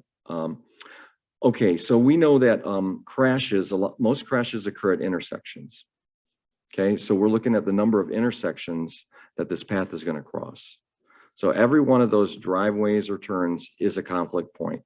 And I know a young child a few years ago riding his bike on a sidewalk on Mount Vernon. He's riding the opposite direction of traffic. Here comes a car to turn right. And the kid is going from right to left, but the car comes out to turn right on Mount Vernon. Where's the driver looking? To the left. And this child is riding on the sidewalk, and guess what? He gets hit. Now the car was at a stop and then he just slowed into him, so he got hit. So I'm concerned about every one of these intersections and how we can treat them. I'd like to see them raised and with priority for the person on the path. Because right now I see in America today, a lot of places, every one of those intersections, you'll see a stop sign for the trail user. So imagine every one of those driveways on the north side, on that east side, that they've got to stop every, few hundred feet and wait for somebody at a driveway at somebody's home or whatever. Those are conflict points. So I'd like to, do you have any kind of concept of how each of these intersections are going to be treated with the trail crossing? One of the things, there's a lot of different things you can try to do. One of the things that we're showing, like here at Sandell, is that you swing the trail out about a car length away from the main road, so that when a car pulls up to turn, and they're looking back to turn, the trail users are crossing behind them. And so that's, in some places that's tough to do because of right of way or topography or everything, but everywhere we can, like here at Sandell, we want to try to do something like that. And can they be raised? That's possible. It helps for traffic calming as well. It helps for pedestrians. We've got that one as you come into Brook Run. I think that works pretty well. The trail crossing at Brook Run and the main entrance. So I know this is a nuance that can be further detailed, so I appreciate that. I might have had a couple other points. So do we have a cost comparison of the order of magnitude of each side in any kind of swag? So given potential right-of-way acquisition, utilities, stormwater movement, is there any kind of swag level of magnitude between the two options, price point? We're estimating the east side will be about 25% more because because you're doing path all along one side and then you're adding sidewalk. You know, if you put the path on the west side, it's doing double duty as the missing sidewalk, but with it on the east side, you're adding on both sides. So Right. it's about 25% more. And as far as I have a suggestion as well. I was in Chamblee the other day and they're building that nice town center there. And I think it's Peachtree Road. It's where they really narrowed it. I forget the name of the place, but it's right near the MARTA station there in Chamblee. They have raised their intersections and they've raised them. You literally you go across them. That's what I hope we get to on Chamblee, Dunwoody, and Dunwoody Village, but they literally have raised them.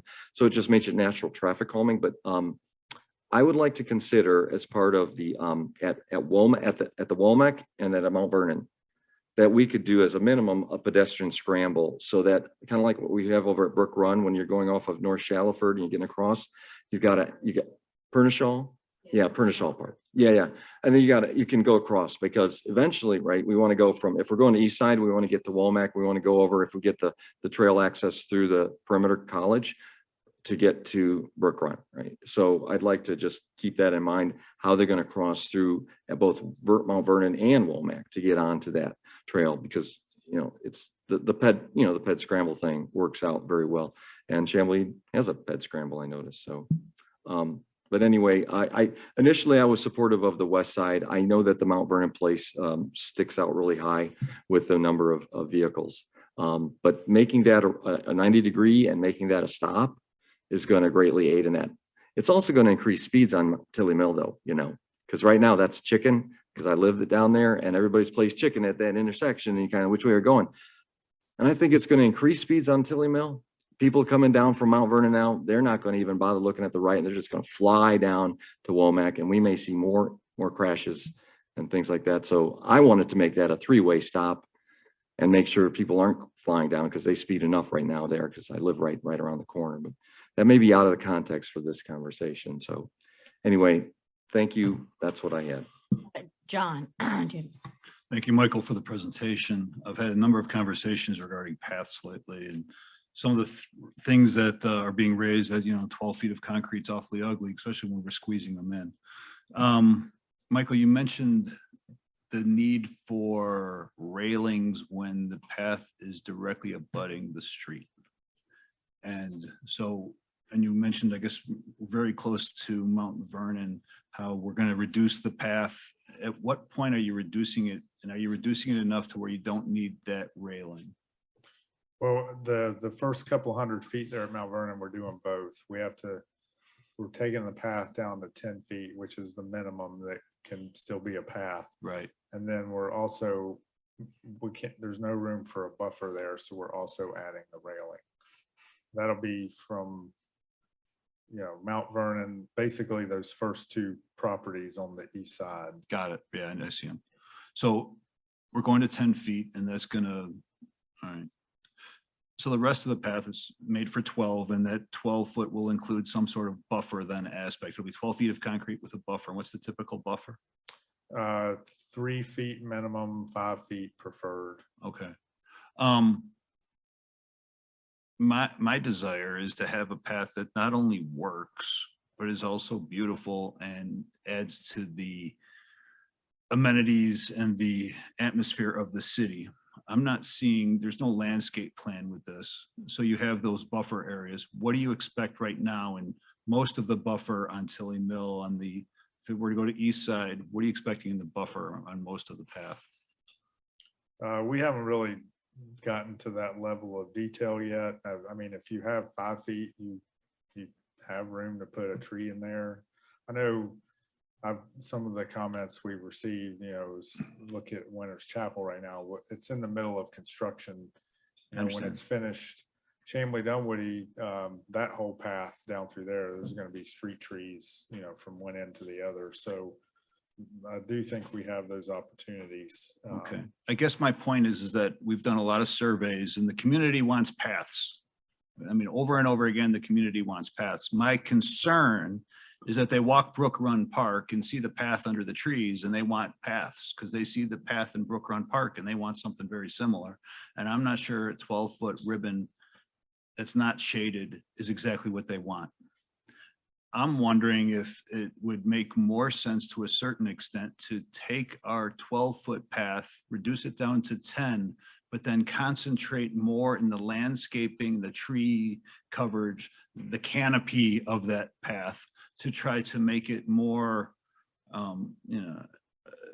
appealing to those to use it. If it's a more shaded, more appealing, it's going to be used more. So I'm just trying to figure out what makes sense of the 12-foot versus the minimum 10. If we were to go down to 10, you'd be able to add, several more feet of buffer, which would then add a higher percentage of trees or, shade canopy.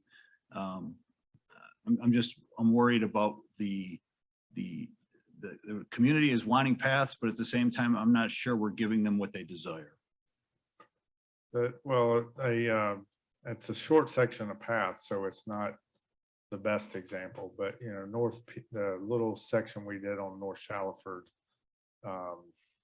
there's actually not any trees planted in the buffer strip there, but there's trees on the backside on the property. So at least afternoon, it's shaded in the afternoon, and we did some landscaping there. So I think, even though it's a short section, looking at that as what at a minimum it can look like versus, looking at things that are under construction right now might help people see what's possible. Again, you just said it, to let the people see what's possible. And I'm not sure, as somebody said, I'm not sure we're doing a good job explaining what's possible. So maybe to me, if we were to just reduce the path down to the minimum, but increase the buffer, include the tree coverage, include a little bit more canopy, maybe it would be more amenable to having a 12-foot ribbon of concrete with no shade or beauty as part of it. So that's that comment. I am good with the east side. I think it will serve the congregation Ariel and the high number of walkers that I see. I do agree with Tom that up at the Tilly Mill and Mount Vernon, the west side of sidewalk, I'm not sure who it serves. So to me, that could be reduced. That being said, I was just looking at Google Maps and saw that only half of it had curb.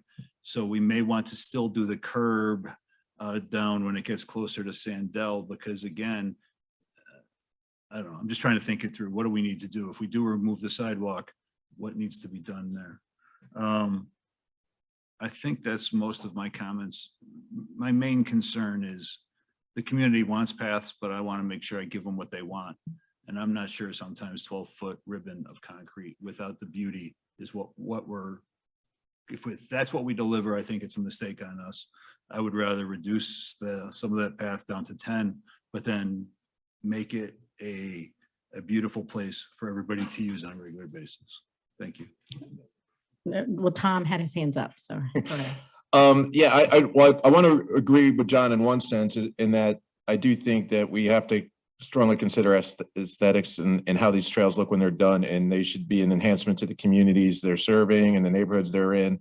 One thing that I would like to see is pedestrian level street lighting. And I know that significantly changes the cost, but if this is going to be something that's used, I think it's a safety issue as well as, and kind of in the same sense as trees, if it's put in the buffer, it if nothing else adds a mental degree of safety that there's at least a pole. Now, a car going 50 miles an hour, it's probably not going to stop them, but yeah, but also I had this conversation with you separately, and when John brought up the issue of trees, I thought this might be a good time to just toss it out there. And but I know, so obviously we've had a lot of discussion about trees tonight. And the city has its no net loss of tree policy. Typically, we take those trees and we plant them in the park.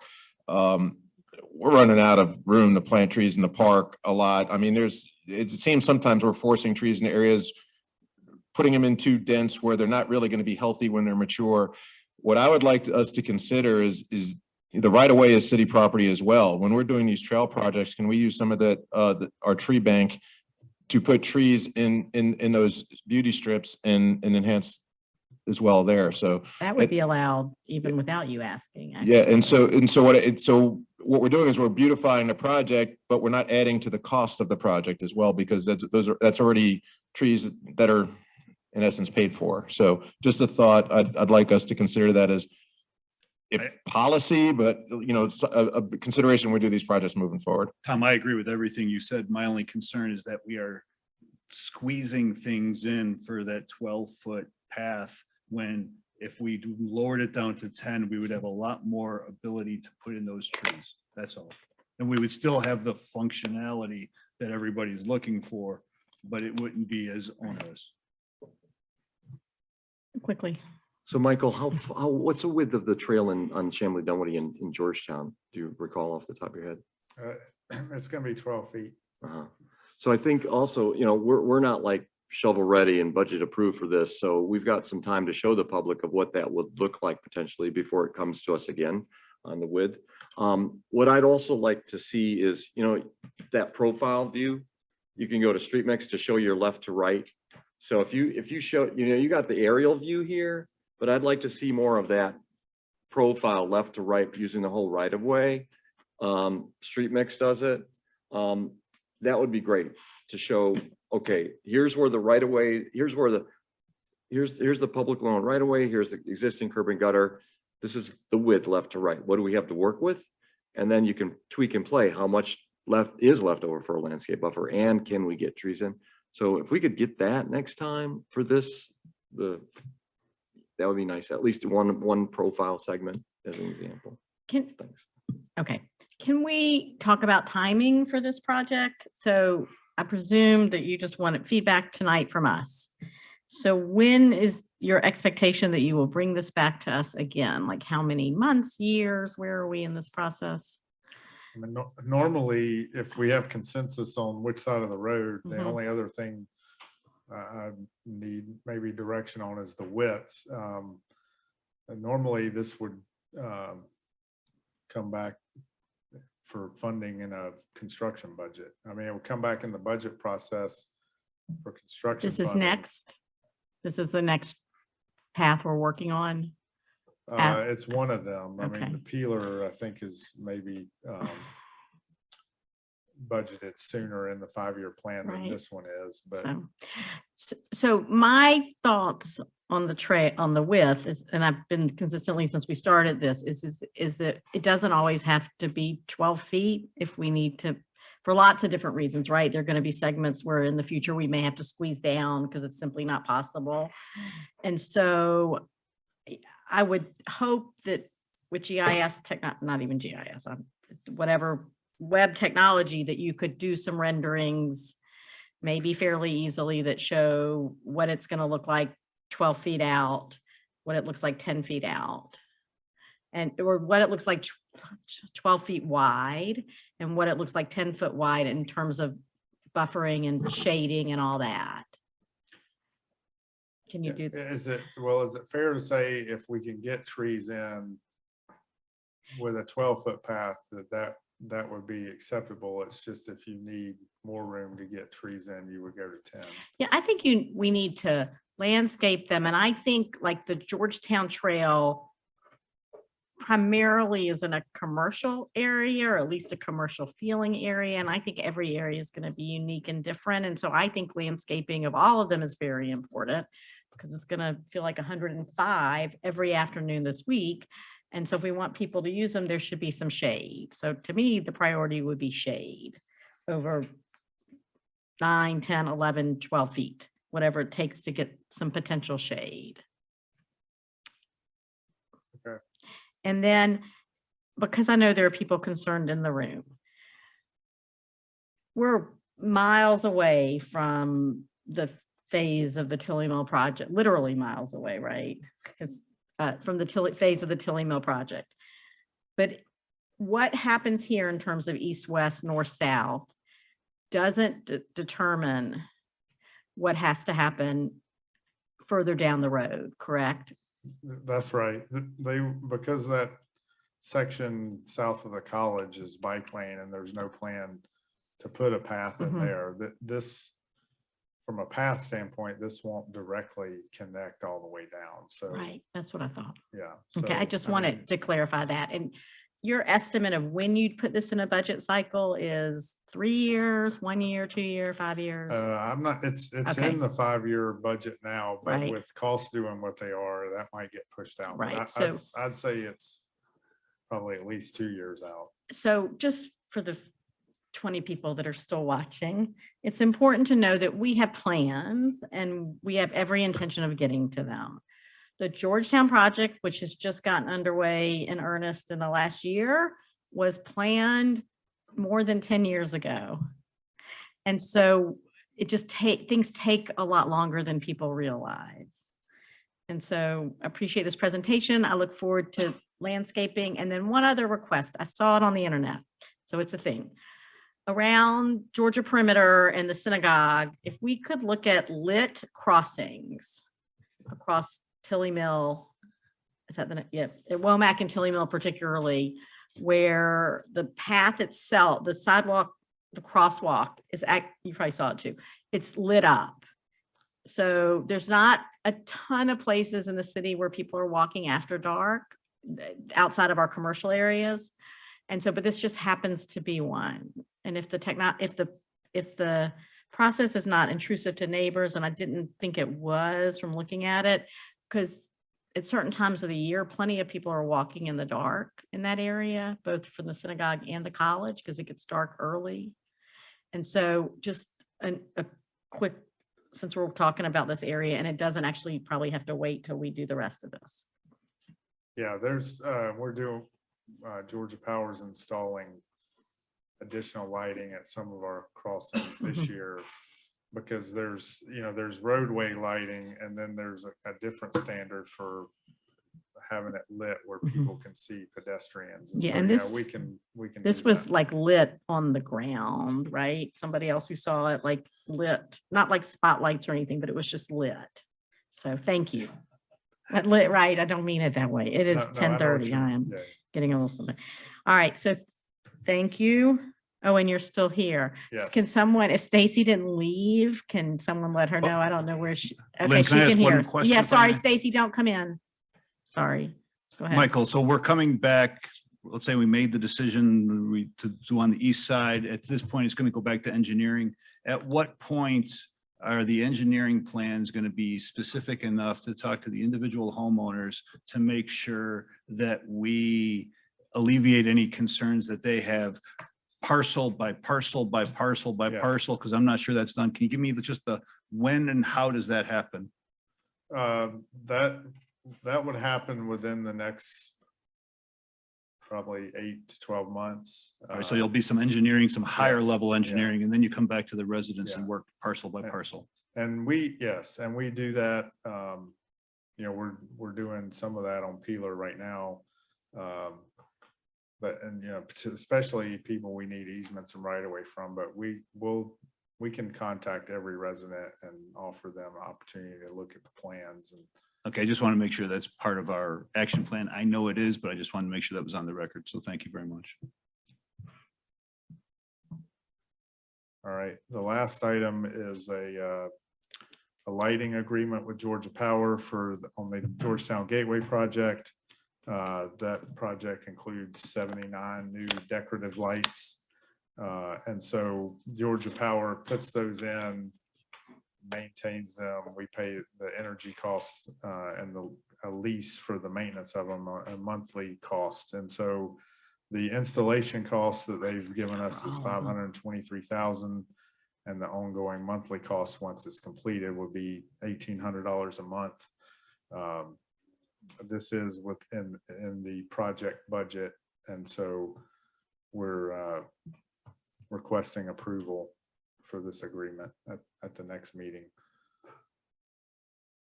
Okay, anybody have any questions on this one, John? So is there a street lighting district that's added to this? Is there parcels that pay anything per the frontage? Is there any increase for any reimbursement aspect from those that are enjoying the lighting? Yeah, the installation cost is just paid by the city, and as of a year or two ago, we did adopt a commercial streetlight district. So now commercial properties are paying as well as the residential property. So the ongoing monthly costs would be offset as part of that commercial streetlight fee. All right, so there would be revenue coming in from the commercial businesses that are directly benefiting from these lights. Thank you. Oh, go ahead. I'm sorry. Starting to. Michael, do you have a picture?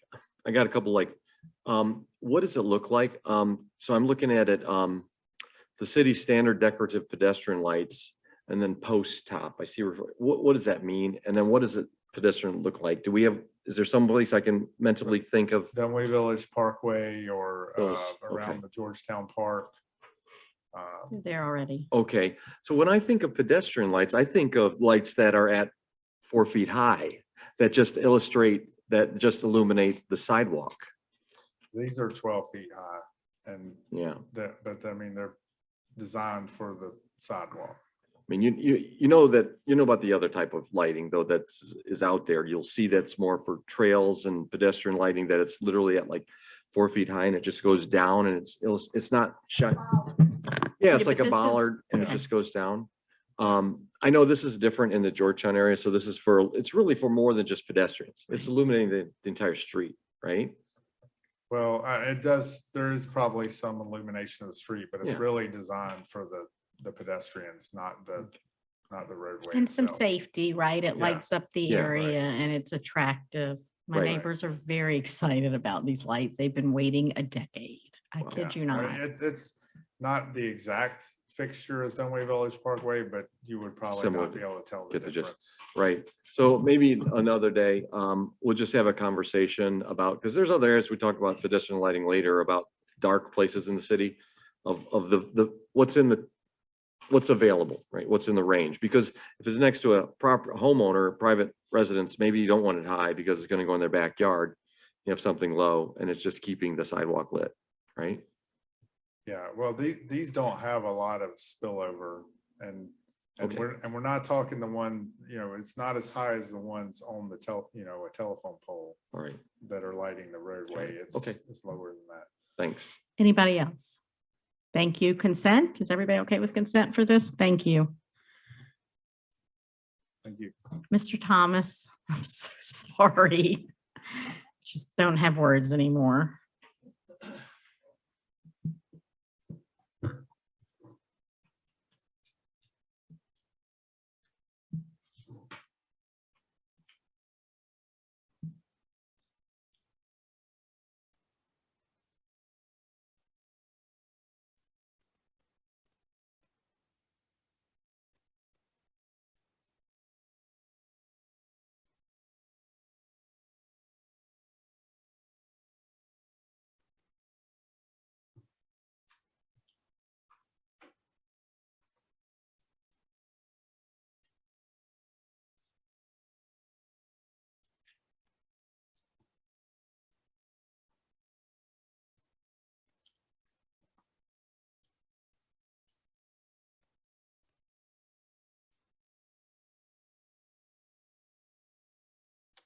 Everybody see my screen?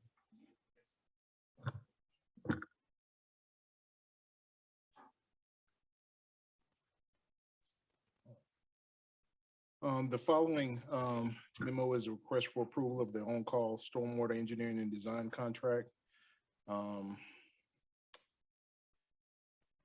So just a little quick background.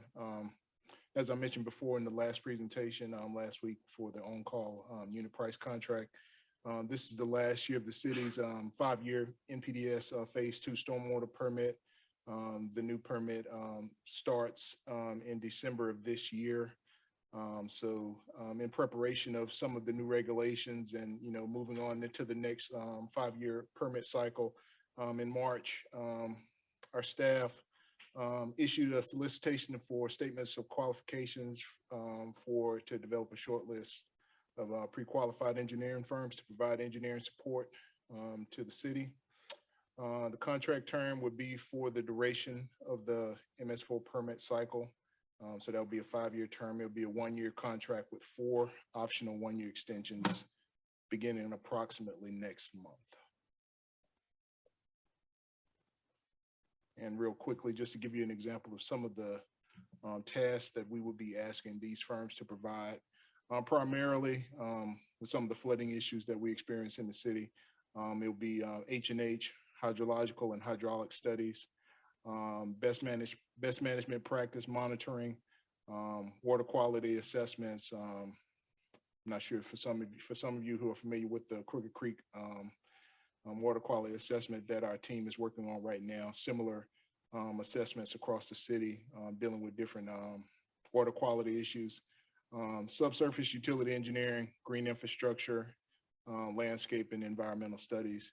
And also the firm will be providing the utility with assistance applying for federal and state grant program assistance. So a quick background of the review process. City solicited statement of qualifications. 14 firms submitted proposals. Our staff only ended up reviewing 11 because 3 were disqualified. They submitted their unit price rates with the proposal, and that was a violation of the contract. So we had to disqualify those 3 firms. So we actually ended up reviewing 11. We reviewed the proposals based on format, the experience of the engineering firm, personnel, and references. And all of the firms were outstanding. We got a lot of great proposals, but 4 ended up scoring above 90 points. And those were the 4 firms that we ended up selecting. So in conclusion, the recommendation is for mayor and council to approve the on-call contract for stormwater engineering and design to Tetra Tech Incorporated, Dewberry Engineers, Freeze and Nichols, and Pond. And I will take any questions if you have them. Anybody have any questions? John? Carl, thank you for the presentation. You got off a little easy earlier when there was a couple of things, or at least one thing on the consent agenda that wasn't asked. So we moved past it. And I'm trying to compare, I'm looking at your item for this item, which has a whole bunch of, you're looking at submittal format, firm experience, key personnel, and references. And I was comparing that to the request for approval for standby stormwater repair unit price contract. So I'm trying to compare both projects and the way you scored them, not you, but the city scored them. And I want to make sure it's equitable on both accounts. On one, you're really only looking at qualifications and cost. And maybe that's because there's no brain power involved. It's only, explain to me the differences. On one, you're only looking at qualifications and cost and a 0 to 50 on each. And then the other one, the one that's currently in front of us, it's scored 4 different ways with from 0 to 20, 0, 40, 0, 30, 0, 10. So I'm trying to understand it. On the current one, you only take those above 90. And the one that we already approved, there's companies at 75 and 77 that were acceptable. Right. I'm guessing it's not apples to oranges, but I want to make sure that you explain to me the process and the difference between the two. Does that make any sense? And if it's not your specialty in the sense of the purchasing aspect, No. I'm happy to defer to anybody else in staff that's still here. I don't think Mr. No. Gates is here. No, that's a great question. The evaluation process for the on-call contractors was slightly different than for the design firms, because when we're soliciting design assistance, this is not something that we're going to require for each and every project that the stormwater utility would actually execute. You have a number of different projects. 95% of our projects are going to be involving existing infrastructure. So there are going to be a number of projects where we're just making an assessment. We do a CCTV and we pull the trigger. Right, replace a pipe. Exactly. But when you're dealing with stormwater design and you're dealing with, potentially making changes to, private property, a lot of different design infrastructure, we have to be a lot more. So the way I guess. Qualifications of the firm. All right, so the one today, the one that we're talking about today, right now, has a lot of brain power. So they were Absolutely. graded differently than those that were only being graded on the thickness of the pipe. And that's an eloquent way of putting it. I mean, when we were evaluating the on-call contractors, there was a lot more similarities between those different firms, and we were basically, it was a lot more focused on the actual unit price rates that they were submitting. For engineering and design, we were focused on the qualifications of the firm, because when it comes to, making these designs, we don't want to have to come back into a situation where, there's a lot of liability in these design when you're talking about design. So we want to make sure that we got the most qualified firm. So the review process, that's why it took a little bit longer. It was a lot more stringent. We spent a lot more time reviewing, checking references, looking at the actual qualifications of the firm. Did they perform a lot of design work in this area in Metro Atlanta, or were they more regional? We definitely took a lot of factor in that.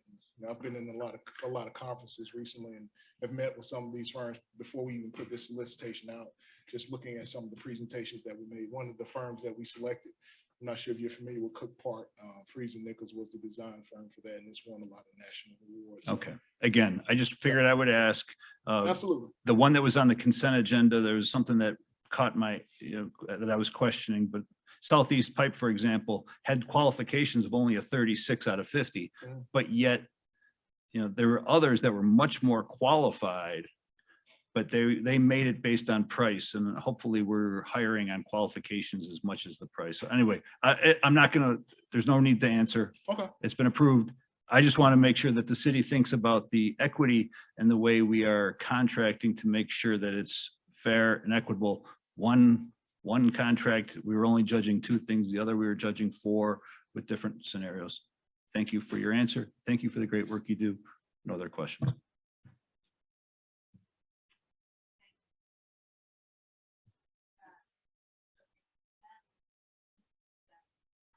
Consent, in case you couldn't hear me. Next up is Mr. Vinicky, and thank you for staying, Mr. Thomas. Thank you.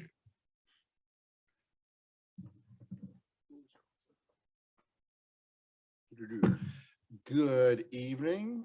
This presentation will be about 1 hour and 10 minutes long.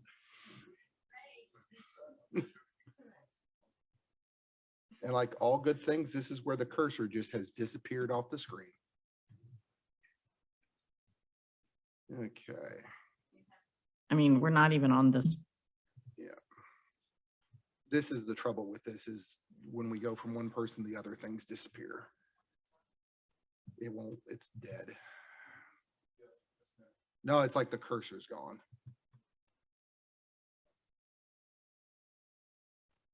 Okay, somebody's taking it over. There it is. Yeah.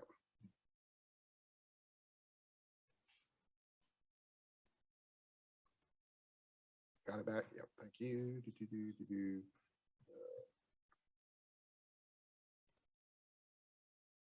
Nope.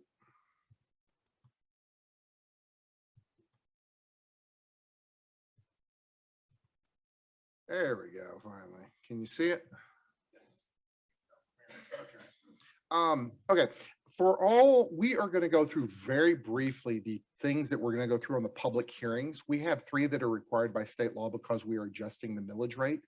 To be upfront, even if the millage rate was staying the same at 2.74, we would still have these 3 hearings. It has to do with I can call it an arcane state law. I was with the state when it was written, that created a bureaucracy if you don't lower the millage rate to adjust for reassessments. In that case, just go through pretty quickly. This is so you can see what's going to be presented.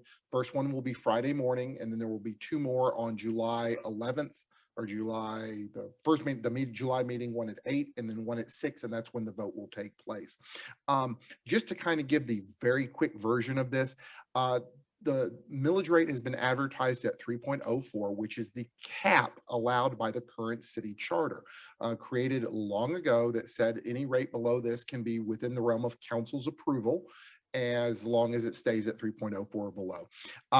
The raise for a house, and I like to give 2 different versions on this on the presentation, for a $500,000 house that is newly purchased, they would receive a 57% increase, a $57 increase. Whoa, said that. That was a wrong number. That little transcriber needs to stop. It is 50? No, it will be a $57 increase, but for the typical house that's frozen at about $375,000, they would see a $42 increase. For these houses, that is incredibly minimal for what they will be paying. Like to go through the most obvious question: if the city is financially healthy, which both the finance director, Linda Neighbors, and myself stand behind, why is this tax increase needed? Part of it is that our fund balance, a major indicator of our health, is incredibly healthy. It's at the 8-month reserve. However, for 3 years running since COVID started, we have budgeted what's called a structural deficit. That meant we had ongoing expenses higher than ongoing revenues.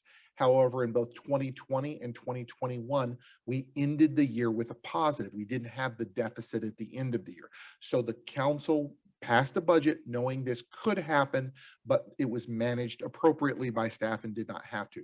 We cannot guarantee the same thing for 2022. Also, we started to do short-term forecasting, which has shown that within the next 2 to 3 years, ongoing new additions of parkland and expanded operations of the city show that the revenue that was created by the city back in the 2008-2009 timeframe, meaning the 1 mil credit on tax bills, does not equate with the needs of the citizens today. This kind of shows you what we're planning to do with the mid-year budget when this is passed, is basically the structural deficit along with new projected revenues, because the revenues passed in the 2022 budget were projected in the October-November timeframe, will be adjusted up. And if spending stays the same, with the exception of the Sproul and the Nature Center, we should be able, with the 3.04 rate, get the structural deficit down to around $1 million. That is incredibly manageable. In other words, with the 3.04, we could see 2022 also not needing to use fund balance to operate. When the city goes to a bond issuance, this is the type of thing that New York and us will talk about perpetually. Can you manage the budget? Do you have a plan to do it? So this type of action by council will show that the city of Dunwoody is willing to take actions to make sure things that they can build can be operated. Going back, this is kind of showing the short-term forecast. And in a perfect world, we'd always love for year 5 to be up above the green line, above the blue line, meaning we'd be above the reserve level. However, with the uncertainty and with the conservative natures we have in revenues of this, 3 years at 4 months gives plenty of reaction time. So the 3.04 adjusted so that we're good for 2 or 3 or 4 years out. Going next, just to show you, I'm calling it the 6 typical homes. 3 are frozen, 3 are newly purchased. The minimal increase to residents. If you are a homesteaded property in here, you are paying still in this tax increase under $100 a year in the increase. It is minimal. Going up next, to also point out, just for your tax bill, what you get there, the city taxes are about 5% of the bill. It's minimal. Even with this increase, it still won't burst the 5.56% mark. Things what we're doing, driving the revenue. The tax digest is going up here, but it's all going up in commercial because almost all reassessments are frozen. There is a churn of houses. So if you sell your house to the person next door to you and you flip houses, yes, we get to reassess both at the new thing. And there is churn, but it just basically has been stagnant as far as dollar figures off it. Here's the tricky thing. Out of 13 years of existence of the city of Dunwoody, we've had the digest go down 3 times. Okay. Now there are reasons behind it. We had a recession. We had a court case which readjusted values. However, it is still a fact that we can't guarantee a high increase off of this. This year we budgeted about a 2% increase in the digest. It came in at 6. Okay. You can't find a finance director or myself that will put out a 4% number there. We just would not feel comfortable with it, knowing the way things are rolling. And then this kind of shows you, just based off the digest values, that the residential properties are basically paying the same amount that they are now. So what's the main goal of raising the millage rate from 2.740 to 3.04? It's 2 things. It's starting to look at the horizon, starting to look at outside what we need for the next few years and being able to act accordingly. If we know we have the 3.04 this year, the 2023 budget will be based off of that, which will give different projections all around. And knowing that going forward, if there's a bond issuance, then we get into the points of structural deficit are shown that the council has taken the initial steps to address that. So it won't solve all the problems, but it does mitigate a great deal of them. And for this is the only arrow in the quiver that the council has that wouldn't take voter approval. To get rid of things to get rid of like the 1 mil exemption would require a voter approval on it, but this is an action that council can take. And with that, again, a much more quicker version at this time at night, I'll take questions from council. Okay, I'll start there. Anybody have questions? Just raise your hand at this point, people. Go ahead. Yeah, Jay, thank you, Jay. I do have a question that you brought up, like, not to put the cart before the horse, but obviously everyone who's been paying attention is aware that we are considering a bond referendum on the ballot this year. And if that goes through, one thing I did have some concerns about raising the millage and issuing a bond at the same time, given a lot of circumstances. However, you raised a point that I hadn't considered. A failure to raise the millage rate, how would that potentially affect a bond rating for the city? And like all things on bond rating, there are hundreds of factors included. It would negatively affect it. We have a structural deficit and have budgeted for 2 years. Now, if one looks at the CAFR, the actual audited documents, you see that in 2020 and 2021, the city did not have to use fund balance to operate the general fund.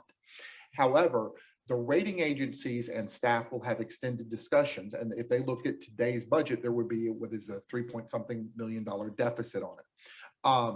So in that case, they would ask us, what is your plan to address this? And then they would get into questions like this short-term forecast that we've done.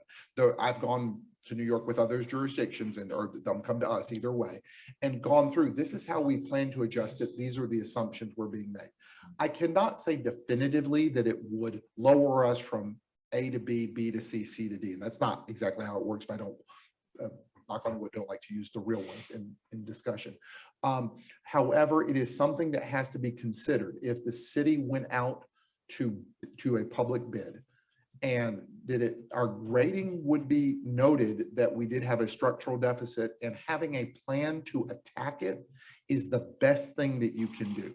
To not do it and to actually say, no, we're okay with using that.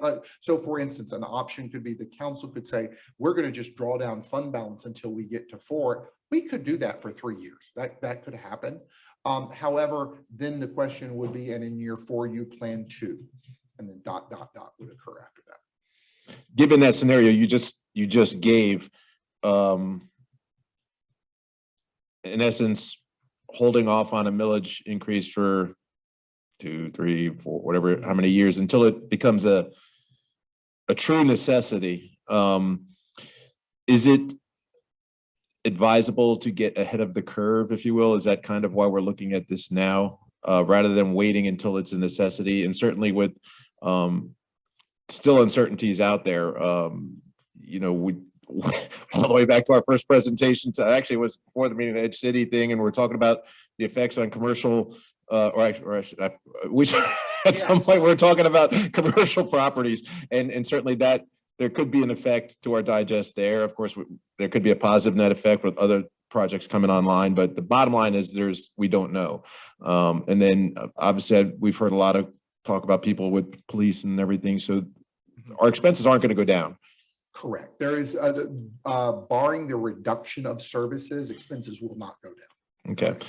All right, thank you. And I'm just going to take a quick point, and I'm not even quite sure who's still tuned in now, but I have my own personal tax assessment bill here, and without getting too nitty gritty, the point I like to point out, a lot of things have been pointed out, is that I pay less in city taxes than I do for my sanitation.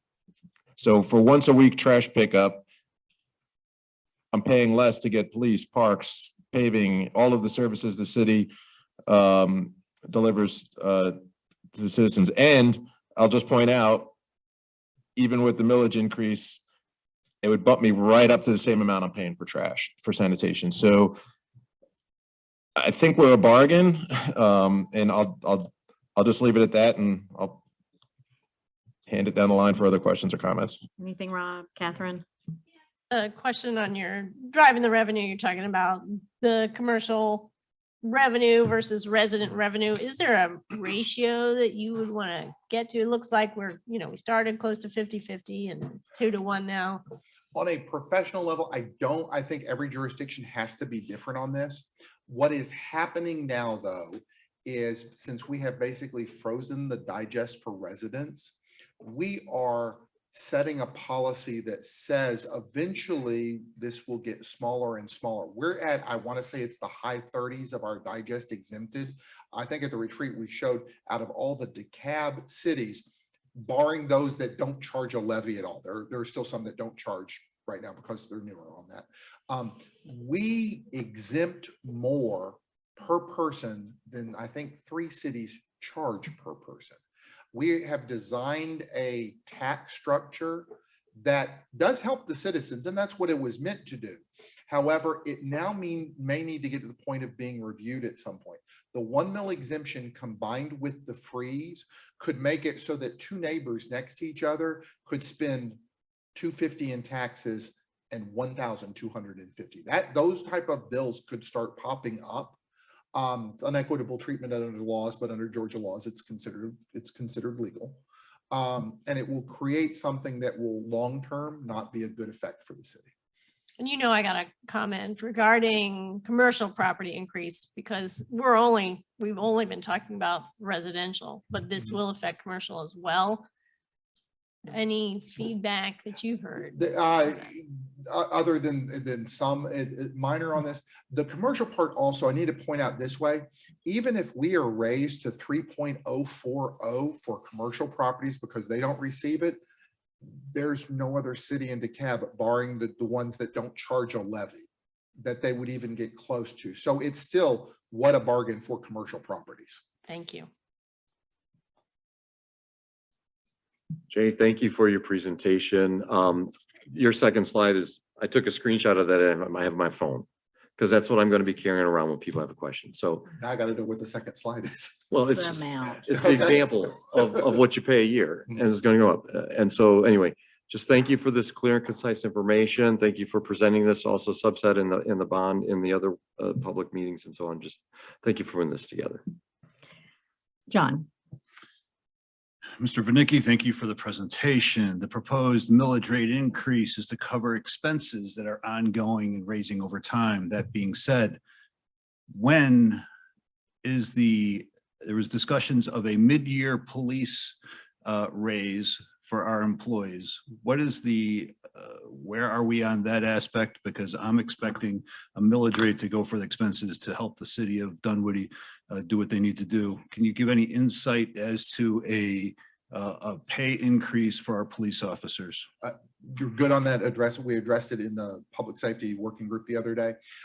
This generates about $1 million worth of revenue, and staff has recommended that we at least, and it will tweak the amount of the structural deficit a little bit, probably increase it about 1.3, but reserve about 250,000 of that to implement a pay raise effective July 1st of this year. We still need to work out all the details on it.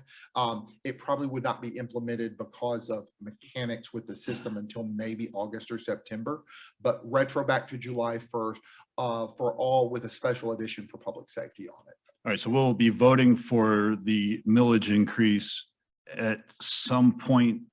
I just have to trust that we are going to do a pay increase, or are we going to get them at the same time? We're going to shoot for getting the same time. I cannot guarantee that at this point. However, we can bring on the day that the millage rate will be passed, which will be the only July meeting, we can put something in there to reserve. We have 2 meetings in July, just to be clear. The meeting that we're scheduled for them. The first meeting in July, and say to reserve X amount, and we'll have numbers by then for compensation adjustments in the third quarter. That can be done in the same motion that you approve the millage rate to reserve so much for it. Thank you. I'd like to make sure that that happens. No other questions. Thank you. Thank you for this. And I don't think I have anything. I think that the commercial question is a really interesting one, because as I don't know that it was said so clearly tonight, but at other meetings with Michael Starling, we've talked about the 2 perimeters, and one is long-term going to probably continue to increase no matter what, but there's another part that may struggle. And so we need to be realistic with ourselves, but also with our residents. Perimeter has been carrying us for a lot of years. And we just have no idea what's going to happen. If we get to the point where it is certain that only 50% of the people are ever going to be in the office on a given day, that's really challenging. And so, you know, the city was formed on some assumptions, some of which were probably never true in terms of fiscalness, and some of which have proven not to be true, and some situations that no one could have ever imagined in a million years. So that's where we find ourselves today. I can't remember the numbers anymore, but you know, for those of us who have been here for a long time, the freeze increase is very small. We're already paying relatively little. People's tax bills absolutely went up, but that's the school system. Email your school board member. Okay, that's it for. You could share the next thing for me, please. I can, and also have hard copies. I just have to turn around. Well, but we still need to share it because there's remarkably someone still in the audience. Oh. Can you see this one? Yeah, but I think I'm gonna need a paper copy just to lead the discussion, please. Okay, let me get it. Hold on. Nope. And this is from Jay's last email from this afternoon. I If wish you I need could to open get it. electronic. My eyes plan. weren't so tired. Somehow this one looks different all of a sudden. Yeah, well, I think it's the formatting, but you have a, No, this is not the. This is not the same one. oh. Okay, while you're pulling it up, if we get the paper copies. Take that phone. Okay, somehow the one that got saved over here is not the correct one. And the cursor disappeared again. Okay. So point of information is the document being passed out, the same document that was passed out at all the other town hall meetings, or is it something It new? has been revised. based That's what we upon were gonna previous- talk about tonight. Okay, there's, Actually, is it, no, it's not quite morning yet. Okay. Okay, cannot explain. Hey, Ginger, can you hijack there? Okay. Okay, I see the cursor now.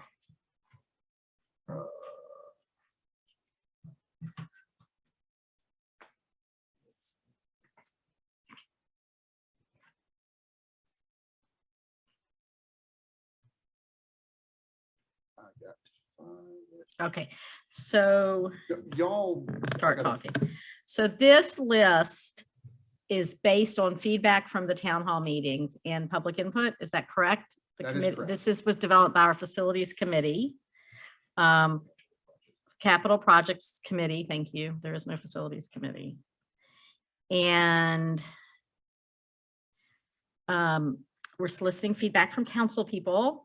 If you, I know that it was emailed to you earlier today.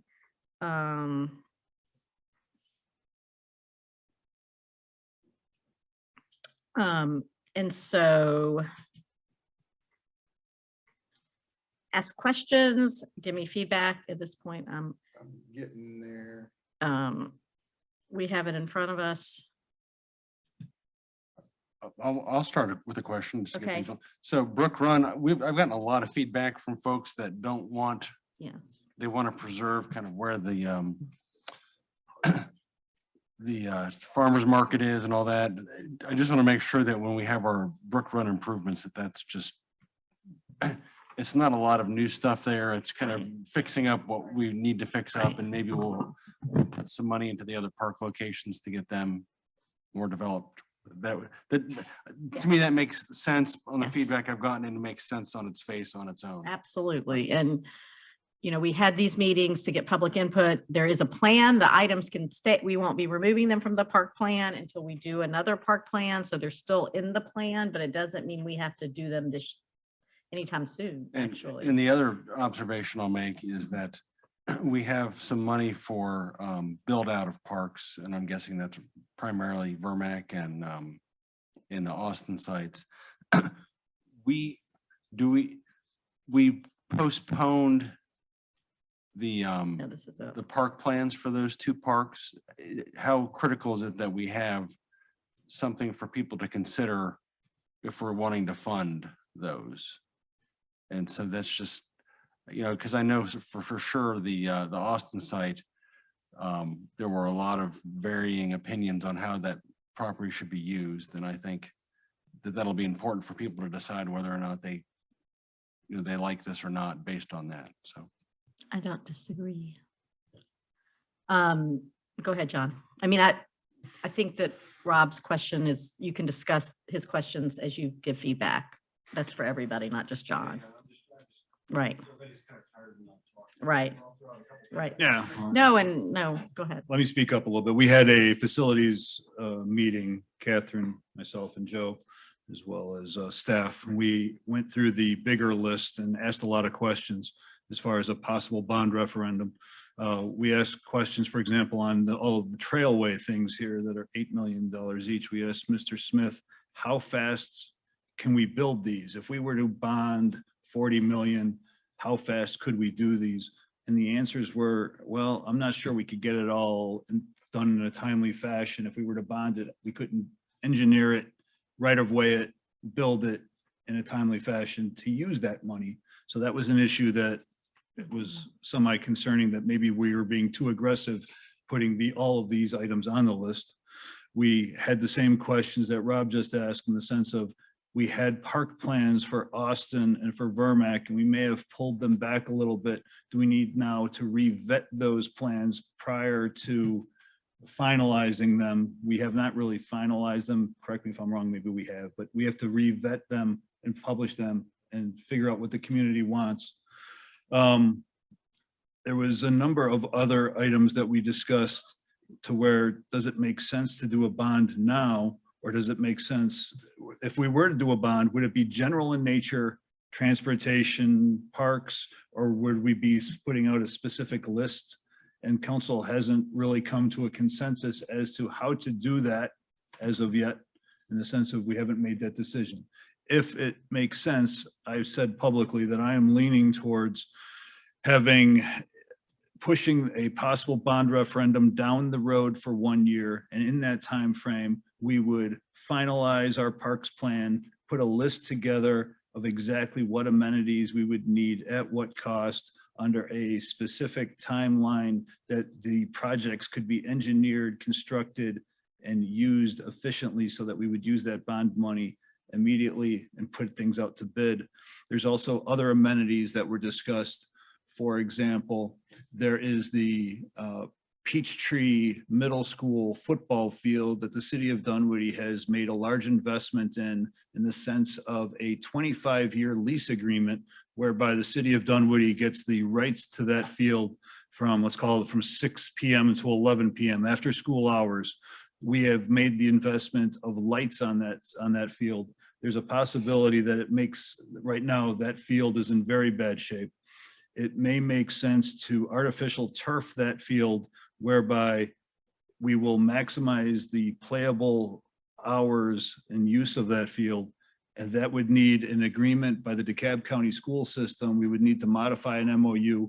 We could put that forward to see if the DeKalb County school system would want that and make that also part of the bond I a don't year think from you now. can, I don't mean to interrupt, but I don't think practically you should bond something you don't own. Ultimately, you're investing in something that even if it's 25 years, you can look to displace funding for other things we might spend. I hear you. And get it from that funds, but I'm not sure it makes practical sense. Just, We don't own it, but we do have a 20-year lease on it. Yeah, The turf would that- last about right. 20 years. It would be Yeah, one of the opportunities. Anyway, we had a great discussion. We talked about a lot of stuff and I'm happy to hear what everybody else has to say, but we had some concerns over the ability to complete projects on this list in a timely fashion to use it as bond money. So I think others can weigh in at the meeting. Catherine was there, Joe was there. If I missed something or misspoke, please correct me. okay. Can I take a point of personal privilege and ask our bond people that have, God bless you, been sitting here for hours? So you can come up because I have questions.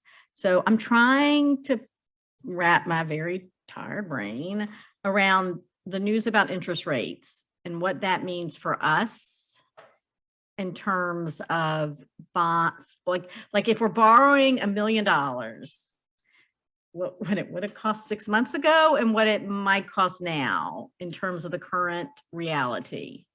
Yeah, that's a great question, and I don't have the exact amortization. Right, you can but, just estimate. I would say if we were to go a year ago or so, a Right. 20-year issuance would be probably in the 2% range.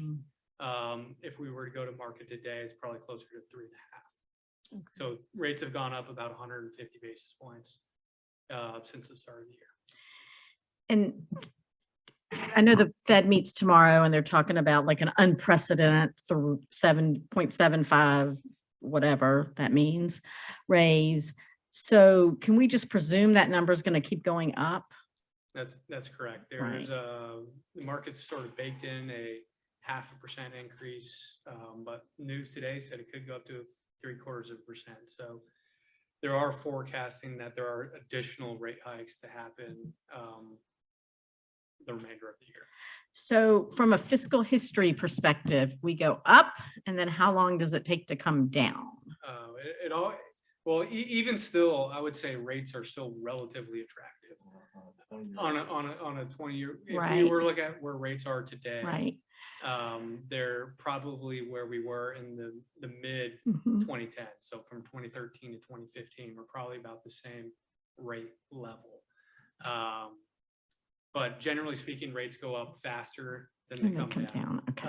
And so I would say that would come down over the course of a few years, as opposed to rates could spike in a matter of, quite frankly, months, as we've seen. All right. So let me ask you another question. And maybe this isn't for you, and I'm sorry, I'm going out of order, but it's late. So the idea that the trails couldn't be built and engineered quickly, that was what you said, right? Is he still here? I know, I wanted to have a.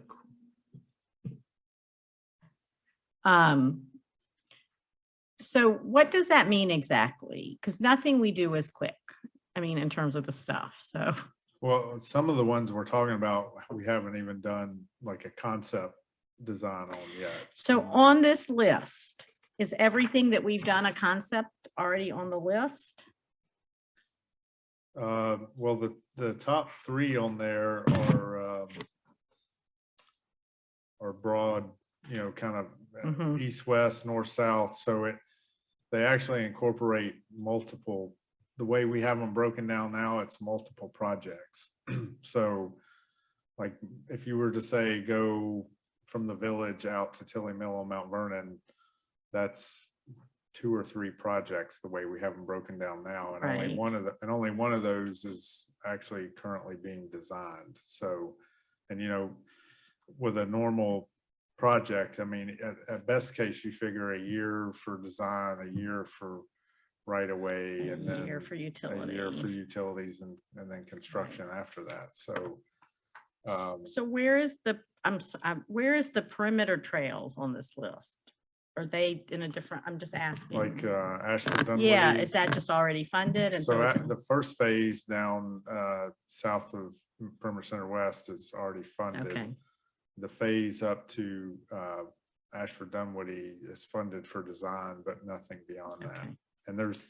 And that one has, I mean, the design is pretty close to done, but there's a lot of right of way on that one. And we would hope to try to get some donations. And of course, as we're finding with another project, donations take a long time. Yeah, they do. Okay, thank you. Joe? So I kind of sort of wanted to have this where we would talk at, everybody could bring up one item and then we could kind of discuss it and move forward. So Jay, do we have again, a clarification about the 36-month spend down? Can we really hit that? Because I look at Atlanta issuing hundreds of millions of dollars of bonds. Yeah. Here's kind of the kicker, and this has become, I'm going to say, kind of the axle that we're all wrapped around is the 36-month part. Those that have issued stuff like this, remember, this would be our first bond issuance. Many of them have their plans in action. Like for instance, Brookhaven with their 2018 one, they basically were digging a few weeks later. They had their plans together. They had everything put in order. Then they went to the voters with it. Our projects that are on this list are ideas and are concepts, but there probably needs to be some more concreteness to do it. The alternative would be to issue in tranches, which would mean that if we did 50 million and did 10, and then did 10 million 5 years later, we would actually in the end only end up issuing 40. So we would have gone to the voters with a different number and done less with it. It is the type of thing where to have this and have your plans ready. I'm sorry, could you repeat that again? Yes, it's called magical math. It is what, 1116 now. Okay. If we issued, let's say, took to the voters $50 million worth of bonds, and here's projects, things we would like to do with it. And on day one, we issued $10 million to build project A. 5 years later, we could issue $10 million more worth of bonds. However, every year that we don't issue, we lose some principal amount that we could have done. So over 5 years, and I'm doing, and Doug will verify, I'm kind of doing ballpark figures here. Instead of being able to issue 40 million, we probably could only issue 30 million at that time. So the voting list originally authorizes 50 million and 2.5 million each year. But because we waited 5 years, we lose the ability to issue all of that money. This was explained to us as an amortization. What we are telling the voters on day one is what we have to stick to. And if we aren't issuing on day one, all of it, we still have to stick to the same amortization. So you can't take it all. Right. Yeah, I'll add one thing that is you do, if there is a plan that a local government has, is we have the ability to plan for multiple issuance and can put out the repayment structure to allow, so we don't necessarily lose that principal amortization. But in order to do that, there needs to be a pretty clear path of issuance, meaning in order to run the appropriate numbers, we would need to know approximately X in this year, approximately Y in 2 years, approximately Z 5 years from now, whatever the number is. So we're able to set forth the amortization and come up with that plan, but there is no deviating from that plan per se, if that makes sense. Mayor, can I jump in? Certainly. I want to try to, and I got the experts out here, Doug, and this is Tommy Ratchford. Tommy, anybody that sits here 5 hours or at least stand up. This is one of Roger Murray's partners. Roger's out, but I want to simplify it this way. The 36-month rule has to do whether it's a tax exempt or non-tax exempt issue. The politics and the decision and the legislative priorities of how you do stuff and whether you want to do it, I'm not talking about that. I'm just talking about what is the 36-month rule.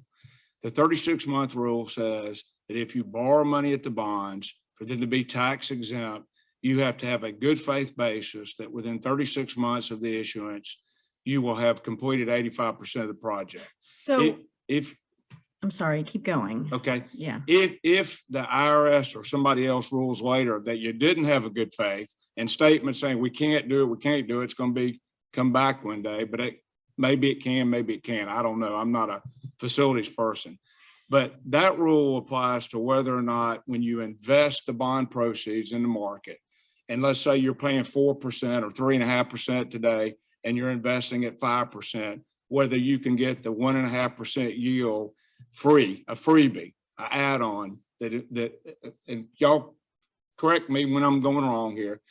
If it's not tax exempt, you can invest money at a greater rate of return than you're paying on the principal. So this all has to do with whether or not there's an IRS involvement in the spread, how much you borrow and what rate you pay, and how much you can gain in initial interest earnings while that money's sitting in a fund to pay down debt service at some rate.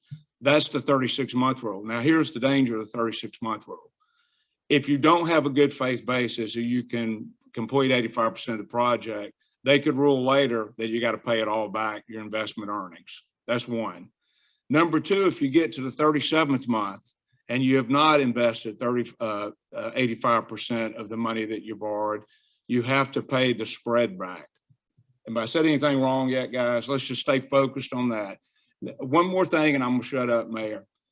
Whatever the rate is today, it doesn't take a rocket science to say it's going up.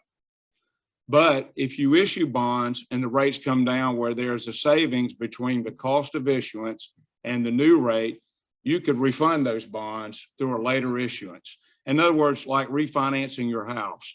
I only say that because it's really more timing of when y'all want to do something or not do something than it really is. The market is. If you borrow at a certain rate, you hope to invest it at a higher rate. It's whether you get to keep the spread or not. That's really what arbitrage is. That's this whole 36-month rule. 2 tests, there's actually more tests, but Tommy, I've tried to simplify it and as best I could. Did I get it? Yeah, you're not wrong. Okay. So let me ask a question. So the 36-month rule means when you're talking about 85%, are you saying that if somebody is issuing $40 million worth of bonds, within 36 months, they have to spend 85% of that $40 million? You have to, it's an 85% test. That's correct. So again, I can't do math anymore, but let's say that's about $32 million, which is probably close. We have to spend the 32, even if you do a 20-year bond, you have to spend $32 million in the first 3 years. In order to keep the spread between what you're paying back at interest rate versus what you're investing at the interest rate while the money's sitting in your account somewhere. Might only be 1 or 2%. Right. It may be 1 or 2%, it could be more. They can address the premium. So Doug, what, go ahead. So what if you don't want, like, what if that's not even possible? Then what happens? Yeah, I think you're making the certification that you're intending to do that in order to receive that tax exempt status. And what's the, just because I don't know, what's the downside of not receiving a tax It's exempt? about an additional 1% penalty on your interest rate Okay, so that's, over the life of the loan. So it gets very, very, very expensive.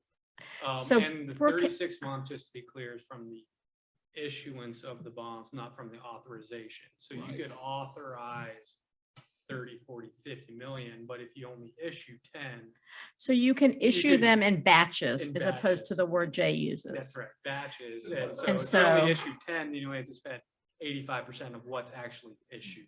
But then you lose $10 million. But are you paying? It depends on how you structure the repayment. Okay. So we Are you, can make let me ask a question about that. Are you paying, like if we borrowed, say we offered $40 million, so that would be, in your example, about 32 million, we would lose 8. But are we losing that 8 or we're just losing access to it? So the taxpayers aren't paying back that 8. Okay, so you're really only paying back 32. Okay. All right, this is, all right. So, okay. All right, so one question I have for Michael, if he's still here. One question I have for Michael is that, like for these, and maybe other people can pop in, but for these trails, for example, what's the cost of designing them? I understand we're writing them differently than we have in the past, but if we said to you that if we said before we could do XYZ, we need designs or the first step at least, what does that usually cost? It depends, but I mean. Like how much did the let's one just we looked say, at tonight? Let's just say $1 million Okay. to design everything. All of these? I mean, each project's usually 100 to 150,000. So Right. if you say there's roughly 10 projects, let's say $1 million. Okay. All right. Madam Mayor, can I address that? Yes. This might be helpful. I'm sorry. If the council were going to advance non-bond funds to start design of something, before you do it, you'd want to do a reimbursement resolution so that the proceeds that you later get from the bond, 6 months, 12 months, 2 years, could be used to pay back the amount that the city advance funded. So let's say you took $2 million off the top right now and went and said, we want you to go plan all these. I'm not saying the staff can do this. I'm just saying, for example, you spent $2 million of your own money. Before you initiate that, you're going to want to do a reimbursement resolution so that when you later get bond proceeds, that comes back to you to replace the money you advance to fund the advanced design work or whatever. I just point that out because I don't want us to get ahead of ourselves. If we ever do that, Jay, we need to have a reimbursement resolution on file that y'all have adopted. Okay. And the caveat that the bond could be voted down and we could just be on the hook. Yeah, for that. absolutely. All right. Could I ask a question on the timeline? So presuming we go forward, presuming it is approved by the voters, in the best case scenario, we're probably still a year away from an issuance. Is that, or maybe 9 months, but we're not going to be issuing the bonds until at some point in 2023. Is that correct? Yeah, I would say probably the quickest would be issuing in early 23, selling in the spring, closing in. So we're closing still, spring. we're still roughly about a year away from issuance, and that's when the clock on the 3 years starts. So that kind of, again, if we wanted to push forward, that gives us about a year of planning before the bonds are actually issued. So just food for thought there. We could, the ball in, to Ken's point, obviously the funding is another issue there, but we could do that. Let me ask you another question. Instead of going, and I guess this is from a bond issuance, I'm sure it's legal to do it, but I'm curious how the banks would see this. Let's say we determine, all right, we can get 1/3 of the trails done within that 3 year. We're comfortable saying that, but that leaves 2/3 of trails that we would like to do undone. Could we issue a lower bond initially and then issue a second bond 3 years down the road when everything is ready to go forward on those for obviously a lesser amount? So maybe your total bond issuance is about the same amount of money, but you're issuing it in 2 separate bonds. I mean, I have no idea how the voters would accept, obviously I think if we did a good job the first time and delivered on what we promised and they were happy, I think the second one might be a little bit easier. Is that not a good way to do it? I'm just curious. I think it's going to get a bit more cumbersome than needs to be. On the original bond, let's pretend call it vote A and vote B. You could combine it in A, since you would know the plan anyway. You could design the issuance to accommodate your timeline. Yeah, it would be better to do A and say your debt schedule is going to look like this, and we know we're going to issue 3 different things over the course of the next 10 years. Okay, gotcha. That does make a lot more sense. As the mayor said, it's starting to get late. So I just want to talk a little bit about like costs and stuff, because I know those discussion. First of all, I think we're honestly closer to having a public ready list than perhaps others think. I think some of these plans are far enough along. And again, given that we've still got several months before November, and then of course, several months after that until an issuance, I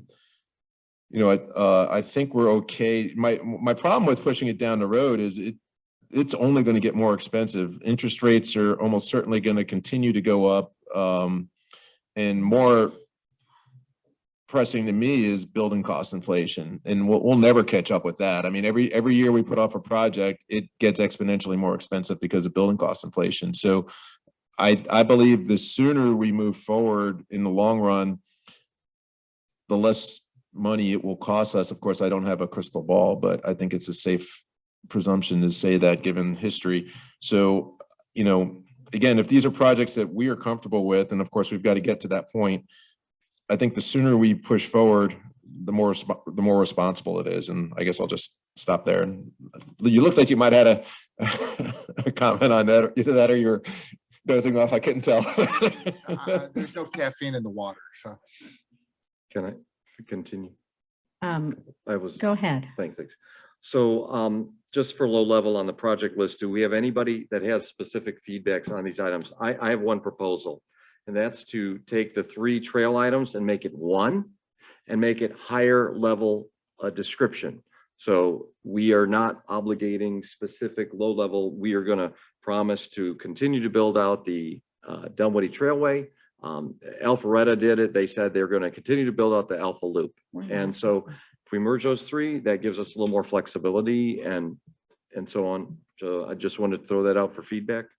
I think that it's too late to hash some of this stuff out. I'm really sorry. I don't know how everybody else feels, but we can do a called meeting or something. But I think a challenge is that the feedback we're getting today via email or in the cards for the poor people who didn't get to speak is people that are supporting it want specifics. And so I don't necessarily think that's a terrible idea, you know, list some trails, but I don't think you can be totally vague. And I don't know how that works legally. I am concerned about the cost of the park at Austin and that we're committing to $8 million or $10 million or $12 million without having first fleshed out as a council what we want to see there. And maybe I'm the only person that feels that way, but I think we know that there's a fair amount of controversy over that project. And so I think that it behooves us to maybe figure some of that stuff out. Otherwise, I think the details of that specific project will mire down potentially the whole bond. And so I think we have to figure that out. And I don't necessarily have a clear view. Perhaps the District 1 reps can start by working together and maybe looking at it and then coming back and sharing with us or something. But I think what we have to be careful of is having projects on there that people are going to have strong opinions about the project themselves and what specifically might happen and us not have the answers. I agree. And then the second thing is with Vermac, you know, we bought that land and I think it was a good purchase, but I'm not sure at all that it's a higher, I mean, I would have to know what else we're not doing to spend money there yet. And also because the utility needs there are so high. So I'm just throwing that out there. I agree with Brook Run. I agree with Waterford. I think, as long as the people representing that area agree with Waterford. And I want trails, lots of trails. I want them done well, to John's conversation earlier. And I don't necessarily object to lumping it together like that, but with specifics, you know, this is, you know, things are easier in Alpharetta for a lot of reasons, but the Alpha Loop is one of them, right? They all have a name. Maybe we need to brand it. And then do we work in the 285 bridge? But anyway, okay.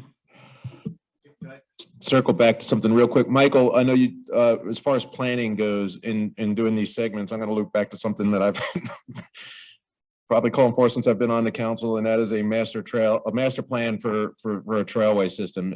Doing it that way versus doing specific plans for all this segment. Number one, would it be a better presentation to the public as far as a bond issuance? And number two, would it be practical as far as moving forward with construction? And then from a cost perspective, I would imagine it would come in lower, but I don't know. So do you have any thoughts on that? I'm not sure I understand the question. Yeah. So earlier we talked about moving forward with plans for the segments of the trail, and you said it would cost about $1 million roughly to get that done. Rather than addressing each of these as individual projects, if we just develop one single master plan for a citywide trailway system, and I agree with the mayor, let's brand it somehow, but that's down the road. But how would that, from a timeline standpoint and from a cost standpoint, would we be moving that? Would it be cheaper and quicker, because I think it would be more effective as far as presenting a plan to the public to say this is how it all fits together, as opposed to presenting a bunch of segments that they're going to have to piece together themselves. So is that an idea? I'm just throwing it out there. Well, if we're talking about just a master plan, yeah, we've talked about doing that at some point, but if you're talking about designing them all, like engineering them all as one project, I think it would take longer, because, you know, you're going to run into issues in one area that you might not have in another, whether it's utilities or environmental or something. So if you run into a snag on one part of the system, it may bog down everything else at the same time. So I think still breaking them up into segments makes the most sense. Mike, I have a question. I mean, you've seen the proposed ones. My fear is that because they're not designed, that at some point there's some segment that's just impossible to do. Like we just can't do it. So for, how does that? Oh, sorry. We put a sidewalk there. I've been talking about that for years. So I guess how would that work with one? I guess how would that work with if it was on a bond, and two, is that a reality or is there always a workaround? I mean, anything's possible, but you know, I don't really feel comfortable saying we can get any of this done in 3 years unless it's one of the ones we already are well into design on. And really, I mean, ideally, I think you have you're basically shovel ready. You have the right of way acquired, so you've gotten past that part of it. And you know, usually through the right of way process, you get you get some buy-in from the people along that path. So, I mean, to me, you know, having a project that's the plans are done and you've almost acquired at least almost all the right of way, if not all of it, then you can move pretty quickly with that. So Ken, I have a question for Ken. I'm reading Alpharetta. It says legally the money from bonds can only be used for purposes unless funds remain after projects are completed, or one of the projects on the list cannot be undertaken for some reason. This is from Alpharetta's bond said. And then it says, under those circumstances, following an extensive public education and engagement process, City Council can consider using the funds for other park-related projects. Well, I didn't hear the question. I heard the statement of Alfred. First of all, I don't do anything because some other city or county has done it or anywhere else, because a lot of this you learn in this game. It depends on who challenged it and when. So we're going to follow the book, but I would say this. It depends on the question. If we tried to speculate as to responding to that without knowing what the question is, it would be, I'm talking about the ballot question, it would be a little difficult. But let me say this in general terms. If you put parks on there, a specific park project, and for whatever reason, this body either doesn't have the money or it becomes obsolete because of a new government or a new council, or for something crazy happens. Maybe there's a road that needs to go right through where you're about to build a park. There's a process under Georgia law where you can have public hearings and you can rededicate that money for that portion, but it would have to be for a park use. You can't take park money and make it a road money or a building money. It would have to be related to a park facility, depending upon the question. But I say this with a lot of respect for my counterparts, but a lot of this is we're going strictly by the law and the case law, not what others do, because sometimes others do, and I'm not going to name a name, but others do things and nobody challenges it, so everybody else thinks you can do it. That's not how we give y'all legal opinions. But yes, you could rededicate the money under a certain set of facts, depending upon the question, but only to a similar item, depending upon how a ballot question read. So, Joe, I hate to be fuzzy about it, but it's a delicate answer to that, depending upon what's actually put in front of the voters. Okay. Anybody else? Can I ask one thing, Tom? Yes. You're here. Do you disagree with anything I said? Yes, sir. The only caveat is if you were to adopt. Stand up to Mike. So Yeah, you have to get to the mic because it's part of the minutes. Under state law, that process you're talking about requires a 2/3 majority for that resolution if the council were to. Not a proceed with simple that. majority. Yeah, it's not a simple majority. Yes, sir. It'd be 2/3, and it would basically only be in instances of impossibility of sort of completing the project. And as Ken points out, it would have to be for a similar purpose. Okay. Okay. So I don't know what the next steps are, Joe. I absolutely don't know. I'm really unclear because this list it's challenging so I'm wondering if there are shovel-ready projects that we should be looking more closely at. And I know that y'all met. I don't know what was on the list. I mean, I know what was on, we had a long list and we whittled it down. Right, they took off things based on completion dates. Yes. Anything that was outside of 3 years was not even on the list. And if they're inside of 3 years, then they're. Okay, but just so I understand that I understand, the 3-year rule is only applicable to the amount of money you bond in that 3 years. So you can ask I understand that there's that. Come explain it to me one more time. I'm really sorry because I thought I understand it and now you're looking at me like I don't. Close to the mic this time. Yeah. I'll let you. So we're talking about the money that's bonded. Right. You bond it. So the authorization and the bonding process are two sort of hand in Okay. hand Right. processes, but what you bond for would just be specific projects that were approved by the authorization. So say we do a $40 million bond and we have a list. And it takes 9 months to get organized and we're ready to, what's the next? You've approved the bond. 9 months later, you're ready to take the first part of the money. Yep, you're headed towards issuance. Issuance, thank you. So you're headed towards issuance. We can pick the number of that $40 million that we're going to issue in the first 3 years, or that we're confident we can spend. Day one. It's not 3 years. We're not waiting 3 years. Day 1, day 2, day 3, you can issue it at any time. Right, but once you issue, but the issue, So it, Any amount up to that amount. so if you Yes, sir. That's issue, your- right, so if you issue $8 million, you have to spend that 8 million in the 3 years. It's been To be a- 85%. 85%. If you issue $18 million, you have to spend it in the first 3 years. 85%. that's the outer limit, yes, ma'am. Okay, so then you spend 85% or 100% of whatever that number is, and then you can issue 8 million more.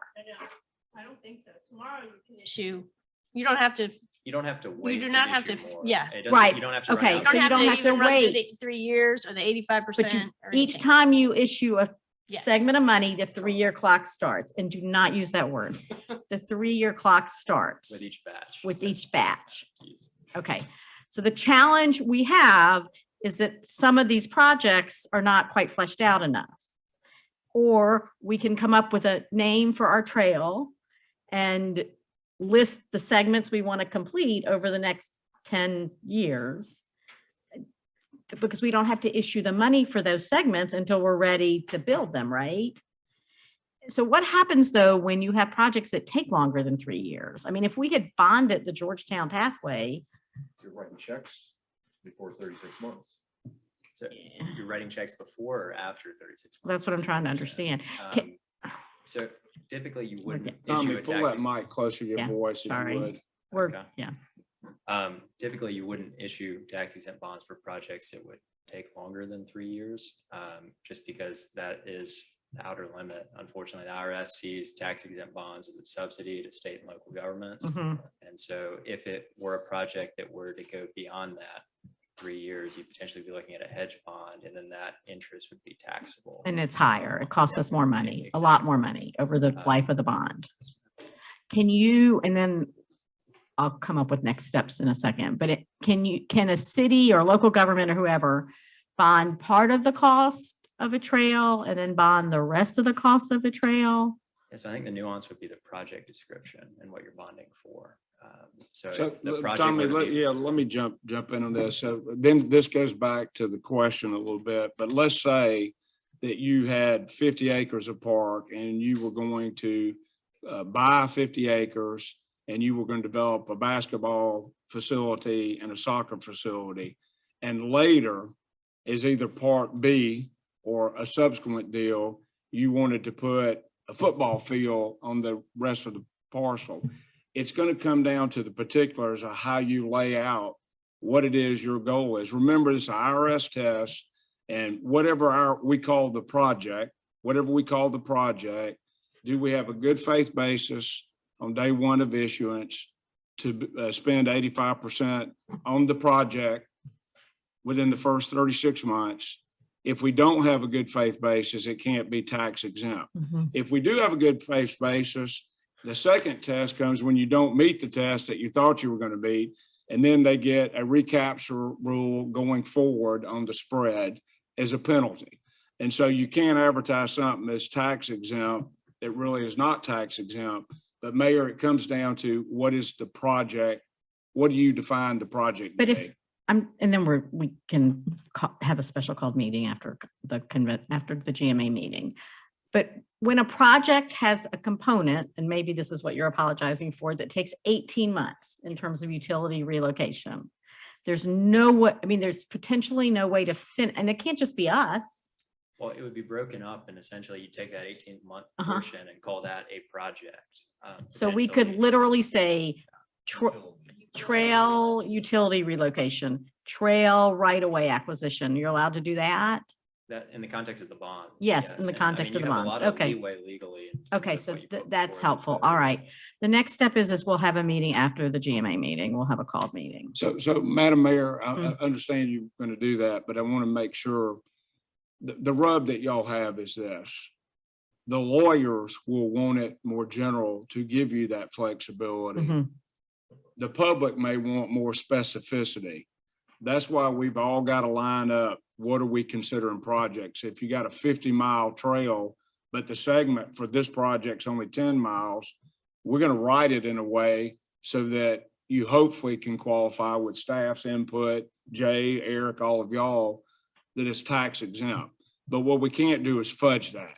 That's what we're saying. Right. But the work legitimately would qualify for tax exempt status. The question is how you break it down into 3-year segments, right? We're not building a shopping center. We're not buying a shopping center. You know, we're not putting in an outdoor movie theater.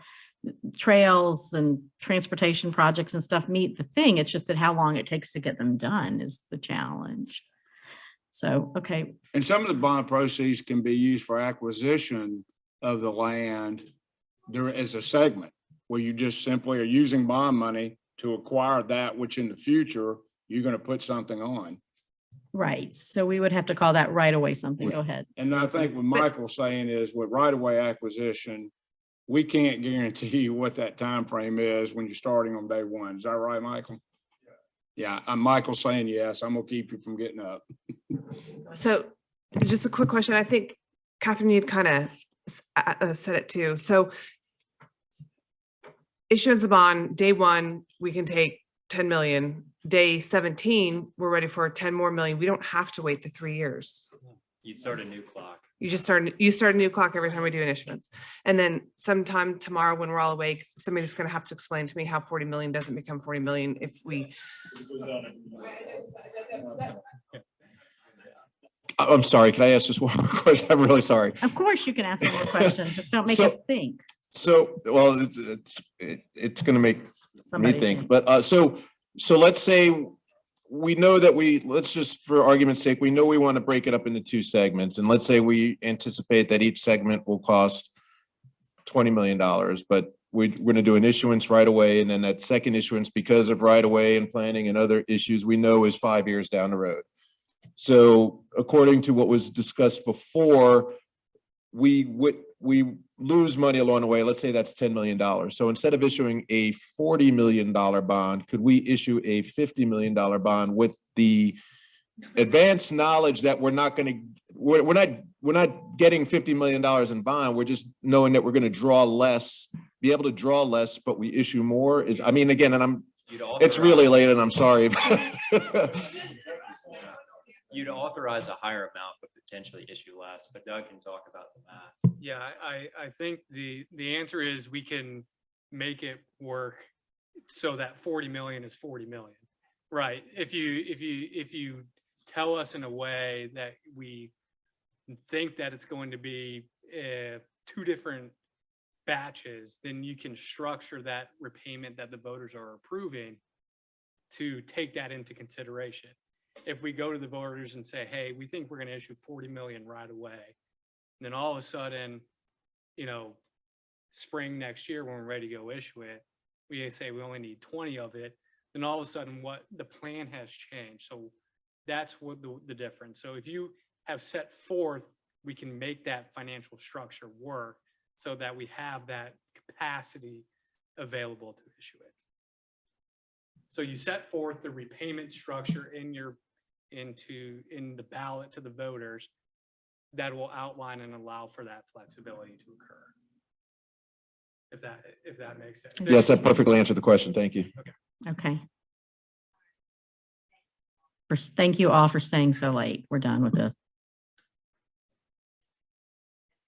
Next is public comment, and Renata, God bless you. Is this the equivalent of our going fishing story? 30 minutes. Right. Right, you got to get that off. Oh no. Except we still have executive session, so we're not finished. Well, he's late. Right. He is not a late person. I am. Okay. So I came to talk about the trees. Mhm. And a few that had comments on a little bit of y'all's discussion. First, thank you for your insightful comments. A lot of things I hadn't thought about and questioned that you had. That was good for the trees. And I think making us use approved cutters will make the price go up because they'll know that we have to use them.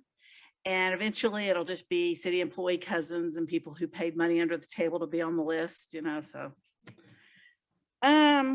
In regards to suspending the ordinance for an emergency situation, well, that seems kind of useless because by then the dangerous trees would have already fallen and someone would probably be dead and someone might want to sue the city. And so I don't know about that, but so anyway, here's what I actually thought I was going to say when I got here is that I don't think that it's the city's job to tell the homeowners what they can do with their property and their trees. Unless, of course, the city wanted to make an ordinance saying you have to cut down your dangerous pines that are going to fall on your neighbor's house. That would be good. As we know, most of the public outcry that we hear is because the city's cutting down the trees, not the homeowners. Apparently there has been some, but certainly not as significant. I think when homeowners make a decision to cut down trees, it's a lot of money and they're not making this decision carelessly. We need to remember that in 1996, when the tornado came through, they condemned about 800 homes. And primarily it was because trees fell on the houses or broke and fell on the houses. So they're dangerous. When we bought our house 30 years ago, we took down every pine and some other dangerous trees that were on our lot.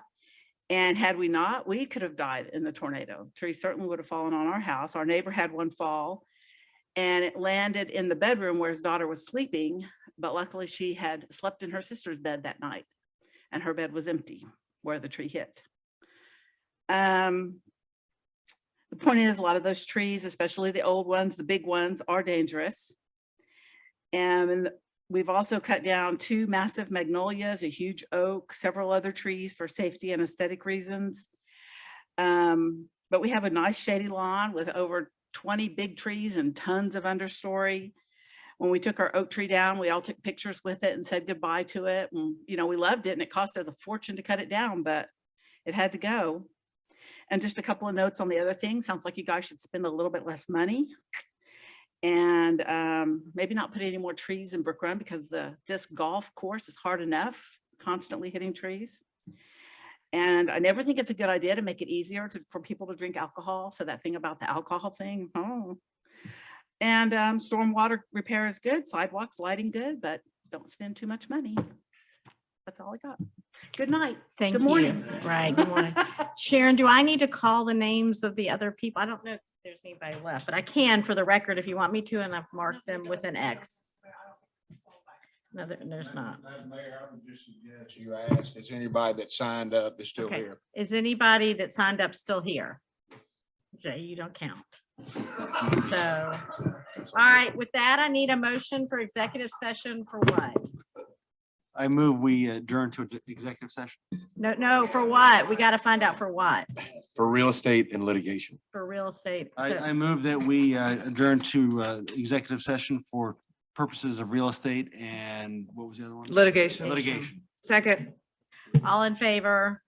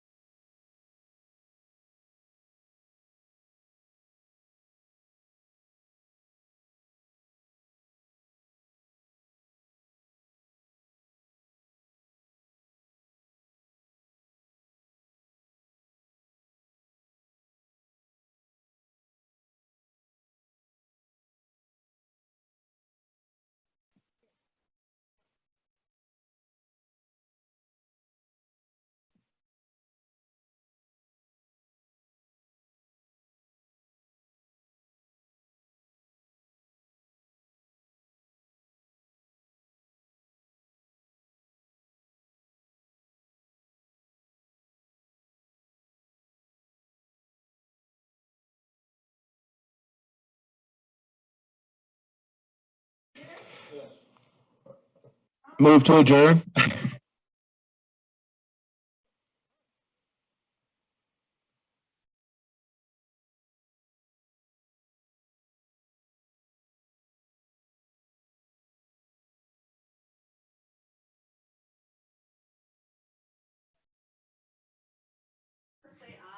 Aye.